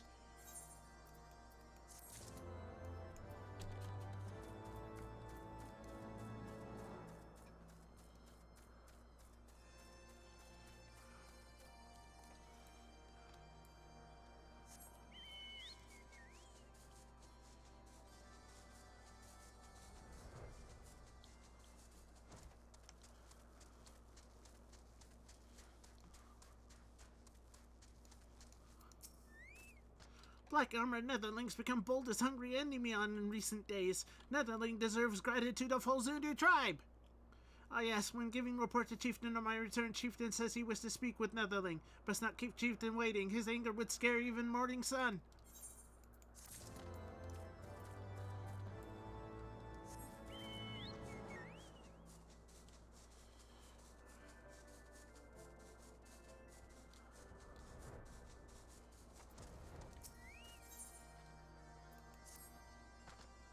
As moon brings light into the blackest night, so you have come. Netherling, your people are in danger. Vindu came unseen like summer rain to steal 3 Netherlings. They are trapped, hanging in cages like ripe fruit. You must seek them out and warn your people. Zundu cannot hand against Vundu, but we will guide you like gentle breeze pressing on Netherlings' back. Go quickly to Ukvundu and find other Netherlings.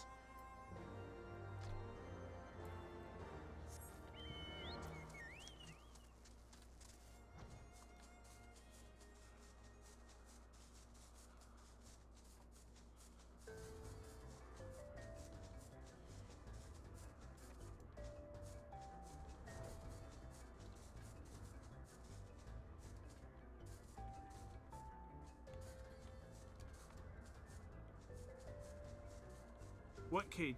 This cage? Oh, Jesus.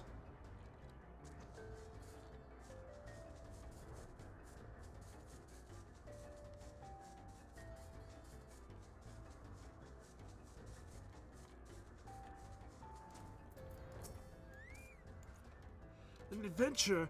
This is the last place I wanted to be found, but I suppose there's no sense in worrying about honor now, is there?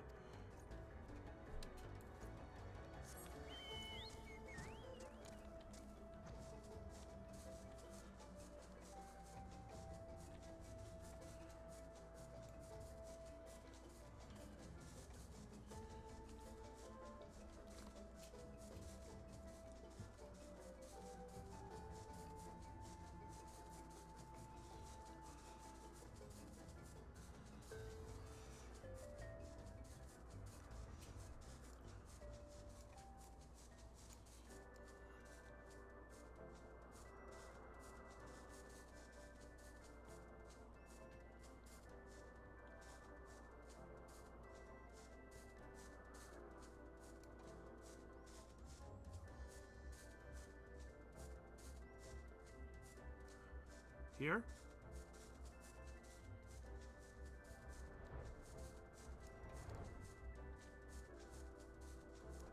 Nope, higher.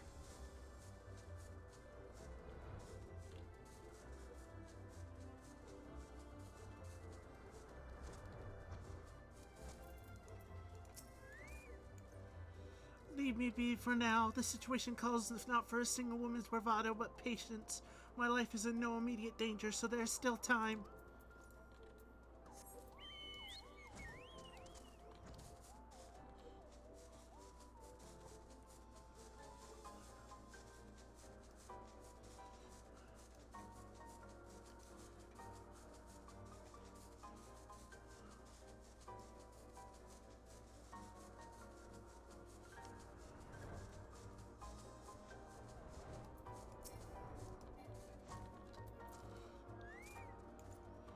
You've come to help?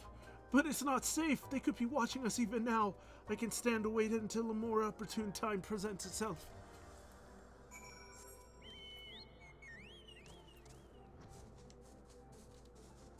Yeah, they expected you to have flight by the time you do this.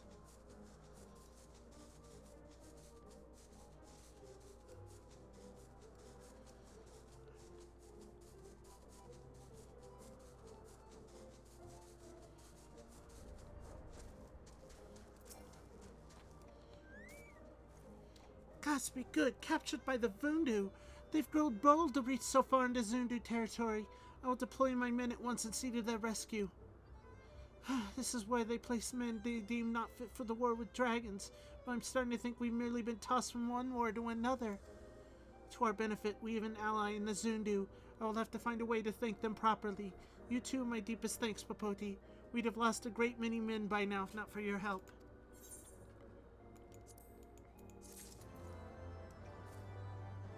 Is that all the jobs here?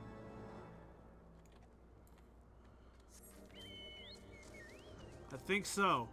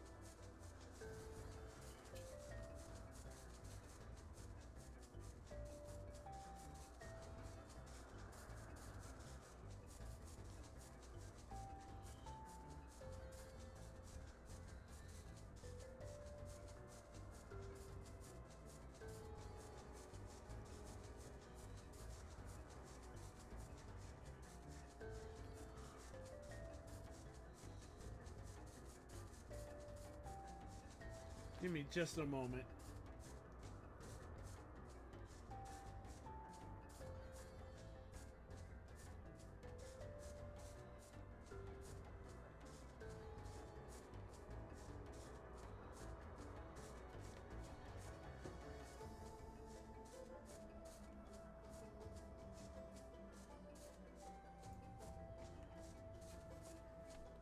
Okay.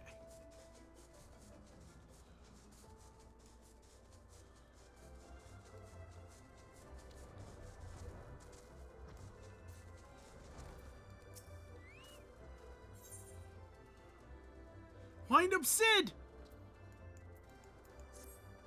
Though we failed to secure the key, we must not forget that we succeeded in ridding the realm of another primal and prevented the Vanuvanu's land from being consumed in so doing. The Zundu, at least, shall be glad of our deeds this day. Let us go and inform Chief Sonu of our victory. Sid and the others will need a moment to tend to the Enterprise besides.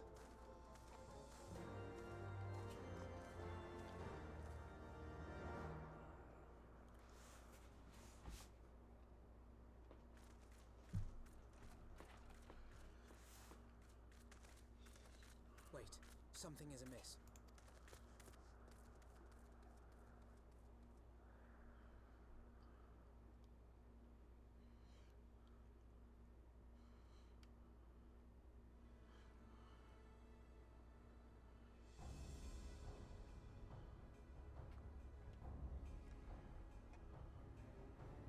Imperial troops.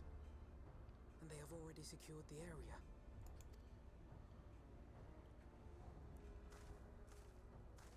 Reveal yourselves at once!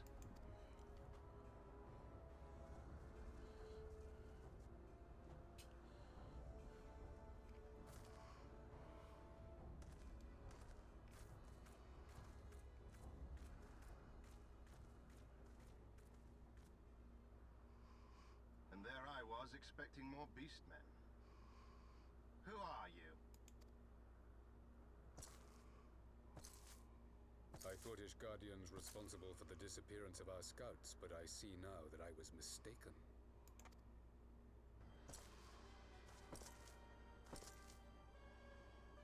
Oh, jeez. Just as Wire observed, the Warrior of Light is wont to appear at the most inopportune times. The Warrior of Light? She who bested Van Baelsar? It would seem that the famous hero of Eorzea seeks Aziz's Lar as well. Hardly unexpected. The secrets of the Allagan's power to bind icons to their will could scarcely fail to interest the scions of the Seventh Door. You know as well as we what will ensue should these insatiable creatures be allowed to roam free. That their very existence threatens the life of this star. We but disagree on the solution to the problem. Genocide has ever been the Empire's favored recourse. And that is why we will continue to oppose your every attempt to claim Eorzea. You do not hesitate to speak your mind, even when your every word could be your last. Alas, your sentiments betray the narrowness of your view. The fate of Eorzea and its inhabitants is of little concern next to the fate of the world. 'Tis my solemn charge as Emperor to bring the icons to heel. If this requires the extermination of certain elements, then so be it.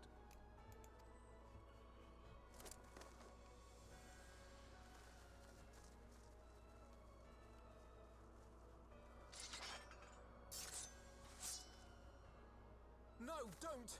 They are not his thralls!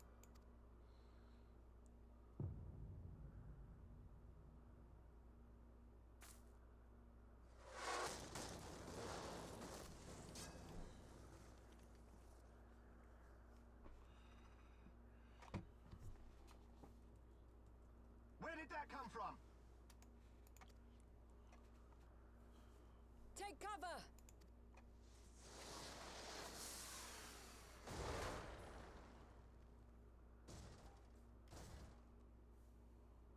Your Radiance, we must withdraw.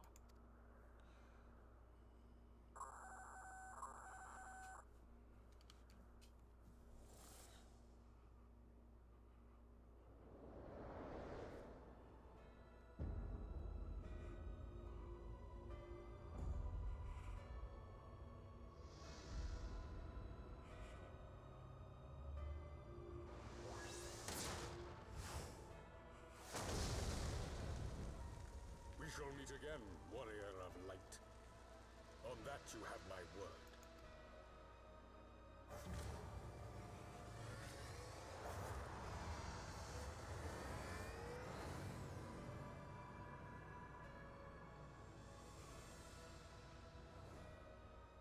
So Garlemald too has designs on Azisla. But why would the Emperor himself elect to lead the expedition? Yeah.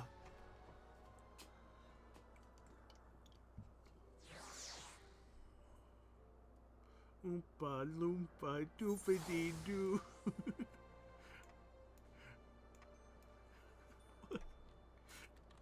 What? What? No more requests. Okay. Never in my wildest dreams did I think I would stand less than 20 paces from the Emperor of Garlemald. Verisaltus Galvus in the flesh. I assume the commander that accompanied him must be the Legustus of whom the centurion spoke. Ah, forgive me, this is neither the time nor the place for idle speculation. Pray return to the Enterprise at once. It occurs to me that our friends may have run afoul of Imperial forces as well. I have yet to appraise Chief Sonu of all that has occurred, but once I have, we will rejoin you at the airship.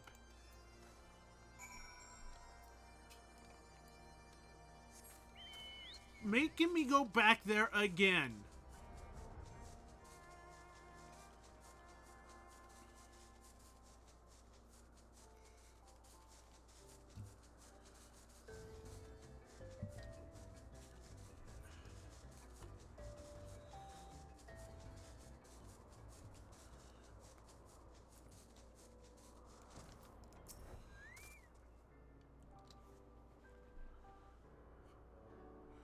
Thank the 12 you're alive, Poposi. When that battleship appeared and fired on the village, we feared the game was up for you and Alphino. What in the seven hells happened out there?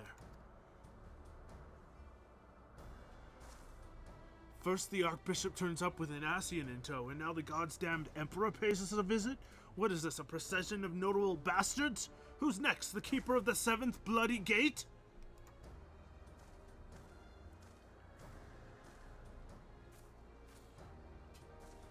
No one so notable, Master Garland. I'm happy to report that Zundu were overjoyed to learn of Bismarck's demise. Chief Sonu sends his warmest regards, Popoti. There was much talk of westerly winds.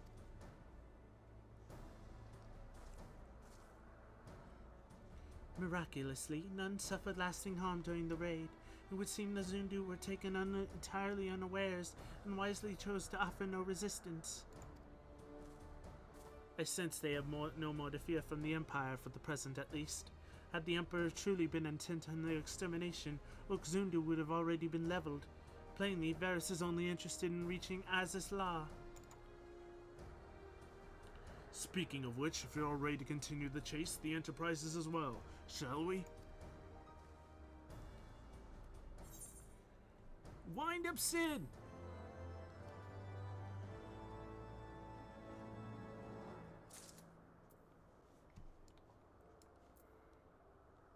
Three beaks to the wind? Oh my god. Okay, that's probably the quest that starts, the Beastmen tribe quests.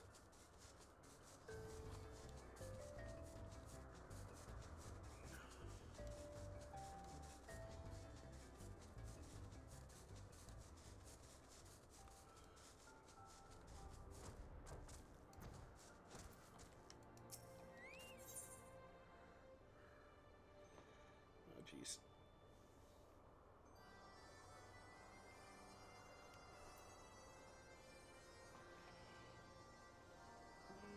One second. Just stretch it. Okay.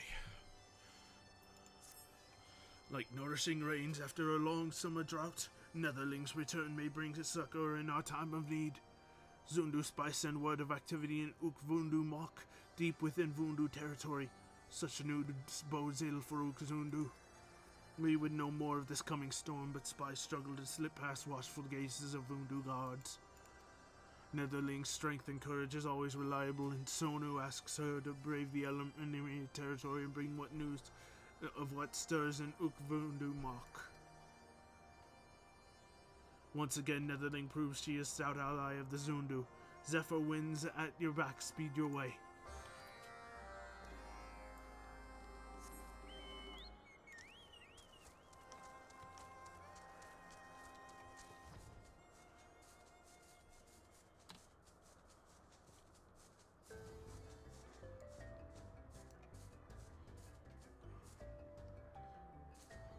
Jesus, I have to fly so high up.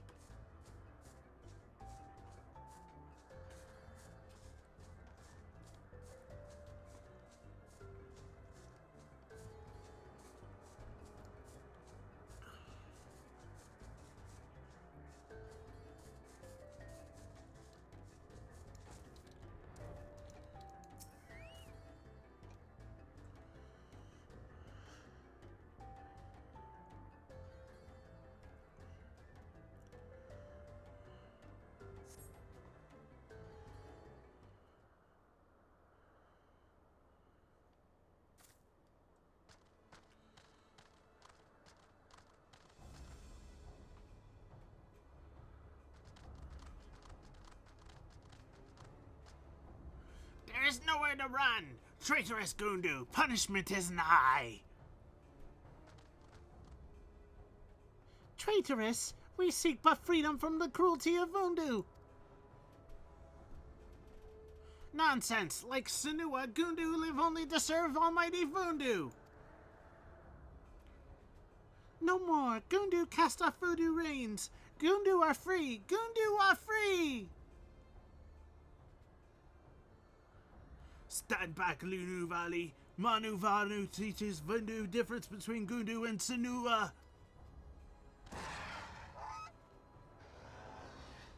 Foolish Greybeak! Even clumsy Paisa laughs at your challenge as he tumbles into Cloud Sea. Such weaklings are not worthy foes. Cower before us! Oh, hello, Elback. I was wondering where you were. I asked you a while ago if you wanted to play Fortnite, and you never showed.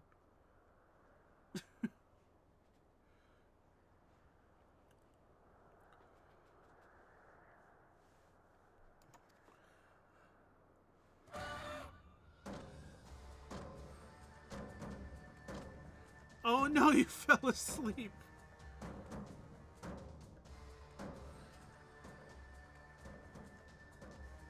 Such power! Fear cuts deeper than boreal winds. Very heapy. You go get some sleep.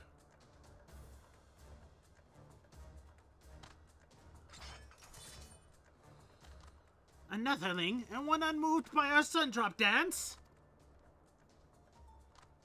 What insolence! Cast Netherling into Cloud Sea!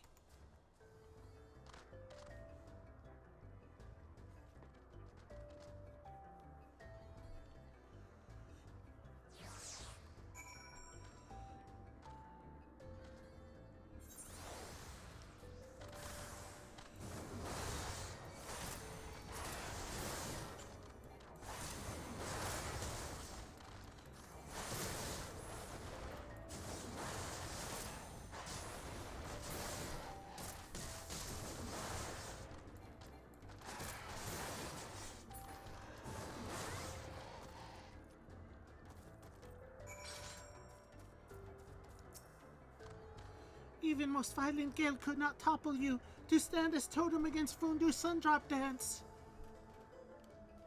Sundrop Dance is ancient tradition of Vanu Vanu. It is a display of strength and vigor, both individual and tribe. Vanu custom is to dance before battle, that enemies weak of will may yield, preventing needless bloodshed. Forgive my rudeness. I, Linu Valley of Gundu tribe, am grateful for Zephyr winds that bring Netherling to our side to stand against the Vundu. Vundu invade Gundu lands and curse our totems, but Gundu spirit will not break. All still oppose the Vundu's many misdeeds. Summoning the white, conquering other tribes, attacking Netherlings, all are affronts. We seek freedom for Voodoo rule, but Vundu are greedy as they are cruel, and answer our pleas with violence. Vundu talons reach far and cut deep. Many flee to distant islands to escape their wrath. Yet Netherling ventures deep into Vundu homeland. Why? Netherling has come from Uxundu? Sonu Vanu himself asked Netherling to investigate? We hear not of Zundu after Vundu invade our homes, that they are yet free. Netherling, Linu Valley humbly requests that you escort us to Sonu Vanu, that we might beseech the Zundu for aid. Tribe will remember Netherling's kindness for many moons to come. Now let us depart to Uxundu before the Vundu return.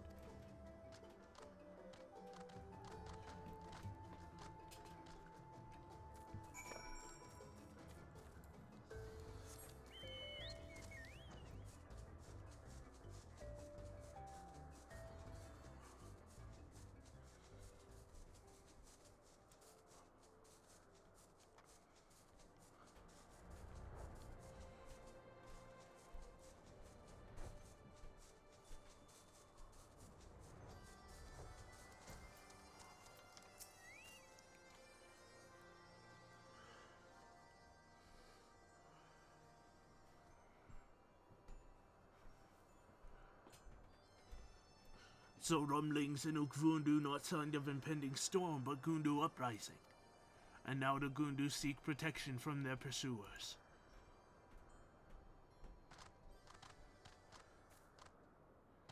May Zephyr winds forever guide you, Chief Sonu. I, Linu Valley, daughter of Unu Vanu, do greet you warmly.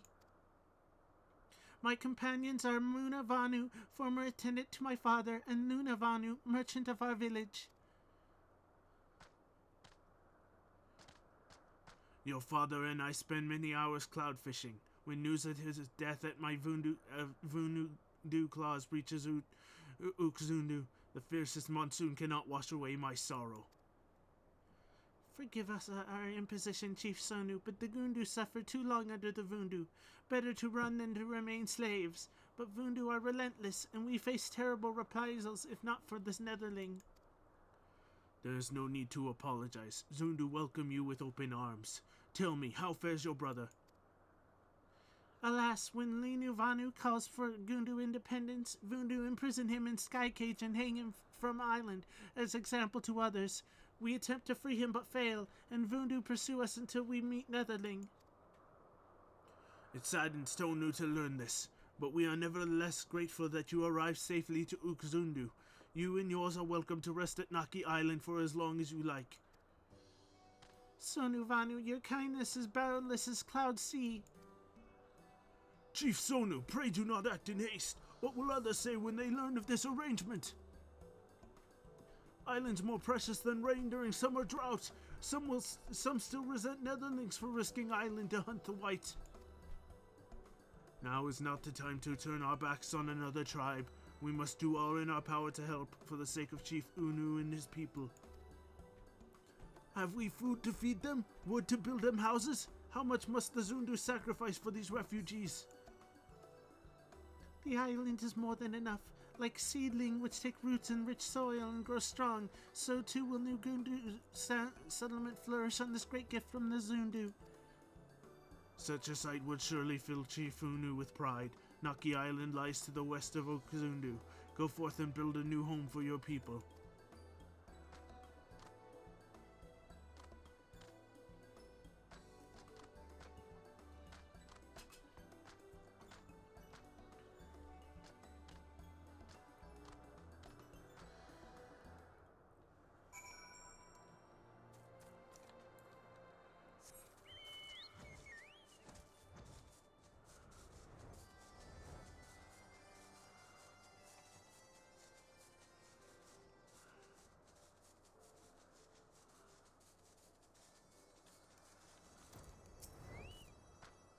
Ninuvali's fortune is great indeed to meet Netherling who defeats the white. And an island for the Gundu to start anew. The skies themselves could not grant such gifts. However, it seems no Vanu inhabited this land since before Linuvali's hatchling days. Listen, sound you hear not rolling thunder, but incessant buzzing of midge swarms. Thunderstorm might even be more welcome than midges. One bite from midge and Vanu itch until feathers fall off, but midges have no taste for Netherling blood. Netherling must help for midges cause sleepless nights for tribe. There, ride on the wings of Sanua, and with its forceful breath drive the midge clouds from the trees. Ride the Sanua and use its buffet ability to drive the midge clouds from the trees.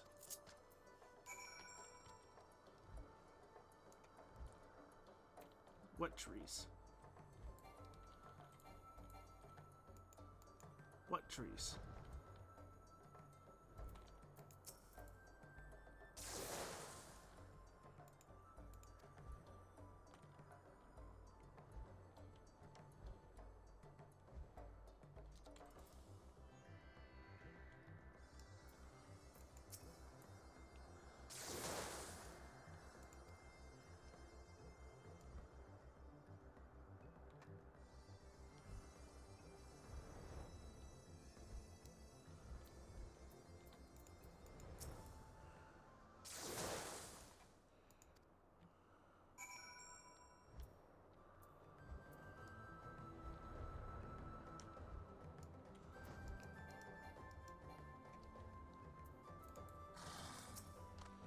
Ah, the midges hum no longer, but even so, doubt still remains. Oh. Although Linu makes promises of building new home for tribe, the uncertainty of the road fills her with doubt. Linu Valley is nothing but a delicate hen, with arms thin as branches and legs dainty as a gaily cat's.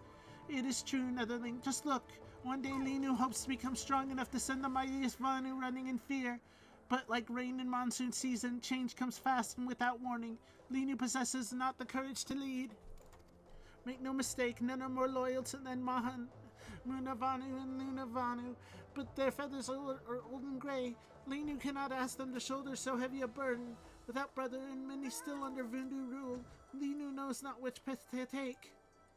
But in the black of a night, a beacon of light guides us. Linu speaks of you, Netherling.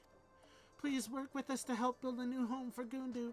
Do so, and Netherling lives on through the generations of Gundu storytellers.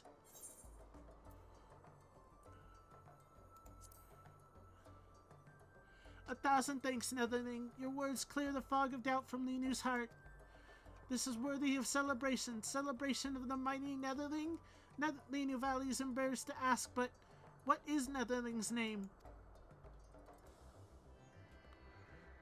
Popoti Compoti, such an odd-sounding name. Do all members of the Netherlings tribe call themselves Compoti? Ah, speaking of names, New Gundu village must have one worthy of Grand Venu settlement. Naki is an ancient Venu word for winds blowing from west, and also name of the island. To honor tribe of Gundu, the village's name is Gundu Nandi. I cannot pronounce that at all. Gundu Naki. The village has a name and there is nothing left now but to begin building it. Popoti, speak to Munu Vanu to learn what we need.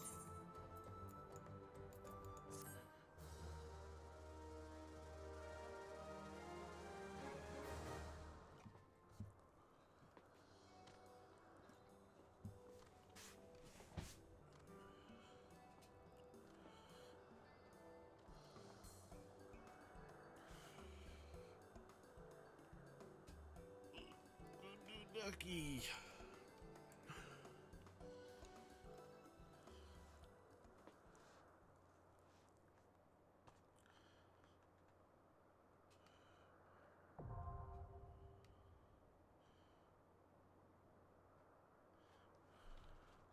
Elback, if you're EP, go to bed.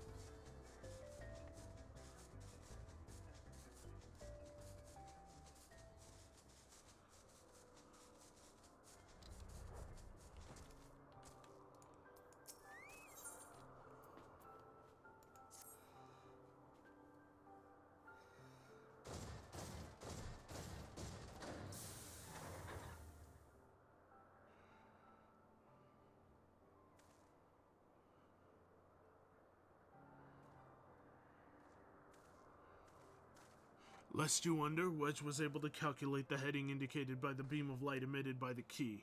If Aziz's law lies in that direction, we'll find it. The Soleil may have a lead on us, but she's no Enterprise. We'll catch them, you'll see.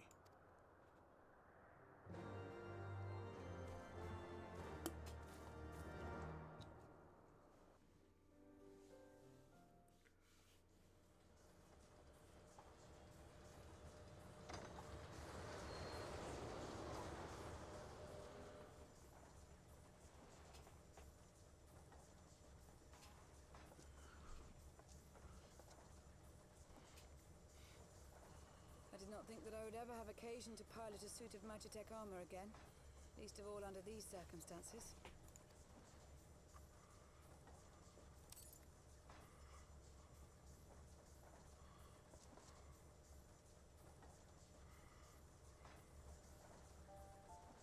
My full name is Lucia Go Junius, and I was born a citizen of Garlemald.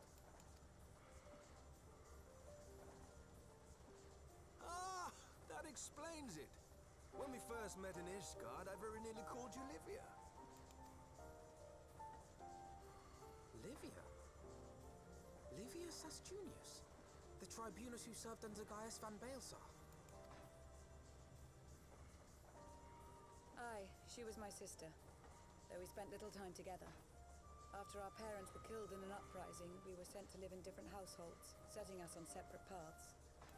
Livia felt at home on the battlefield and chose to become a soldier, while I underwent training to become a spy.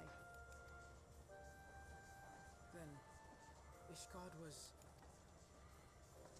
my mission. It was believed that Allagan relics of great worth were stored in the vault, and I was sent to investigate. Though I was given little information at the time, I now suspect I was searching for the key we but recently lost. And then I met Sir Emmerich.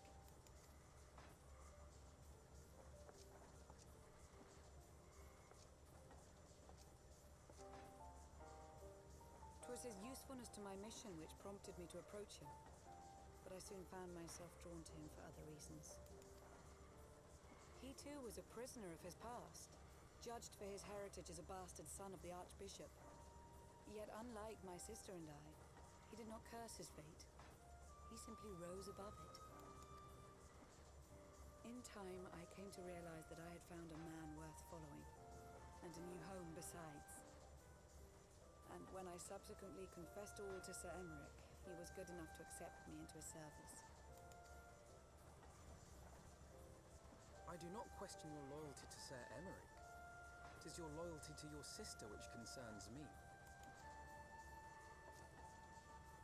I have long been of the opinion that those who dwell in the past risk losing sight of their future. My sister fought for her convictions and for those she held dear. So do I. So must we all. Well, I, for one, am happy to welcome a fellow Garlean to our merry band. Especially one who can make Magitech armor sing.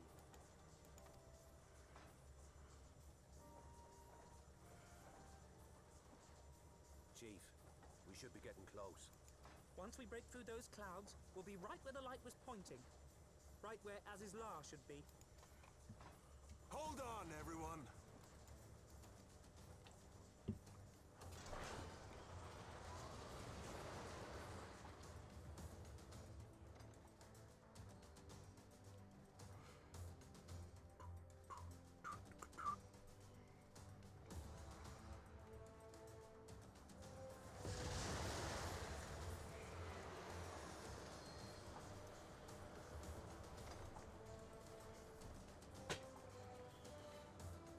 This is law! I think that's it!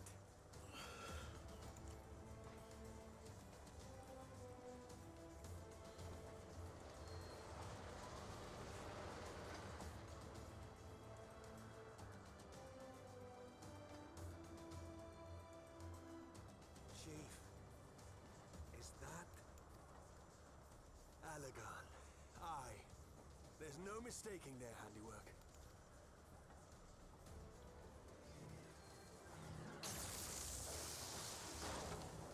What was that? Some sort of barrier.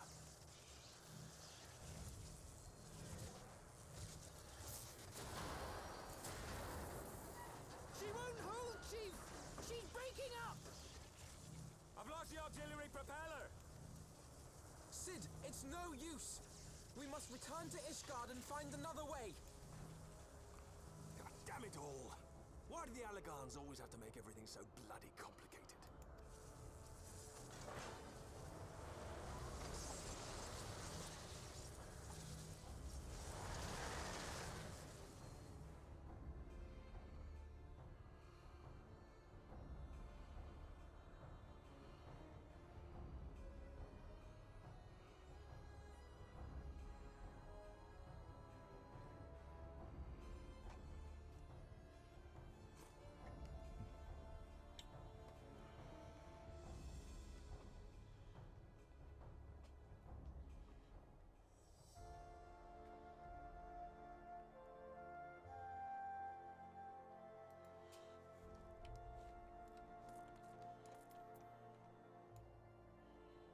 No more quests in the Sea of Clouds.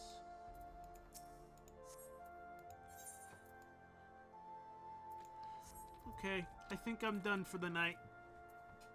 Elback, get some sleep.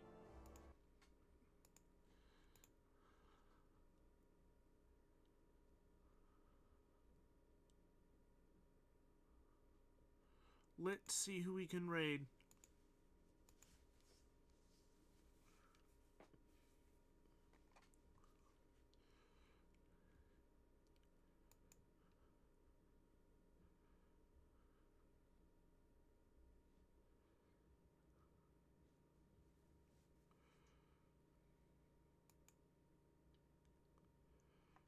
Moai of Knowledge is playing Minecraft. Let's raid him.